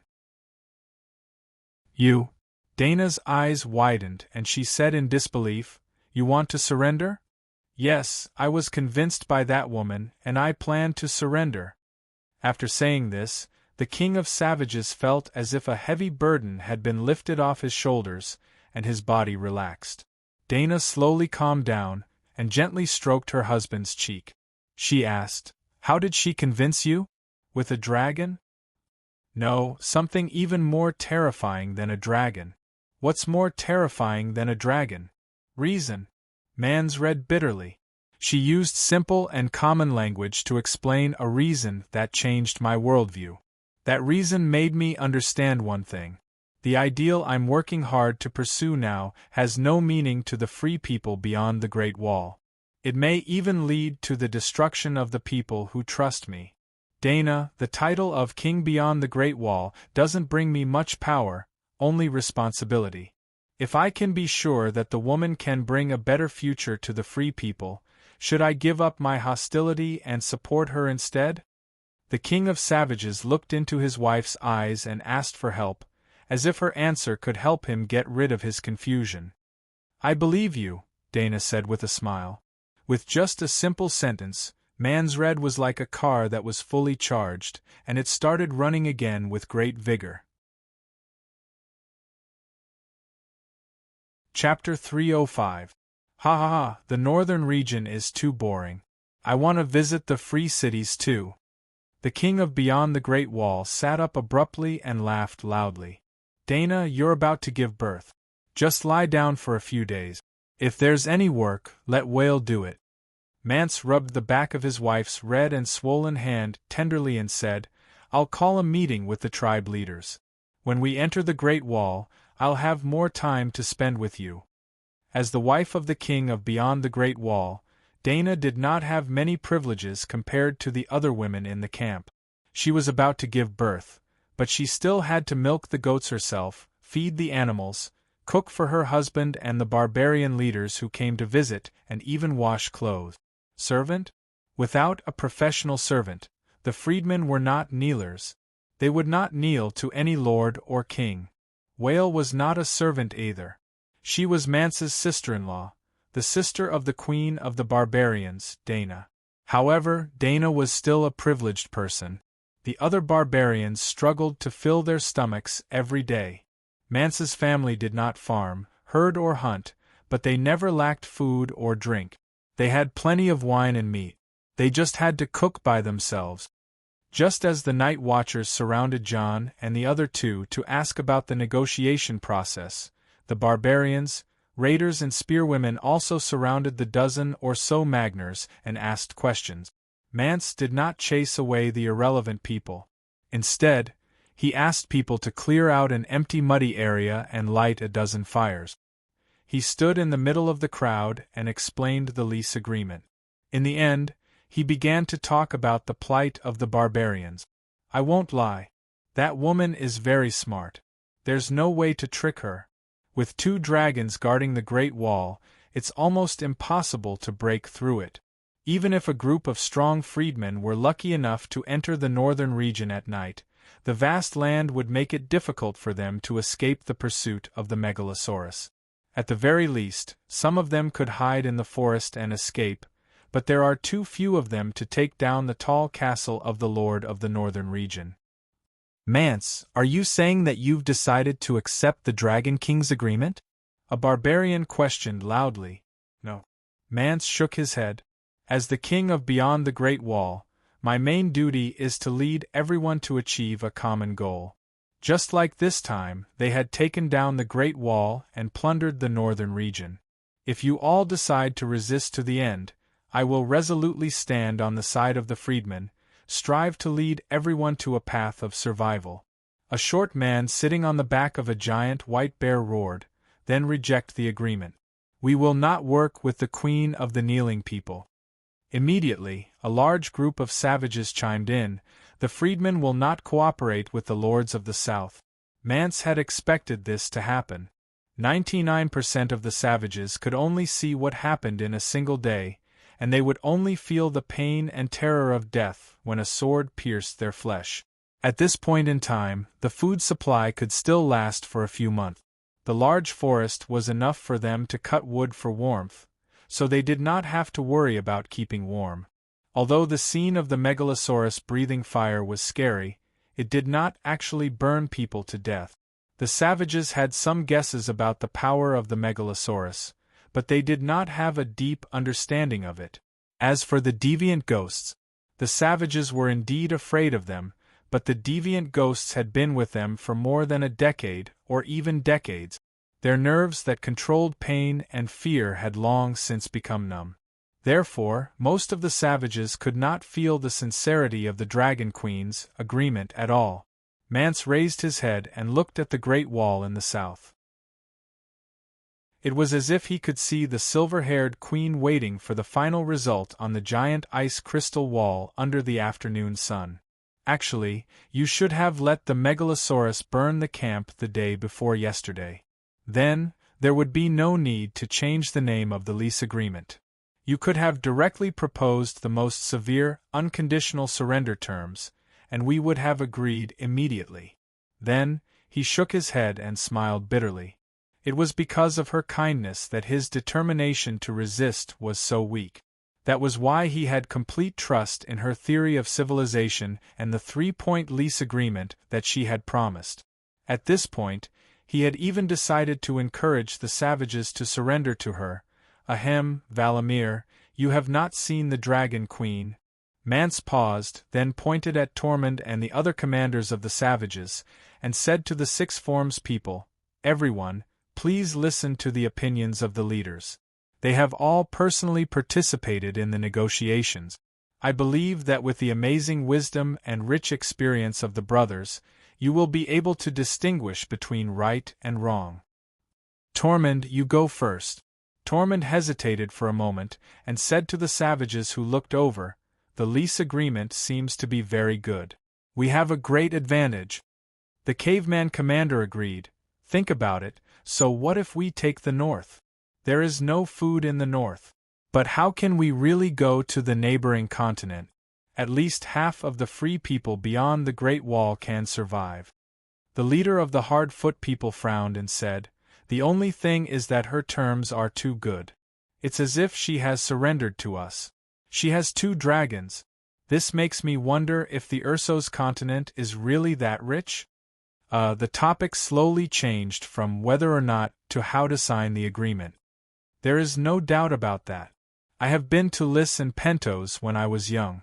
The other side of the narrow sea is vast and sparsely populated, and the climate is warm. It is definitely a good place." A white-haired father and son draped in sealskin shouted. He was the commander of the seafaring tribe of the frozen coast, and lived opposite Mormont's Bear Island. He had once traveled to the sea with sea merchants who purchased sealskins, and was considered a knowledgeable, wise man among the savages. "Will the people of Ursos allow us to take refuge there?" the leader of the cannibal tribe asked doubtfully. "The Dragon Queen said that she will arrange it," Magna of Thurn said nonchalantly. "Besides, she has 2 dragons. Our brave and invincible warriors are not to be trifled with.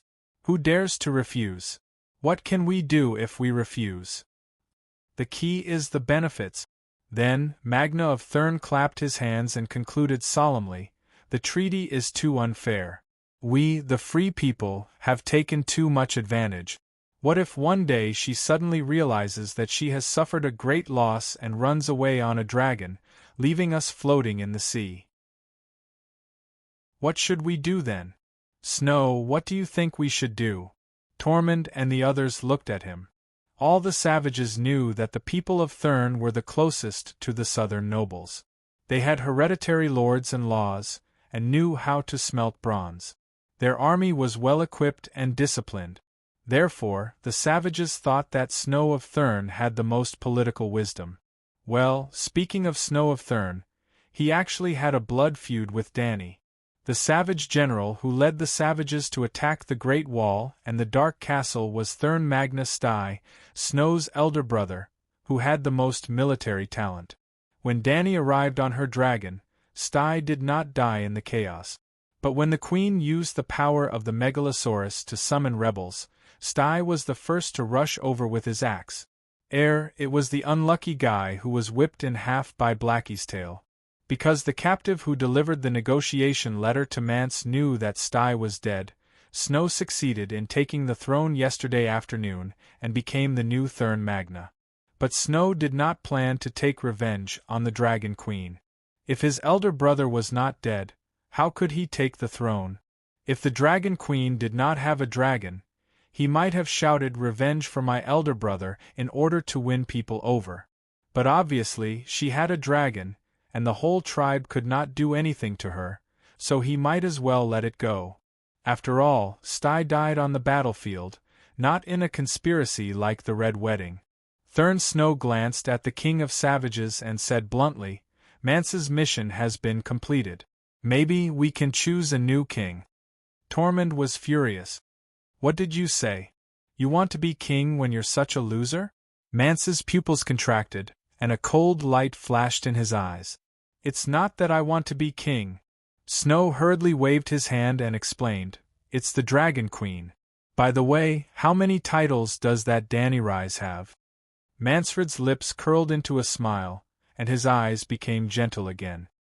He pondered and said, the Princess of Dragonstone Island, the Stormborn, the silver-haired Queen, the Mother of Dragons, the Queen of Slavers Bay, Khaleesi, the Dragon Queen, the Queen of the Undulls, the Loiner, and the Ancestors.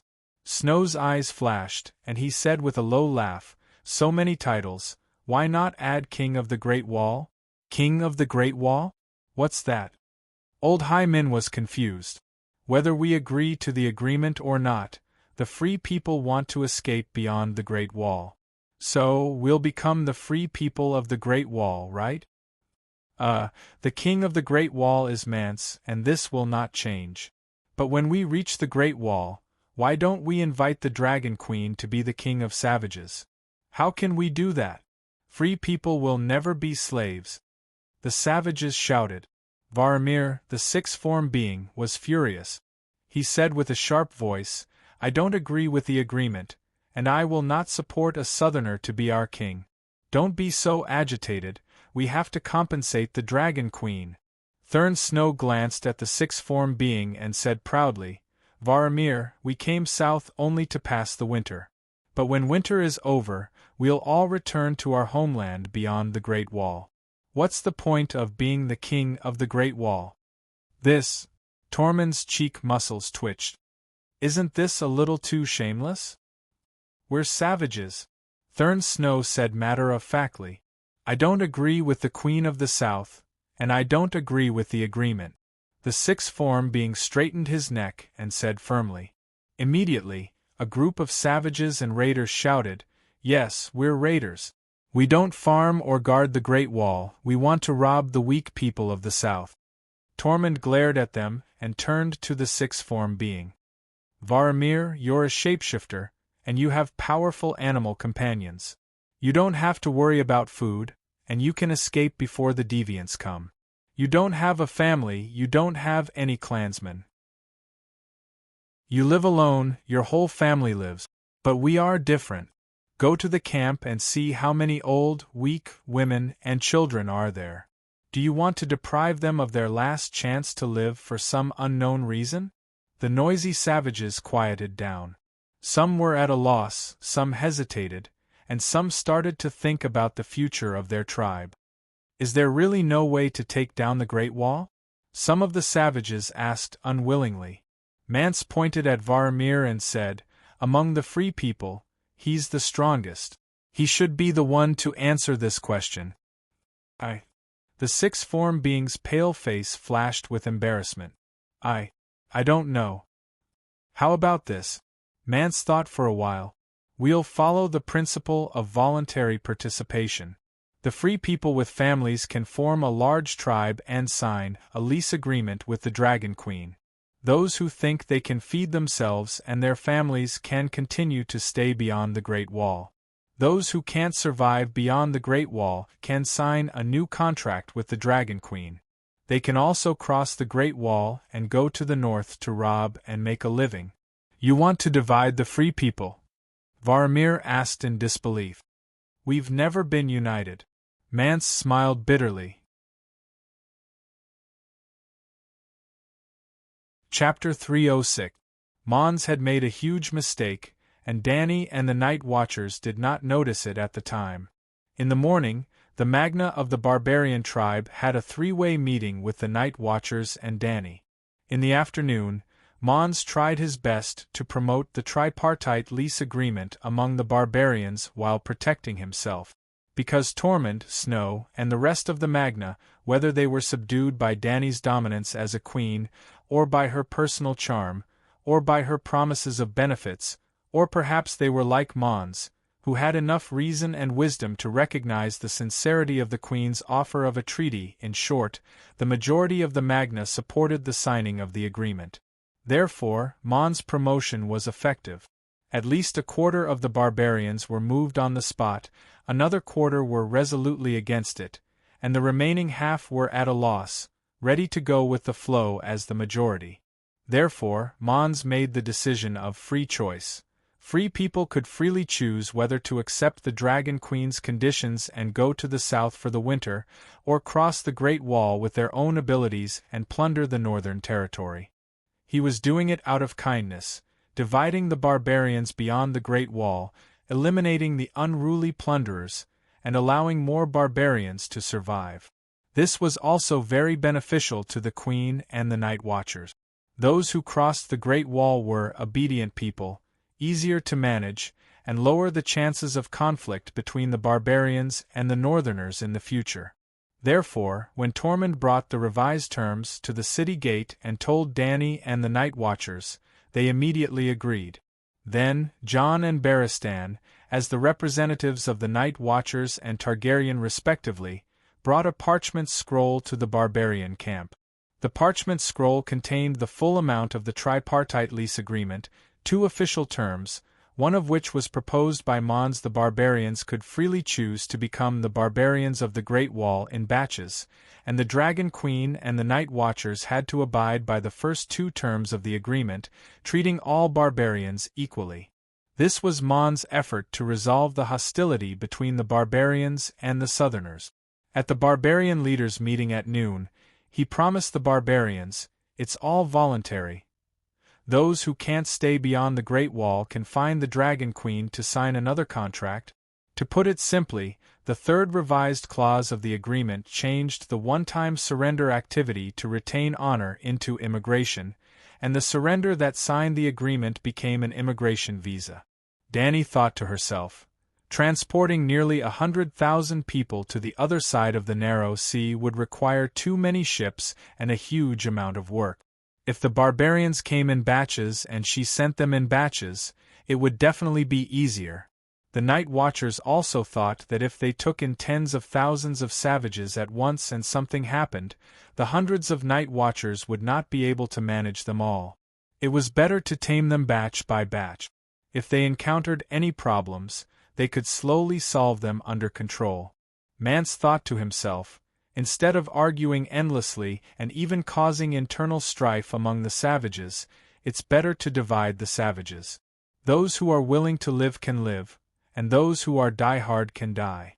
First of all, the divided barbarians would lower the Southerners' wariness of him and the barbarians. After all, only the barbarians who were united under the king of beyond the Great Wall would be feared. The scattered barbarian tribes would never be seen as a threat by the Southerners. Secondly, he really couldn't think of a second way to survive other than surrendering to the Dragon Queen. She had a dragon. However, none of the 3 parties had ever considered the thoughts of the unruly people. The savages were all unruly people. The unruly people thought to themselves, I don't know the Dragon Queen. Although the big shots all acknowledge her reputation, what if? Why don't I let the others migrate first? My family still has a few months of food storage, and there are still more than 3 months before the end of autumn officially ends. After the first batch of migrants is settled in the south, I will decide whether to migrate them based on the situation. After all, my life is mine and I only have one life. If the life of the migrants is harder than it is now, then Anyway, I'll migrate sooner or later. The conditions that the Dragon Queen offers are the same. Therefore, in the spacious square of the barbarians' camp, John, Beristan and Mance, who were standing behind the wooden table and waiting for the barbarians to come forward to sign their names, were dumbfounded. Under the setting sun, John and the other two scanned the barbarians in a daze. Hundreds and thousands of barbarians surrounded them. Their blue, gray, black and brown eyes blinked like innocent little stars as they stared at the three of them in a daze. Beristan looked at Mance resentfully. Why don't you even know how to arrange a few support staff? Such petty tricks, and you call yourself the king of the beyond the Great Wall. Mance seemed to understand the meaning of the old knight's gaze. He rubbed his nose and said awkwardly, Tormund, you were the most enthusiastic before, and you have always been very supportive of the tripartite lease agreement. Come and sign it. Tormund gave him an innocent look and replied, I have 4 sons and a daughter, a big family, and thousands of people in the Red Hall. Beristan said angrily, His Majesty and the Night Watchers have promised your safety. His Majesty has also sworn to the 7 gods and all the old gods in front of you. The tripartite lease agreement is a sacred oath. You should understand the meaning of the sacred oath. Yes, we all understand the meaning of the sacred oath and the rights of the guests. The 6 Forms people stood on the back of the White Bear and sneered loudly. The King of the North, Robb Stark, has violated the sacred oath. The Southern feudal lord has trampled on the rights of the guests in the blood wedding, and the Night Watchers have killed Karst, who was serving them in Karst's house. The king, the feudal lord, and the Night Watchers are all untrustworthy people. Why should we believe you? Mance looked at the shapeshifter expressionlessly and said in a low voice, The day before yesterday, when we were charging at the gate of the Great Wall, that woman rode on a dragon and flew over our heads. She could have burned our tents, people, livestock, and food. But she didn't.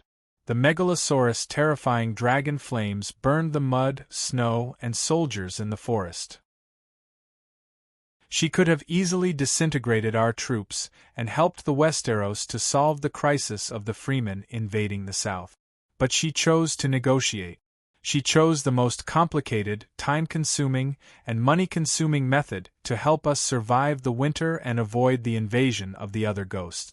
I think her actions can be called benevolence.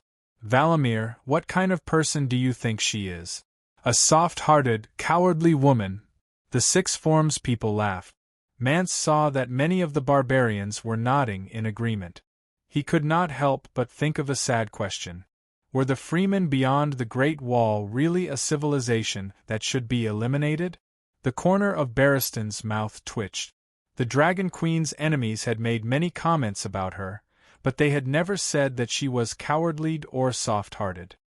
The Gith, the Volantis, the Lizzie, the Quills. Most people in the world would laugh their heads off if they heard what you said, he said to the shapeshifter with a straight face. Mance said, Valamir, you should at least admit that she is soft-hearted. A soft-hearted person would not trick you into entering the Great Wall and let the dragon eat you, right? Mance, have you forgotten? To the Freemen, being bound and enslaved is far more terrifying than death, the 6 Forms people retorted. That's because you've never experienced the horrors of hunger and cold. You've never worried about food and water, but we all know that the food we have now is not enough to feed all the savages. Mons suddenly stopped talking because the way some of the savages looked at him had changed. They were filled with suspicion and malice. Do as you wish. It's all up to you. He said this and lay down on the chair without saying anything else. Seeing that the sky was getting dark, and that a tribe of barbarians who were willing to be the guinea pigs did not appear, Tormund became anxious. He pulled a few of the tribe leaders to discuss for a while. In the end, a group of widows who had lost their husbands but had children to support were selected from their tribes. They formed a group of about 1,000 orphans and widows with orphans under the age of 10.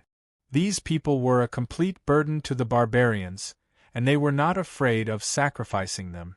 Similarly, the night watchers could accept them without worry. 10 spear-wielding women with children were the representatives. They pressed their bloody fingerprints on the tripartite lease agreement. Yes, they used a knife to cut their thumbs and left a mark on the snow-white sheepskin scroll. Beside it were the signatures of Dany and more than 10 high-ranking members of the Night Watchers. The sacred contract was signed. That night, the barbarians of the Great Wall left the camp of the barbarians beyond the Great Wall. The spear-wielding women pushed the sleigh and followed the Night Watchers down the city wall. Piled on the sleigh were moldy furs, tattered tents, dirty sleeping bags, a few meat bones, a small bag of barley, and one or several children who were crawling around. There were also hundreds of boys and girls in ragged clothes with blank expressions on their faces. They held hands and stretched the line very, very long. Woo! This time, when the barbarians arrived, the horn that represented the return of the Night Watchers only sounded once. However, not all of the barbarians in the Great Wall wanted to enter. Some chose to rent themselves to the Night Watchers, some were willing to rent the land gifted by the Night Watchers to farm, and some were more willing to trust the queen who rode the fire-breathing megalosaurus. Tall boys were selected by the Night Watchers to become the new Night Watchers or to do chores for the Night Watchers. Little girls without parents could not farm or stay in Dark Castle. They could only follow the king of the Great Wall to the other side of the narrow sea to make a living. Well, the barbarians who joined Dany could not enter the Great Wall.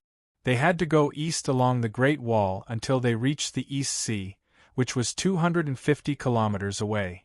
There were almost 140,000 barbarians. There was no doubt that there were at least 100,000 barbarians who followed Dany across the sea. The Night Watchers wanted all the barbarians to follow her. The Night Watchers were too few to manage 100,000 barbarians. People's minds were unpredictable. If the barbarians suddenly changed their minds after entering the Great Wall and did not want to risk crossing the sea again, Dany would have to kill them all, but she would not be able to kill them all. If she left tens of thousands of barbarians behind and rushed into the north, she would turn from a great hero to a sinner in the history of Westeros. Dany was not afraid of being a sinner in the history of Westeros. After all, she was the one who wrote the history books. But she did not want to be a failure.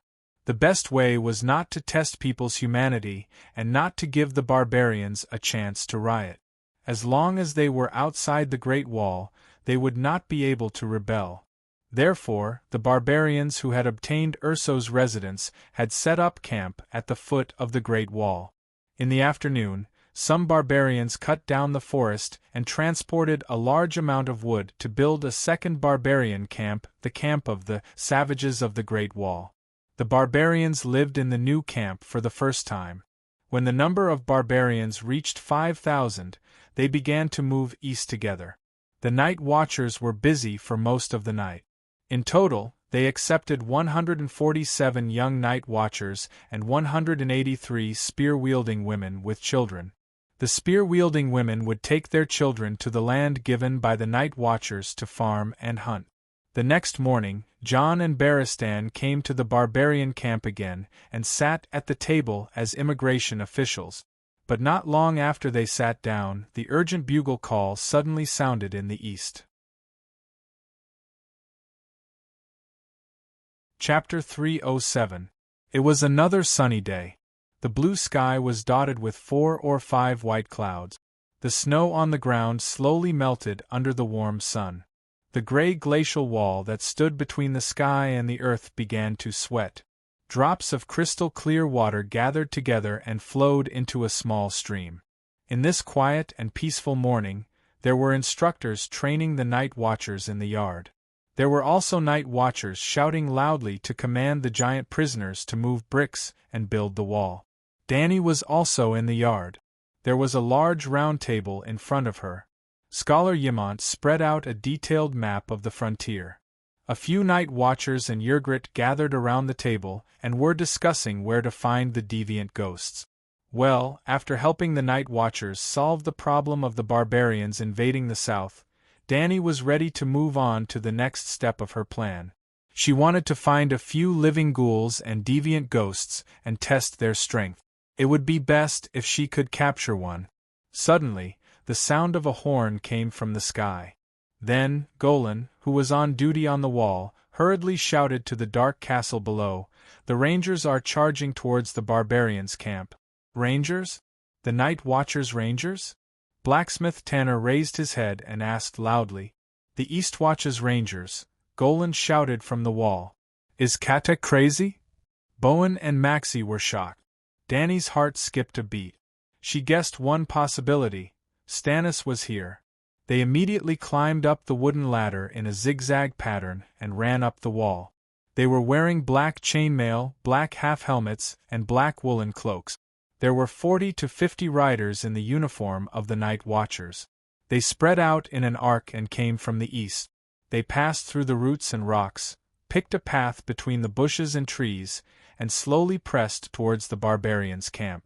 The barbarians reacted quickly. They did not hesitate even when they were ambushed.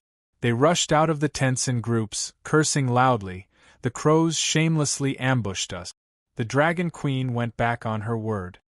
They waved their wooden sticks, bronze swords, and stone axes, charging towards their mortal enemies without any regard for their own safety. The Rangers sped up and dodged the barbarians' heavy weapons. They easily cut open the enemy's leather armor with their gleaming long swords and pierced through the barbarians' chests. The savages had not undergone systematic military training.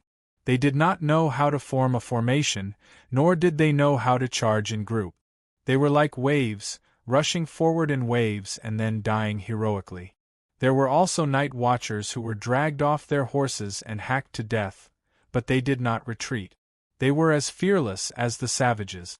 But gradually, the barbarian infantry, giants, barbarian cavalry, and mammoths carrying wooden castles of archers, almost all of the barbarian army flooded the eastern Rangers.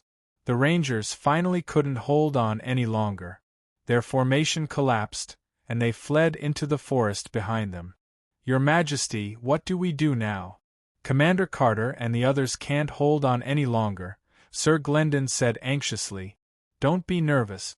The barbarians have fallen into a trap," Danny said calmly. "What?" While everyone was puzzled, the barbarians had caught up with the Rangers. They scattered in all directions to hide. The barbarians laughed and cheered as they swung their weapons, chasing the black-clothed men to the edge of the forest. Do-do-do. They saw a group of heavy cavalry pass by the Rangers and suddenly emerge from the forest. The barbarians were shocked, and Magna immediately shouted loudly for the barbarian cavalry to gather around him to deal with the next attack of the heavy cavalry. However, the new cavalry had already sped up and rushed forward, and the barbarians' light cavalry was scattered into a mess. Toot toot toot toot. Something even more terrifying happened. Suddenly, from the east, northeast, and north came the sound of charging horns. The savages found that they were surrounded by enemies in all directions. A group of terrifying armored monsters. In fact, there were only 3 groups of cavalry. The only group of heavy cavalry was the one that rushed out from the northeast, and there were only about 200 of them. The remaining 2 groups of cavalry were mainly free riders wearing short leather vests and round helmets, mounted archers, and ordinary soldiers without horses. Each group had about 400 to 500 people. The scary thing was their leader. There were close to 200 true knights. They were noble knights wearing steel armor and bright wool jackets, with obvious clan emblems painted on their chests. They charged the savages from 2 directions. A surging torrent of armored troops suddenly came out of the wood in the north, and struck the upper flank of the savages.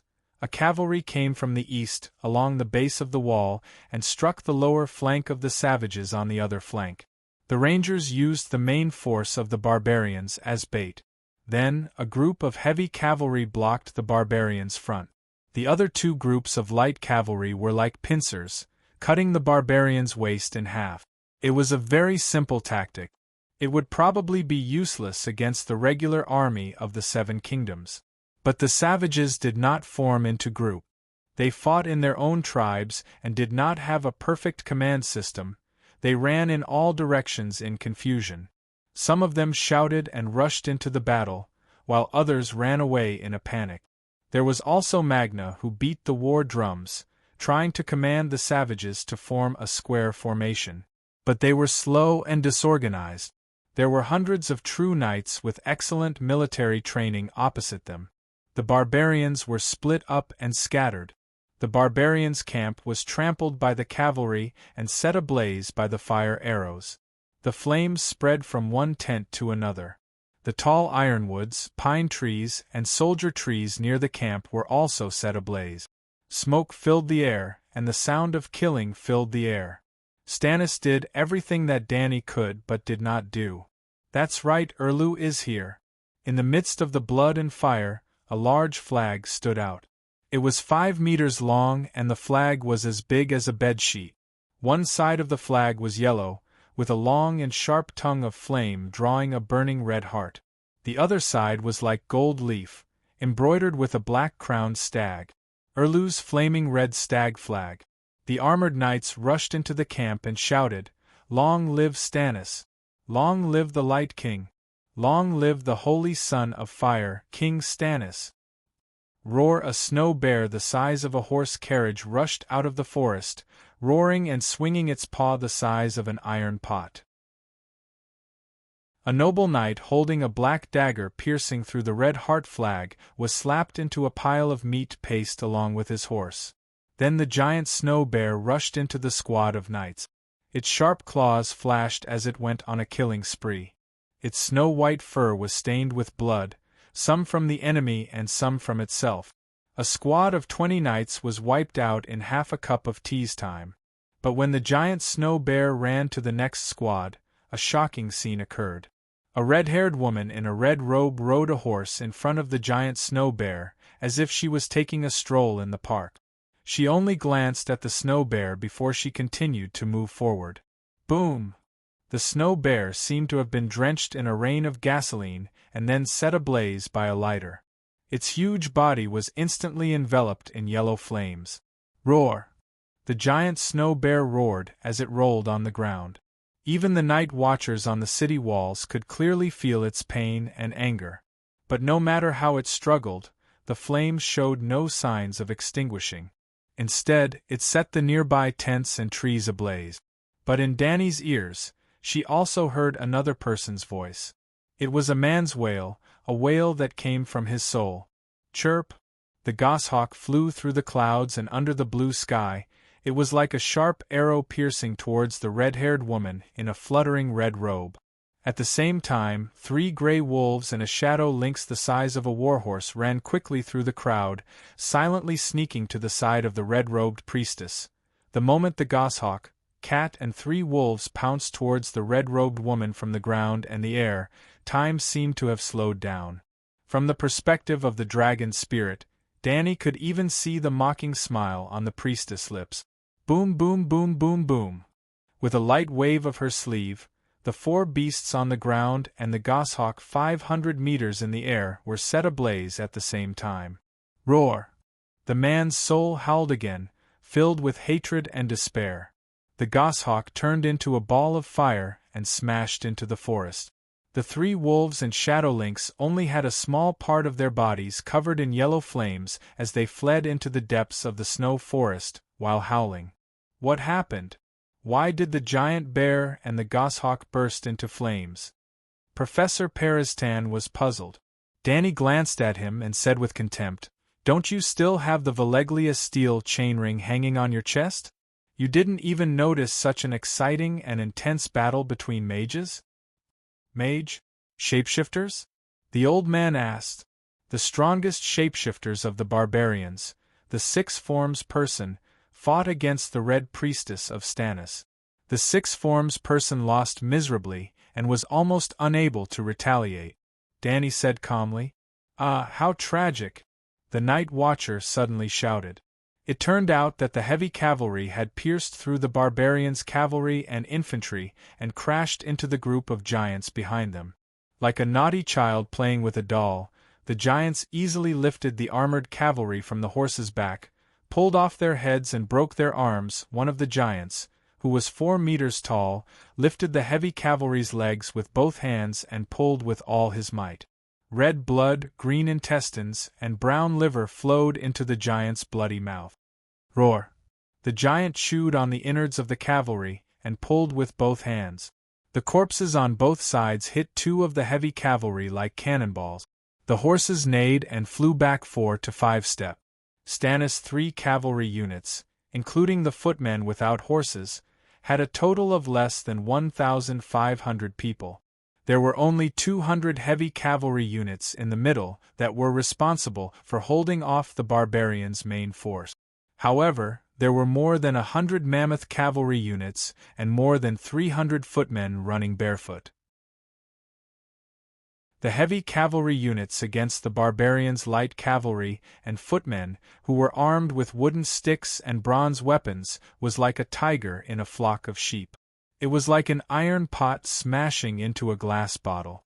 However, when faced with the real heavy giant footmen, just one collision was like an iron pot hitting a hydraulic press. Bang! The giant swung the tree trunk in his hand and a cavalry unit flew at least 12 meters high like a baseball from one end of the battlefield to the other. The giants are so scary. Stannis' heavy cavalry units are done for, Sir Mallister said with a pale face. In less than 10 minutes, the last heavy cavalry unit was also torn apart by the giant. Nearly 200 heavy cavalry units were wiped out and the giants only lost 2 small men who were only 3 meters tall. Roar! The giant's gray hair was stained with blood and he roared angrily in the direction of the Great Wall. Those idiots still think that a certain queen betrayed them and ambushed the barbarians' camp. Well, the barbarians' camp was indeed filled with the slogan, Dragon Queen's shameless ambush. However, after seeing the flaming red stag flag, most of the barbarians gradually fell silent. Even if they did not understand the meaning of the flaming red stag flag, they could tell that it was not a 3-headed dragon. "Your Majesty, should we go and save them?" Bowen Marcy leaned over and asked softly. "Save who?" The giants are ferocious. I think the barbarians are going to turn the tables." The chief of Red Pomegranate huffed. "Haha, the barbarians are our potential allies, but Stannis is our clear enemy. I didn't ride my dragon down and spray that guy's face with dragon flame because I was giving you Night Watcher's face. I didn't want to fight for power on the neutral Great Wall." Chapter 308. My Lord Steward, look! Sir Glendon exclaimed. The giants are in disarray. His Majesty Stannis is so powerful, he personally led the team to disperse the mammoth cavalry. Seeing the heavy cavalry being destroyed in the blink of an eye, the huge flaming red heart flag immediately changed direction. A team of knights in a wedge-shaped formation, mounted on armored warhorses, bravely charged towards the giants. Stannis was the most eye-catching leader. He wore black armor and a black helmet, and his golden cape with a red heart embroidered on it fluttered like a flag. He held a long sword that radiated a magical red light. Flames flashed in the midst of the giants, creating a bloodbath. The long sword burned fiercely, and the flames at the tip of the sword flickered. The short flames were 4 to 5 feet long, and the long flames were 10 feet long. Occasionally, it would strike a giant and ignite half of the giant's body. The fearless giant seemed to be frightened by the flaming magic sword that radiated a strange light. Although none of the giants died under Stannis' sword, they lost their courage in an instant. They could only scream and run away, without any thoughts of turning around to attack the enemy. Less than 500 knights were chasing after 100 mammoth cavalry and 300 giant foot soldiers. It was a complete mess. Good. The night watchers felt their blood boil as they cheered excitedly. It was as if they had become one of the brave knights chasing after the giants. There was even a group of people who shouted rebellious slogans such as, "Long live King Stannis." Sir Mallister frowned and said doubtfully, "Strange, why are the giants so useless? They dared to chase after the fire-breathing megalosaurus. Why would they be afraid of the magic sword that radiates a strange red light?" Professor Pereston's face darkened. "That is the Light Bringer, the weapon used by the legendary hero Asal Ahai to end the long night. There are also rumors that Stannis is the child of prophecy, the reincarnation of Asal Ahai. I used to scoff at these rumors, but now—" Dany stared suspiciously at the red-robed woman who was running alongside Stannis. Stannis's Lightbringer was indeed bursting with red light, and a flaming sword aura that was 2 to 3 meters long flew out. However, it only burned the giants until they screamed in pain. It did not have the flying limbs of Abyss Annihilation when she charged into the 5-element flags with the heavenly sword. "Don't you think that the Radiant Envoy is too weak?" she could not help but ask. "That's weak?" Even the giants were forced to flee in panic. "I don't think dragon flames are anything special," Slater exclaimed. Dany glanced meaningfully at the guy who had never seen the dragon flame. She left the battlements and walked towards Dahe, who was lying on the ground meditating. After condensing the meditation rune in the Sea of Spirit, Blackie's requirement for food was much lower. Whenever it was free, it would immerse itself in the strange meditation rune in the Sea of Spirit. As soon as the horn sounded, Barristan, who was sitting behind a wooden table in the empty space of the camp and waiting for the tribe of savages to come over to sign the contract, stood up alertly and climbed onto the table to look into the distance. Just like Dany, he guessed that they were just bait when he saw the scattered cavalry slowly approaching the campsite. The reason was simple. There were no more than 800 night watchers at the Great Wall, and they were scattered in Dark Castle, East Sea Watch, and Shadow Tower. The 300 night watchers from Dark Castle would never break the agreement between the Queen and the barbarians. Therefore, the cavalry coming over were either from Shadow Tower or East Sea Watch. The total number of cavalry from those two places did not exceed 200. The cavalry were never idiots. Less than 100 people dared to attack the barbarians' campsite? They must be bait. There was a large army behind them, and that army was not an ally of the Targaryens. In fact, none of the vassals of the 7 kingdoms were the Queen's allies. Therefore, White Knight immediately pulled Jon and prepared to escape. Since the other party dared to take the initiative to attack the barbarians' campsite, they must have the confidence to win. He deeply understood one thing. No matter how much the Queen wanted to subdue these barbarians, it was impossible for her to help the barbarians stop the attacking army before the agreement was signed. She had no position. If she really did that, she would violate the oath she made to the Night Watchers that day. She would never treat the Great Wall as a battlefield for power games. She would not take the initiative to provoke any army that came to the Great Wall, no matter what grudges they had with the Targaryens. If you are not stupid, you should understand that they can't be Targaryens, Barristan said loudly to Mons and the leader of the barbarians. The other party came with ill intentions. If you trust me and Queen Daenerys, please follow me to the new camp immediately. I promise on behalf of the Queen that I will not take advantage of the situation and force you to sign the tripartite lease agreement. As a guest, I will only provide Her Majesty with a reason to protect you from the other vassals of the 7 kingdoms. The ones who attacked the campsite were the Rangers. You broke your oath and attacked. We will no longer trust the Raven and the Mother of Dragons, a barbarian shouted. The Hexagon Valamir stared at the old knight viciously and said in a dark voice, "They deliberately used negotiations to make us lower our guard. These 2 idiots are abandoned pawns. Mons, let me kill them." Barristan was so angry that he laughed. He stared straight at the gloomy king and said, "Mons, I don't understand this shapeshifter. Don't you know my identity? Abandoning the captain of the king's guard just to attack you? Do you think that Her Majesty's 2 dragons are decorations? Or do you think that a megalosaurus kills faster than a sword? She doesn't intend to stop those people?" Mon's expression was ugly.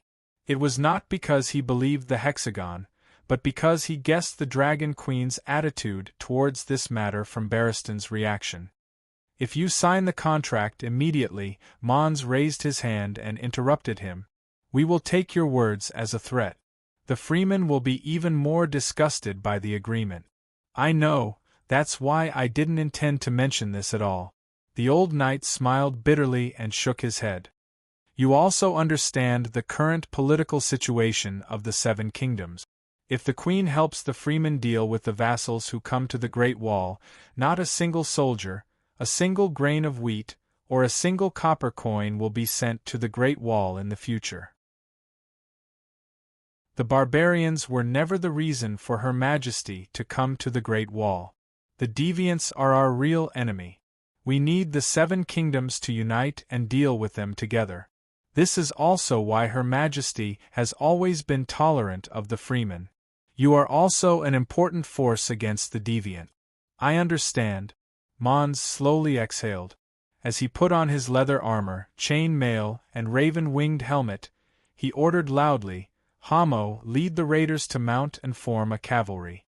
Tormund, form 3 rows of spears with your son. Wang Wang, blow the horn and summon the giant.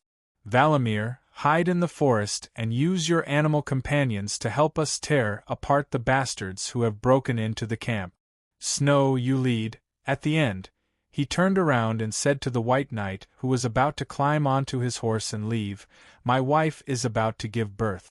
Please take her to the new camp and ask Master Yimont to help take care of her."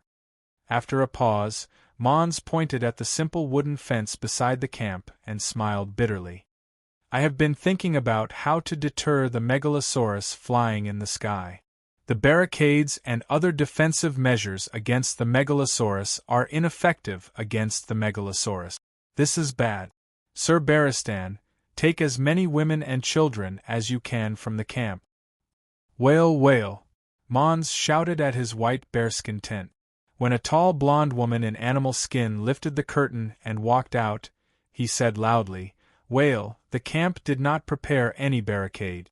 The cavalry might charge in. Cooperate with Sir Barristan and Jon Snow and bring Dana and the women and children to the new camp." At first, Wail and Jon rode their horses and shouted loudly in the camp. Not many of the barbarians ran to the new camp. However, when the first cavalry unit charged into the camp and set the tents on fire with fire arrows, the men, women, elderly, and children all ran for their lives. Most of them ran aimlessly.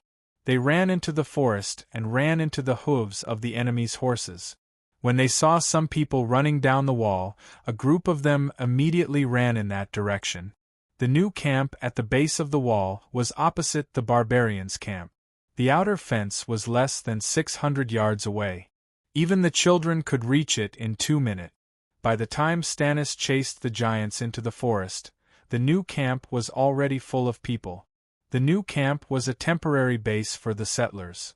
When the number of barbarians reached 5,000, they began to move to Eastwatch. Therefore, the maximum number of people in this camp was 5,000. Many of the barbarians were herding sheep, sled dogs, pigs, chickens, ducks, and other livestock. Such a large group of barbarians naturally attracted the attention of Stannis's cavalry. However, the flag at the gate of the camp made them hesitate. The flag of the Red Dragon on a black background represented the former royal family, the Targaryens. When Stannis and his army completely defeated the giants and the barbarians were left without any resistance, a group of riders finally came to the gate of the camp with the flag of the Red Heart of Fire. "I am Sir Gordy Farron, a subordinate of King Stannis." A young and powerful voice came from under the visor. He shouted at the night watchers outside the camp gate, "You are the night watchers. Why are you helping the tyrant and stopping the king's army?" Jon stepped forward and explained, Sir Gordyferin, this camp belongs to Queen Danylis. In fact, how dare you? Before John could finish, Gordyferin shouted and raised his bloody longsword at the night watchers. Do you want to be a traitor? There is only one legitimate king in the 7 kingdoms, and that is King Stannis. She is a Targaryen, a dragon, a megalosaurus, a true dragon, Toad shouted behind John. Gordyferin waved his sword as if he wanted to cut Toad and his rebellious words in half. He declared loudly, only King Stannis is a true dragon. Without Danylis, the Targaryens have been completely destroyed. Get out of the way, or I will execute all of you for treason. The 100 or so knights behind him also pointed their long swords at the night watchers, issuing a silent but real threat.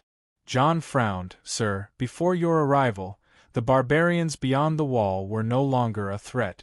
Instead, they might become our allies. The night watchers colluding with the barbarians? He admitted it. Kill. Gordyferin kicked his horse's belly and was about to speed up towards the camp. Squawk. The never-before-heard roar of a beast caused the hearts of the knights and their horses to tremble. As soon as they looked up, they saw a ferocious beast that had walked out of a nightmare and was charging towards them. Dragon, it really is a dragon! The knight screamed in horror. His voice was shrill and filled with fear and despair. Boom! The bright red dragon flames descended upon the world like a pillar of fire. Chapter 309. Mud splattered on his body like a rainstorm, and the bright red dragon flame brushed past his body. He could even smell the faint smell of sulfur and burnt air. The warhorse under him swayed as if it was drunk, unsteady on its feet and neighing in fear.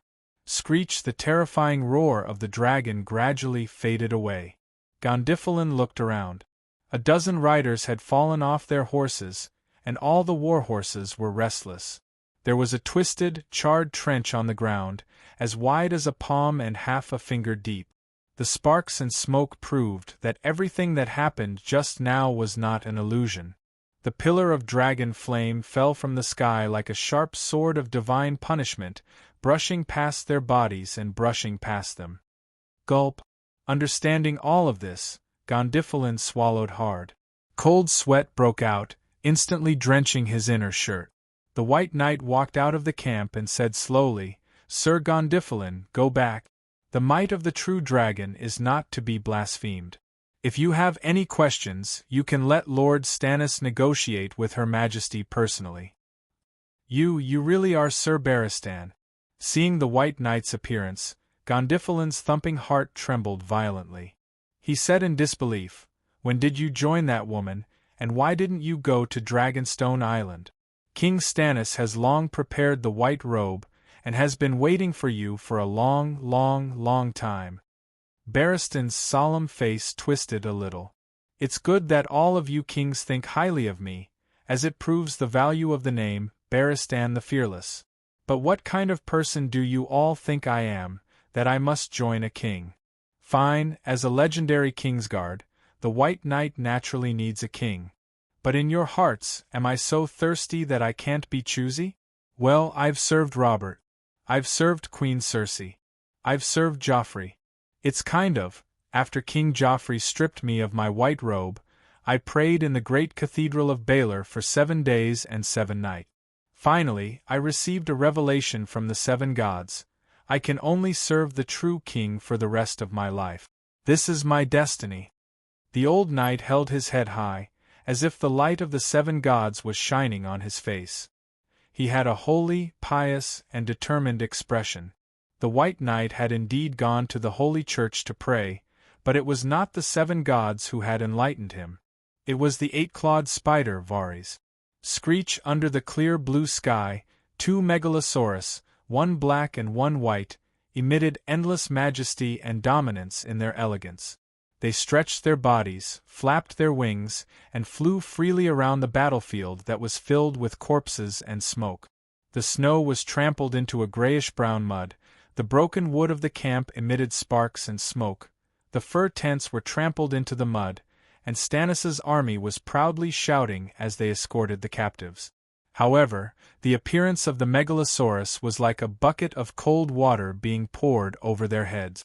Even the great victory of 1,000 cavalrymen against 100,000 barbarians could not suppress the fear that was gradually rising in their hearts.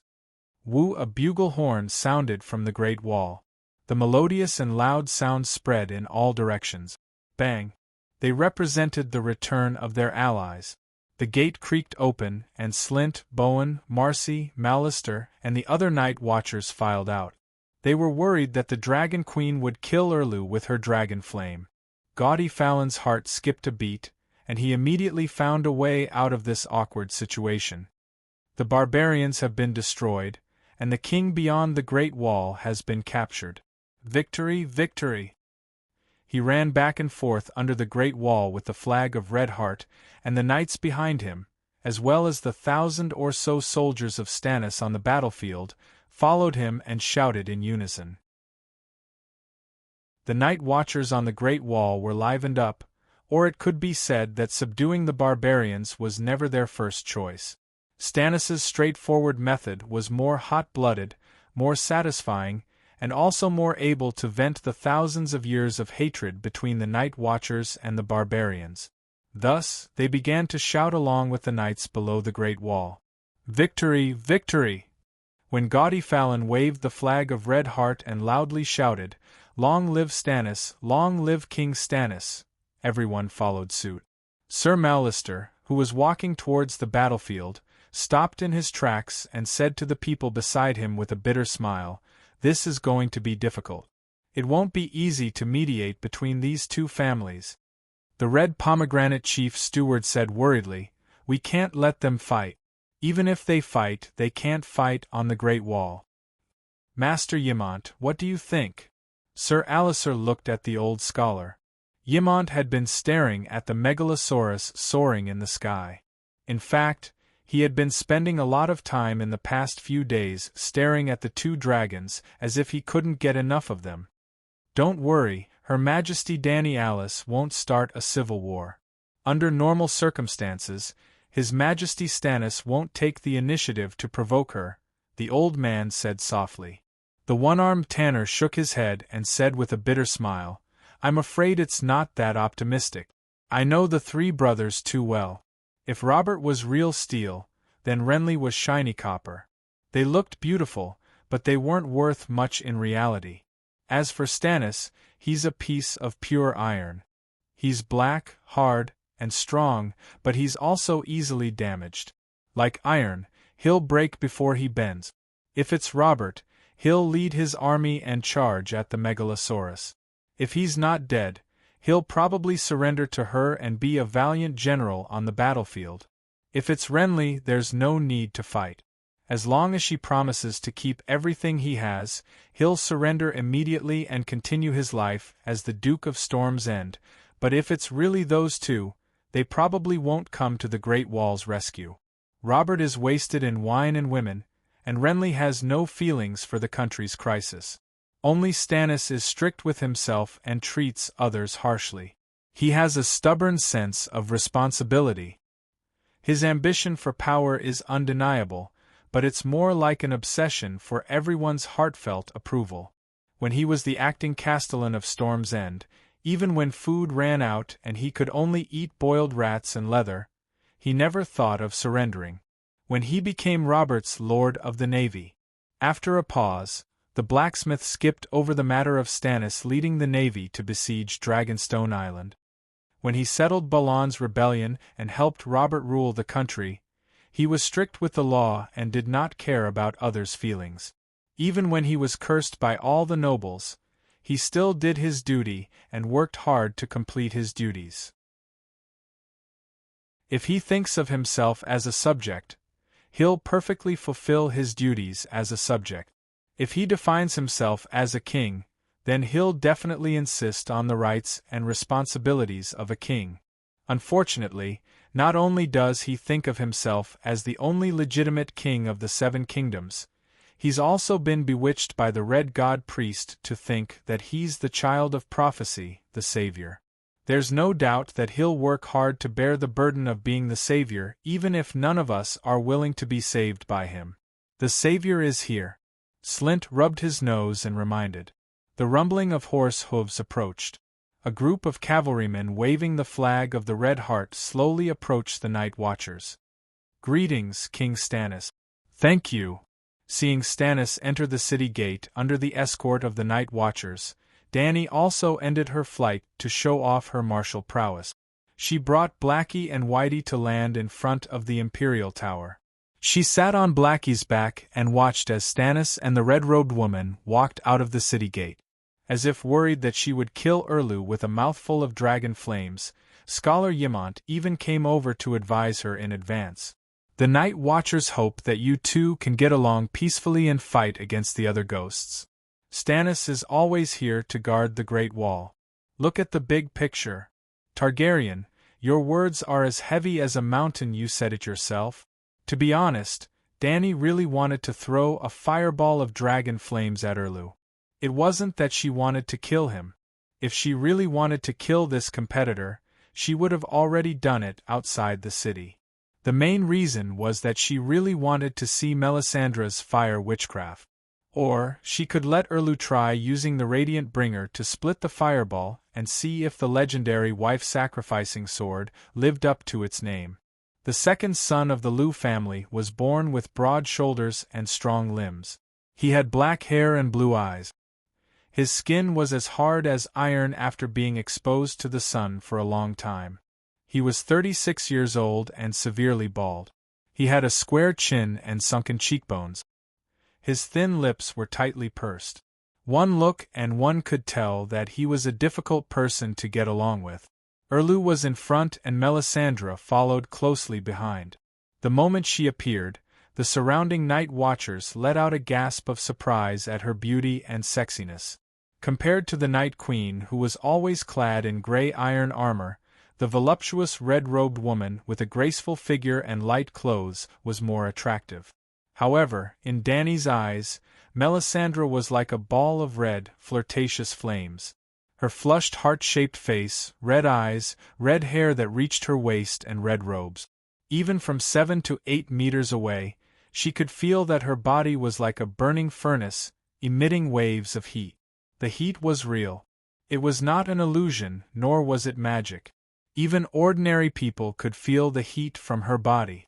Just like her dragon, her blood and fire came from the same source. Her body was also made of magic and emitted heat unconsciously. However, when it came to a fire mage, what kind of witchcraft did it represent? As soon as Stannis and Melisandre entered the yard, they noticed the Megalosaurus breathing out smoke and fire and Dany watching them from the back of the Megalosaurus. For a moment the air seemed to be heavy.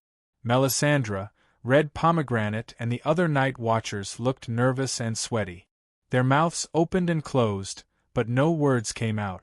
Erlu did not avoid Dany's gaze, nor was he affected by the awkward and heavy atmosphere. He went straight to the king's tower and said while biting his cheek, "I didn't expect you to come to the Great Wall." Dany smiled and said, "I don't care about the barbarians. However, when I was looking through the recent intelligence of the Westeros in the City of Knowledge, I noticed the warning of deviant ghosts that the commander-in-chief of the Night Watchers sent to the scholars." Stannis pulled out his longsword. The red sword shone with a magical red light, as if it was made of magma and surrounded by a circle of red flames. He held the sword and raised his square chin. He gritted his teeth and said, "Dany, since you know about deviant ghosts, you should know that the night is long and dangerous. Ordinary people can't survive this disaster. Only the child of prophecy can bring light to the world again."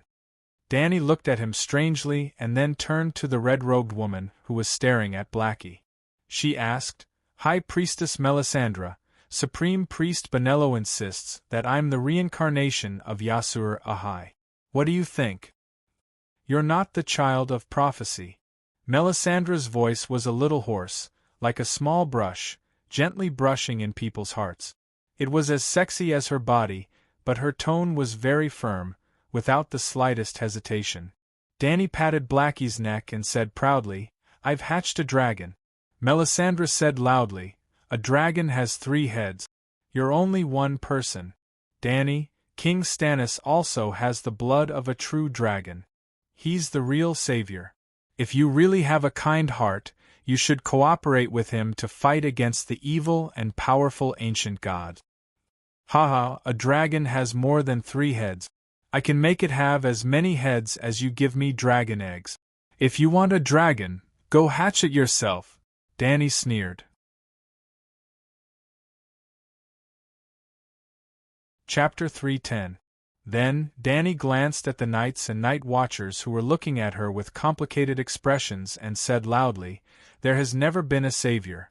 Even if the supreme priest Bonello believes that I am the child of prophecy, even if my experience is somewhat similar to the prophecy of Ishaiah, I have never thought of myself as a savior. The night is long and there are dangers everywhere. The only one who can save us is ourselves. When we are hungry, food will not fall from the sky. We can only work hard to open up the fields and graze the cows and sheep. When we are cold, winter will never end suddenly, and then summer will come. We can only cut wood to get firewood to keep warm. Men will hunt, women will weave cotton clothes and leather coat. When we are sick, the 7 gods, the red gods, and the old gods will not help us. Only healers with medical knowledge can cure our illness and restore our health. When we die, we can pray for our souls to be converted to the kingdom of God, but the world after death has never been seen by a living person. From birth to death, from summer to winter, from kings to monks, to ordinary people, from beyond the Great Wall to the Old Town, there has never been a savior or a god to help us. Now, the barbarians are here, and the deviant ghosts are following closely behind. The ones who can stop them are the Night Watchers, the Great Wall, you with swords, me, my dragon, Stannis, and his priestess. This is the result of everyone's hard work. No one can take all the credit alone. Acknowledging a savior is denying yourself and denying the kingdom itself. Night Watchers, knights, your swords are still stained with blood. You are still injured and bleeding. You are fighting for your lives. Are you going to deny your own life because of a prophecy, an unconfirmed reincarnation of Yasur and Ahai? Danny shouted loudly, like the head of a shipping organization, trying to push an idea into everyone's mind. The effect was not bad. Almost all the Night Watchers agreed. Many knights under the banner of Blazing Red Heart were also thinking and nodding silently to show their agreement. "Good, well said." Dr. Peristan, whose gray robe was stained with blood, squeezed out of the crowd. He was so excited that his eyes were brimming with tears. He waved his arms and shouted, "We can only rely on ourselves. Gods, saviors, children of prophecy, magic, and dragons are all illusory and unreliable. In this real world, only our hard work is the most real." Danny blankly glanced at the red-nosed old man and asked, "Why are you back?" The old doctor was startled and said, "The barbarian queen's child has been born. It's a son. Both mother and child are safe." When Stannis attacked the wildlings' camp, old Dina Mance had a difficult birth. Jon had planned to ask Scholar Ymont to help Dana deliver the baby, but Danny thought that the old scholar was too old to take the trouble of dropping him off the city wall in a hanging basket, so she asked the red-nosed old doctor to do it. Almost all of the scholars knew medicine, not to mention that he was an experienced doctor. Danny waved her hand and chased him away. There are still many injured people outside the city, including the wildlings, the rangers, and Theon Bella. You're already wearing black clothes, so be careful. The old man felt wronged. Didn't I stand up for you because you were alone? Melisandre looked around and smiled charmingly. You don't know what you're about to face. The ancient Yes God is gathering power. It's terrifying, evil, and powerful. Mortals can't fight against it. The cold wind is already blowing. Soon, it will be a long night that will never end. I don't deny the power of everyone, but kings against kings, soldiers against soldiers, farmers grow food and lords rule. Compared to the deviant ghosts, the wildlings are just appetizers. However, compared to the ES God who preaches death and coldness, the deviant ghosts are not worth mentioning. Then, we can only rely on the children of prophecy. The ES God you're talking about is the old gods. Danny frowned. I know that the great King of Light is the only one and sees all the gods and sects as heresy. However, we're just mortals. We don't participate in the battle of the gods. We only need to deal with the deviant ghosts. Danny Alice, you're very extraordinary among mortals, but your mortal eyes still can't see through the fog, Melisandre said slowly. Your Majesties and all the knights, the snow is melting outside, and it's a little cold. Why don't we go to the hall and sit by the fireplace to discuss the settlement of the wildlings? One-armed Tanner suggested. Old Ymont frowned and said, King Stannis just led his subordinates in a big battle. I'm afraid he didn't rest much last night. There are also soldiers who died in battle. The corpses in the wild can't be left there. Why don't we rest for a day and let the soldiers treat their injuries? The corpses outside the city should also be burned immediately. We'll hold an official meeting tomorrow. Yes, the corpses must be burned before dark. Otherwise, we won't be able to find them tomorrow, Ygritte said. You are? Stannis coldly glanced at the wildlings and giants in the yard. They were clearly different from the night watchers. Why aren't you locked up? You're not even wearing chains. Yes, I'm a prisoner of war. I was captured by the Dragon Queen. Ygritte rubbed her flat nose and smiled, revealing her uneven white teeth. With a dragon watching from the side, we wouldn't dare to rebel. We're helping the ravens to build the wall. It's not convenient to work with chains on. After Redhead's reminder, Stannis noticed that there was an additional curved stone wall around Dark Castle. The foundation was still being laid, and the wall hadn't been built yet. Stannis's face turned serious. His eyes were like small lanterns. He roared at Red Pomegranate, the Night Watchers aren't allowed to build a wall. Are you trying to rebel by building a wall? Bowen Marcy's face turned pale. He said with a trembling voice, Yes, it was Her Majesty Danny Alice who ordered us to build it. Danny explained, last time, only 150 raiders almost took down Dark Castle. If the deviants follow suit, the Night Watchers will be finished. Deviants can climb over the wall? Stannis frowned. I don't know, but deviants are intelligent. Even the resurrected ghouls retain their memories. They pretend to be corpses and are brought into the wall by the Night Watchers. Then they get up in the middle of the night to attack Commander Mormont. Deviants were much smarter than zombies. When the Night Watchers didn't know about them, they deliberately arranged a few ghouls to pretend to be corpses at the gate of the wall. The Night Watchers naturally had to bring their brothers' bodies back to be buried. In the middle of the night, the ghouls would crawl out of the cellar and sneak into the commander's tower, according to their original memories, to avoid the patrols of the Night Watchers. If Jon's direwolf hadn't been alert enough to wake Jon up when it sensed the danger, many senior officers of the Night Watchers would have died. In the end, Danny added meaningfully, and I'm not afraid of the Night Watchers rebelling. The wall is useless against dragons. Stannis gritted his teeth and turned his horse around without saying a word, heading towards the commander's tower. Melisandre pursed her lips and glanced at Danny, then followed Erlu and left. Dark Castle could accommodate 5,000 soldiers at most. Even if the king's tower was occupied by Danny, there was still enough space for Stannis and his men. Soon Erlu's knights were busy. Some of them were injured, while the rest were escorting captives and cleaning up the barrack. Under the lead of the Night Watchers, they went out of the wall to collect the corpses. Melisandre even led some people to burn a big horn. When Danny was about to enter the new camp outside the wall to check on the surviving barbarians, old Ymont suddenly came over and grabbed her arm. He looked at her seriously and said, "Don't leave the dragon." "What's wrong?" Danny was shocked. She immediately looked around and found that there were only busy knights and Night Watchers around her. There was nothing out of the ordinary. when she entered the dragon spirit state again.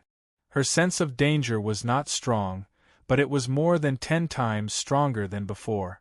She understood Yimant's concern. She helped the old man into the king's tower and said, "Old man, are you worried that the knights under Stannis will suddenly attack me? You are too young to understand the cruelty of the game of power." Ymant seemed to be worried. "Stannis is right about one thing.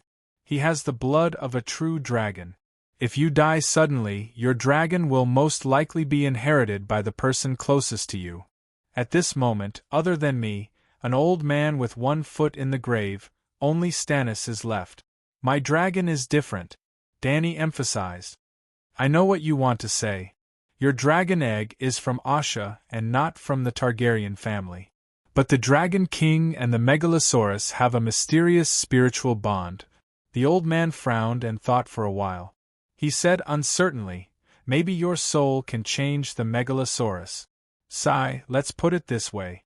Without you, the black dragons and white dragons would not be too close to the Targaryen bloodline. They would be closer to the Targaryen bloodline than normal humans, but not as close as the ancestral Megalosaurus to the Targaryen bloodline. But your soul and bloodline are slowly changing your dragons, making them closer to the Targaryen bloodline until the birth of a dragon knight." "How do you know all this?" Dany was surprised. The old man smiled with nostalgia and said, "In the royal library, I have read all the books related to dragons. I also know a lot of royal secrets passed down orally. Our ancestors were not as stupid as you think, telling all the secrets to the City of Knowledge. I have personally tested your dragons in the past 2 days, and they are not hostile to me." Dany also smiled and said, "Then let me tell you another secret related to dragons. Even Sir Barristan was kept in the dark." The old scholar was interested. "I am not an ordinary dragon knight. In the form of a dragon spirit, I am similar to a shapeshifter. My soul can enter Blackie's soul realm, and his soul can also enter mine." At this point, the light in Dany's eyes suddenly dimmed. "Gondiphalin is provoking my giant captive." Then, her purple eyes were dyed with a trace of blood. Her pupils slowly elongated and became vertical. A substantial pressure spread from her body. Even old Ymant could not help but avert his gaze. "In this state, I can imitate the dragon's horn. As long as I wear armor, I will not be afraid even if 10 knights surround me." As she spoke, she dispersed the dragon's aura and returned to her purple eyes. "7 gods above, I did not expect there to be a dragon spirit state. I always thought that the Dreamwalker Dany C was the most powerful and mysterious dragon king." Old Ymant widened his eyes and looked at Dany in surprise. "That is a dragon dream. I can do it too." Dany smiled proudly. "Dragon dreams are divided into 2 types, conscious and unconscious. In the unconscious state, I can see some fragments of the future. Of course, like the glass candle, most of the scenes are illusions.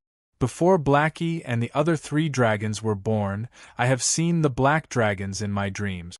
In fact, the 5 dragon eggs in my hands, including the red dragon egg in my bedroom, can all meet them in my dreams.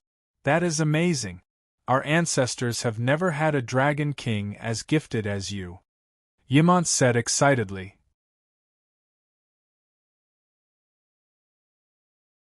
Chapter 3:11. That's not the most amazing thing.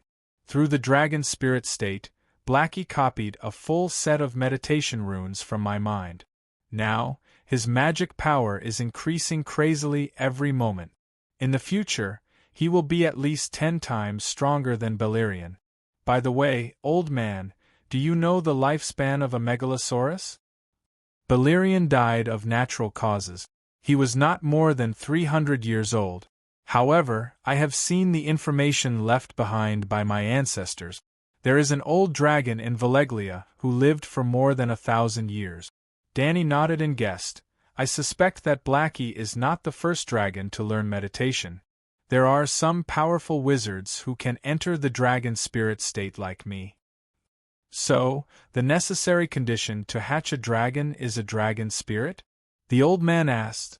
No, if the Dragon King, Dreamwalker, and Dragon Spirit are the 3 levels of a dragon rider, there is a 4th level above them, the Mother of Dragons, which is my current state. In the magic era where the magic tide surged, hatching a dragon is a natural phenomenon. As long as the dragon egg is alive, it can hatch when the time comes. However, in the magic era where magic is dead, hatching a dragon is equivalent to creating life. It is not creating life out of thin air. It is more like a kind of mending. The dragon's life imprint exists in itself.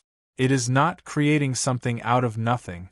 No wonder so many Targaryens in history failed in hatching a dragon. The requirements are too high. Ymont smiled bitterly. The ancestors of the Targaryens did not need to waste time. They only needed to treat the dragon egg as an ornament and place it where all the Targaryens could see it. If someone can dream of a megalosaurus, place the dragon egg at her bedside. After a year or 2, the dragon will naturally come out. I heard from Sir Barristan that you are also an immortal? Can you burn it to test the constitution of the Mother of Dragons? Old Ymont asked curiously. The Mother of Dragons was not born immortal. At first, I was just more resistant to high temperatures.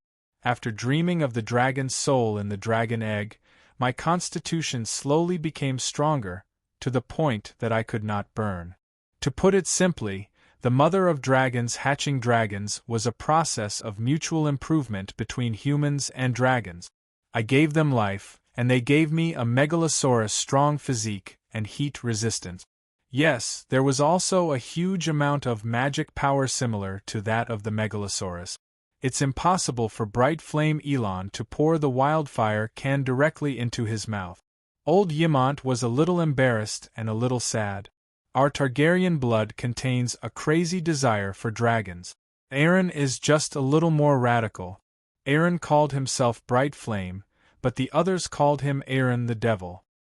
He was old Ymont's second brother, Dany's second uncle, and a landmark figure in the history of House Targaryen's mad blood.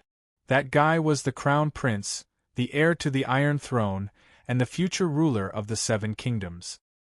He clearly had a great future, but he stubbornly believed that he was a dragon in human form and that wildfire could help him recover his true form.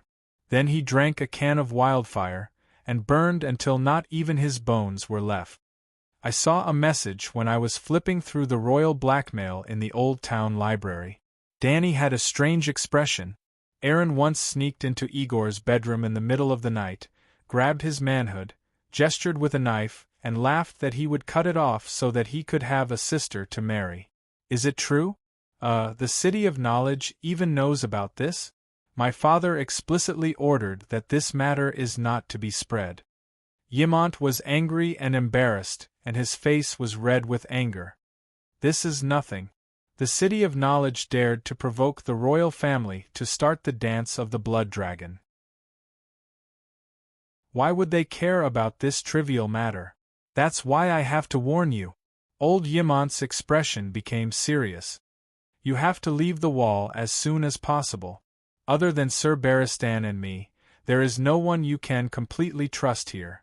Just like just now, if you enter the city gate alone and someone shoots at you with crossbows from the killing hole above, calling for the megalosaurus won't help.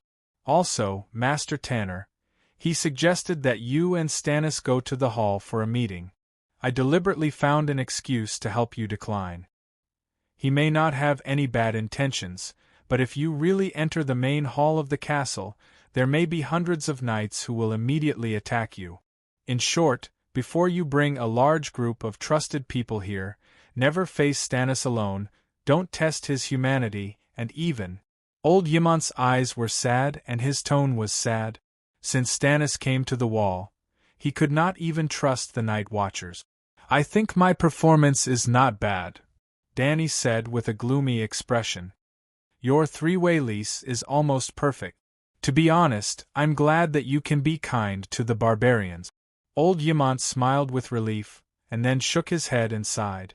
But the Night Watchers and the barbarians have an 8,000-year blood feud.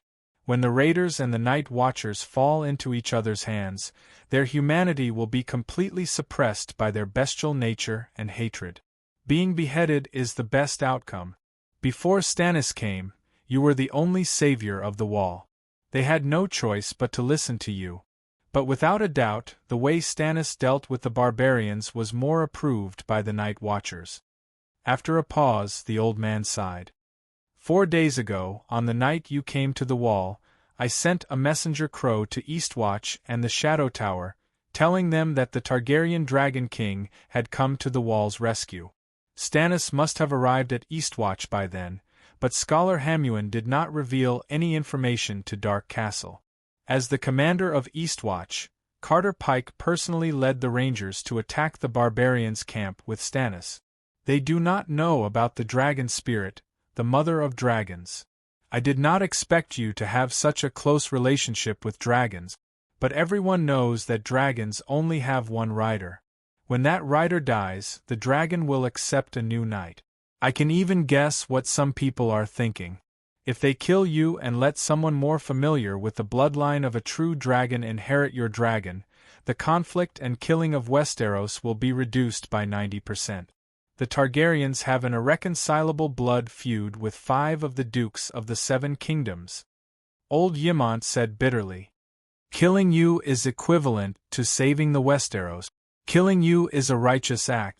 Dany, let's go. Leave tonight. No, leave now. You've completed your mission. Dany was silent for a long time before she asked, After I leave, what about the barbarians? Let Sir Barristan stay. He is your captain of the Kingsguard. He can sign the sacred contract on your behalf. Dany was struggling. Rationally, she agreed with old Ymont's suggestion to leave immediately. Also, there was a voice in her subconscious that reminded her that there was something important waiting for her in Ursos. But she was still worried about the threat of the other ghosts. She did not want to leave just like that. After a moment of hesitation, she said, Stannis and his 1,000 men will not be able to stop the army of other ghosts. I will take the barbarians to the forest tomorrow to look for the ghouls. When we catch the ghouls, I will leave immediately and have the night watchers send them to the King's Landing and to the Old Town. I will ask the nobles of the 7 kingdoms to end the war and support the Wall. Will it be dangerous? We can ask Stannis's men to do it, the old scholar said worriedly. I will ride my dragon there. Besides, I also want to evaluate the abilities of the other ghosts. After chatting for a while, Guylan, the stupid bull, called for Ymont in the yard. Master Ymont, there is not enough milk of the poppy flower. Night Demon with a hole in his stomach is waiting for you to stitch it up. I will be right there, Ymont replied. He then reminded Dany again, do not go out after dark. It is hard to guard against a sneak attack. Jon is getting busier these days. He has no time to help you guard the gate. I will ask Guylan to take his place. If there is anything you need, ask him to do it. He dragged his old body to the door. Before opening it, Ymont turned around and reminded her, I almost forgot. From now on, do not accept food from anyone. If you want to eat, you can wait for Sir Barristan to return. The White Knight knows this better than I do. Do not go to the hall for dinner. I will arrange for someone to send it over. Sigh, there are so many bastards in the shallow pond. Even the allied forces of the free cities did not annoy me this much. You have a dragon. You have an absolute advantage on the battlefield. Those who are unwilling to lose can only use methods outside of the battlefield to deal with you. Even if they lose their honor and go against tradition, the 7 kingdoms now. Old Ymont shook his head and left with a sigh. Not long after Ymont left, Yrgrat called Dany out of the door. Dragon Queen, those knights have been harassing Marg and the others, the red-haired girl said as she pointed at Godifalin. Godifalin had already taken off his helmet. He had a handsome face, a bum chin, and a short golden beard. He was in his early 20s and looked like a tough guy. However, his eyes were a little frivolous, which ruined his good looks. I just want to compete with him, Godifalin said with a smile. I heard that he is the Giant King. I killed a giant this morning and received the title of Giant Killer. If I can defeat the Giant King, I will receive more honor. The strong Marg was 3 meters tall. That day, he used his fist, knee, and shoulder to smash 3 iron fences that were as thick as an arm and an old oak door that was 10 centimeters thick. Yes, only the inner city gate was broken by him. The outer city gate was 30 centimeters thick and was smashed by a mammoth. At this moment, the giant King Marg was a little miserable. There was a white cloth wrapped around his back to his shoulder armor. There was also a large gray bedsheet that emitted the smell of herbs on his lower abdomen. He looked dispirited and weak. No wonder this stupid knight wanted to use him to become famous. Dany crossed her arms and glanced at Godolphin and his companions in disdain. She sneered, "Go find Stannis. As long as he signs the no-responsibility life and death contract, any of you can challenge Marg." Godolphin looked at the big guy beside him in surprise. The giant Marg looked back at him indifferently. There was no fear. Instead, he clenched his fists and seemed to be eager to fight. Could it be that this sickly look was an act? The knight could not help but suspect. He smiled and said, "I mean a spear competition. There is no need to fight to the death. You took a seat in the latrine and stepped on a white maggot that was wriggling over. Could you control your strength and not step on it until its stomach is broken?" This disgusting and vicious comparison made the young knight explode with anger. "I killed a giant," he emphasized. Dany raised her chin and said coldly, "Before Stannis used the flaming sword, the giant tore apart more than 100 knights like you without much damage. Wake up, without that weird red sword and the red-robed witch, you wouldn't even be able to touch a single hair of the giant." Wah wah wah, wah wah wah. While they were talking, the sound of a baby crying came from outside the newly built wall and the hole in the city gate. A fat man walked over from outside the wall and pulled out his longsword. He stood behind a blonde female barbarian who was holding a crying baby. He screamed in despair, "7 gods above, Dark Castle has been conquered by the giants? Gilly, we are done for." Sam? Gilly, who was beside Dany, quickly walked over and exclaimed, "Sam, you're not dead?" Gilly. Sam, who was as fat as a pig's shoulder, was stunned.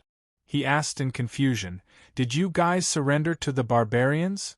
Gilly's face darkened and said in a bad mood, "We won. These giants are all captives.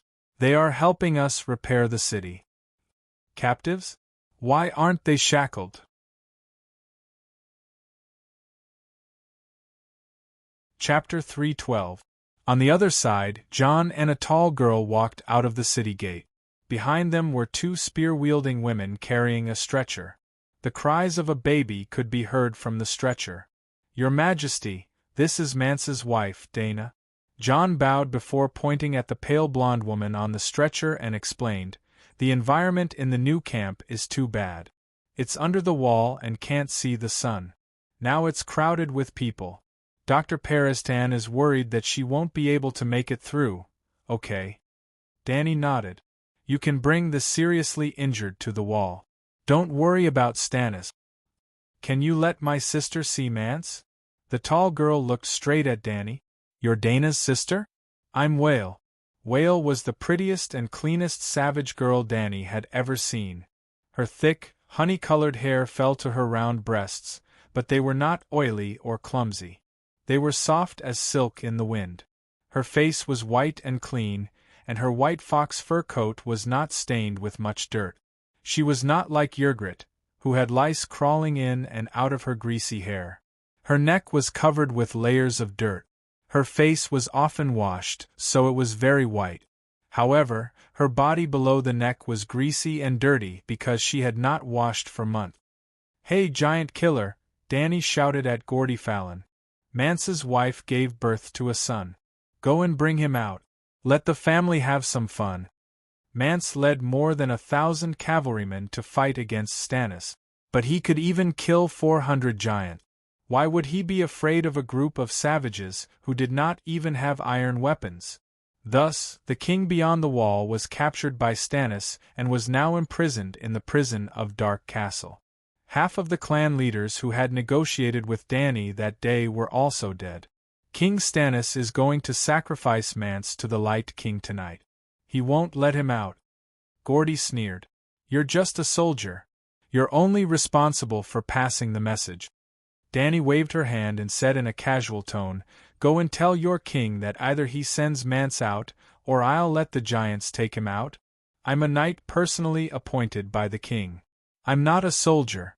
Gordy was so angry that his butt and chin were trembling. In front of the queen, you are just a small soldier.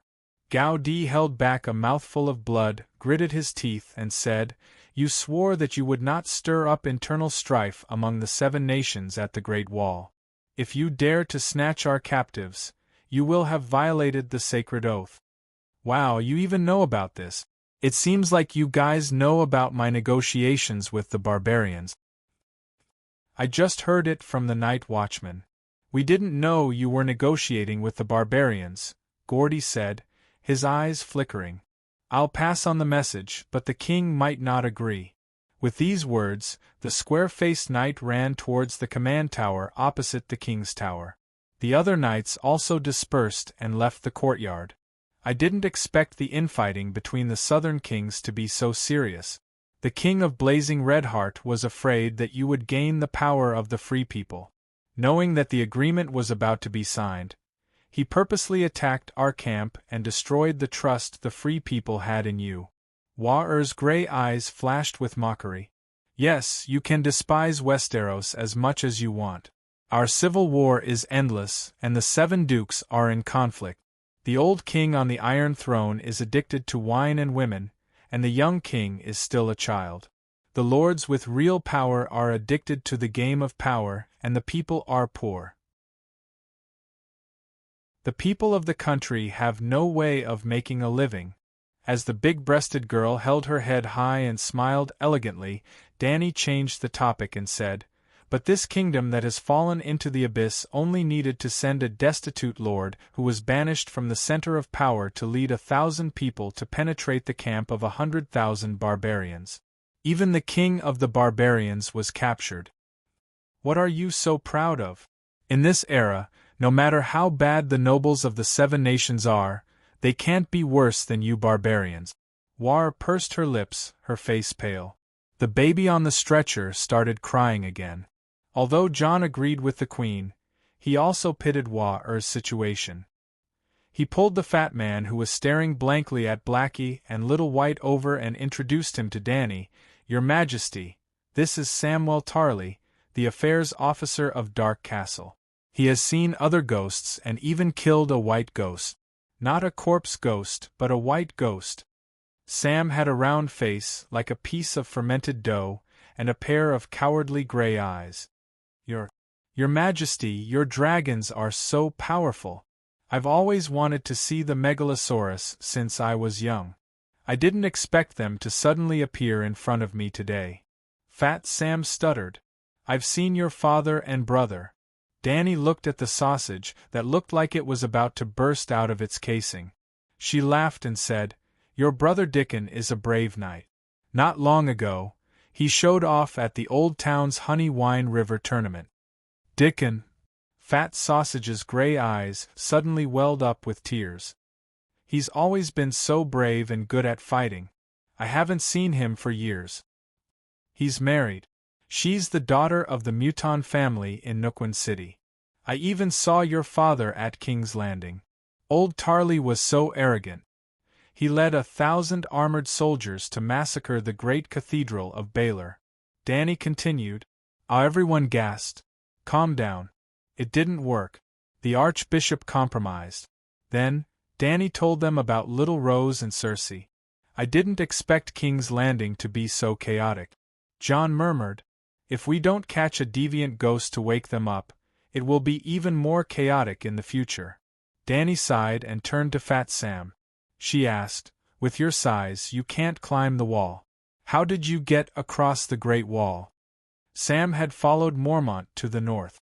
If they wanted to return to Dark Castle, they could only go through the north gate. However, Fat Sam came from the south. I can't say. Sam's face turned red and he said in a sobbing tone, "You can't even tell me?" "No, I can't. If you don't tell me, I'll feed you to the dragon." Danny put on a stern face and threatened. His Blackie immediately got up and stuck its neck out. Its head came to Fat Sam's face. Sparks from its nostrils fell on Fat Sam's hair, causing smoke to rise. Off Fat Sam's body went limp and he immediately collapsed on the ground and cried loudly. After a while, a warm smell of urine came from his crotch. Blackie glanced at him in disgust and retracted its head. "Are you going to tell me?" Danny asked again. "Don't let the dragon eat me." "I won't tell you," Fat Sam cried on the ground. "Wha?" The baby in Jilly's arms also cried. Jilly's eyes were filled with fear. She begged Danny with a sobbing tone, "I'll tell you. There's a tunnel in the well that leads to the outside of the castle. Don't let the dragon eat Sam. Don't. Damn it."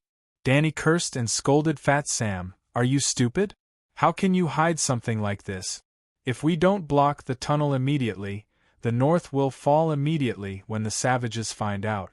And deviant ghosts, when they see the savages running to the Long Night Castle, won't they follow?" Sob, sob, sob, "I can't tell you. Jilly, you shouldn't tell either." Fat Sam could only cry. His face was covered in snot and tears. He looked extremely pitiful. "Sam, Her Majesty is right. If there really is a tunnel, we must block it immediately." John crouched down and held Fat Sam's shoulder. Sam pulled John's sleeve tightly and pleaded with a pleading expression, "No, John, you don't understand.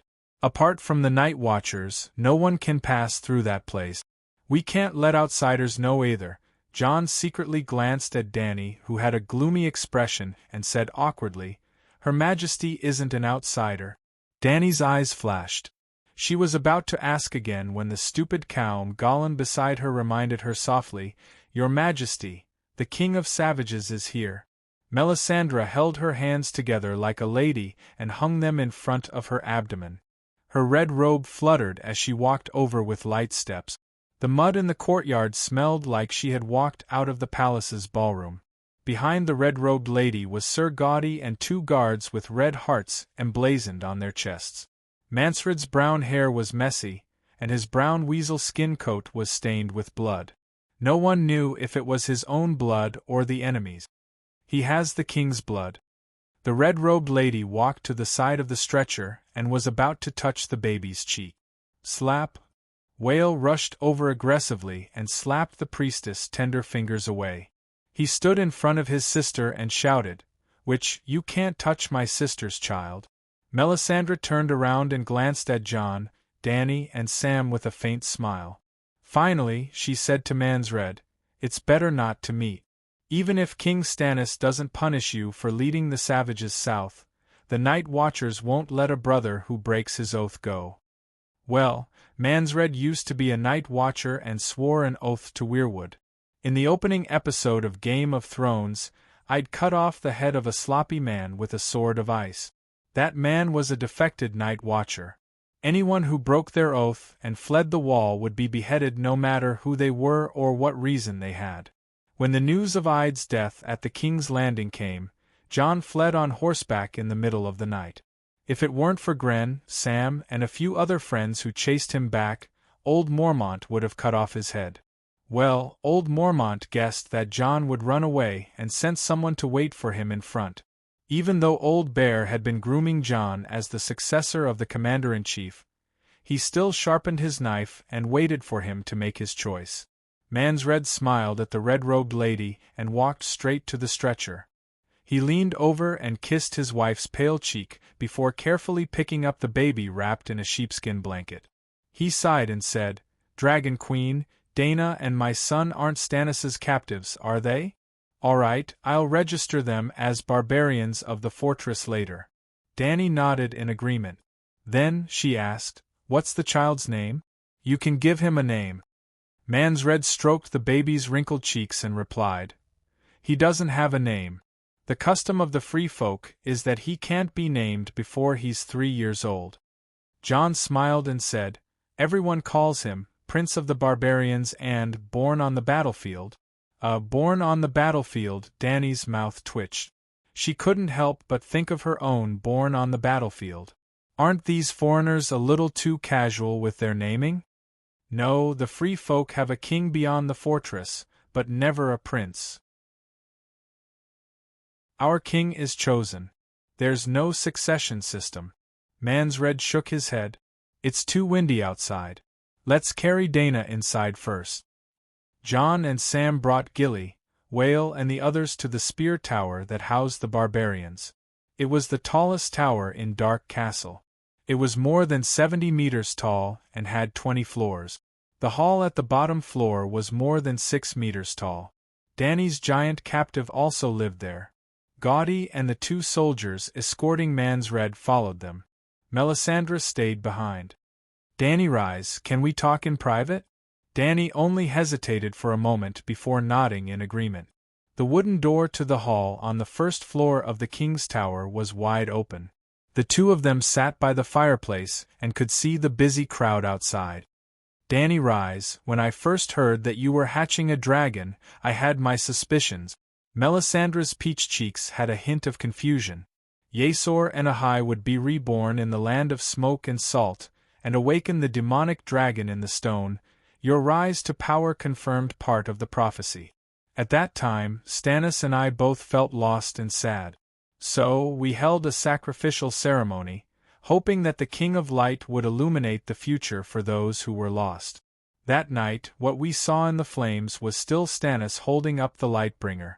Your figure was faintly discernible, as if you had appeared with him. Do you understand what this means? Stannis is the true child of the prophecy, and you. Melisandre looked at the expressionless Danny and bit her red and full lower lip. You might be his lover. Fuck. Danny gritted her teeth. Squid. You're tuning in to the Phoenix Knights YouTube channel. Don't forget to subscribe and join us on this journey to catch the most captivating stories.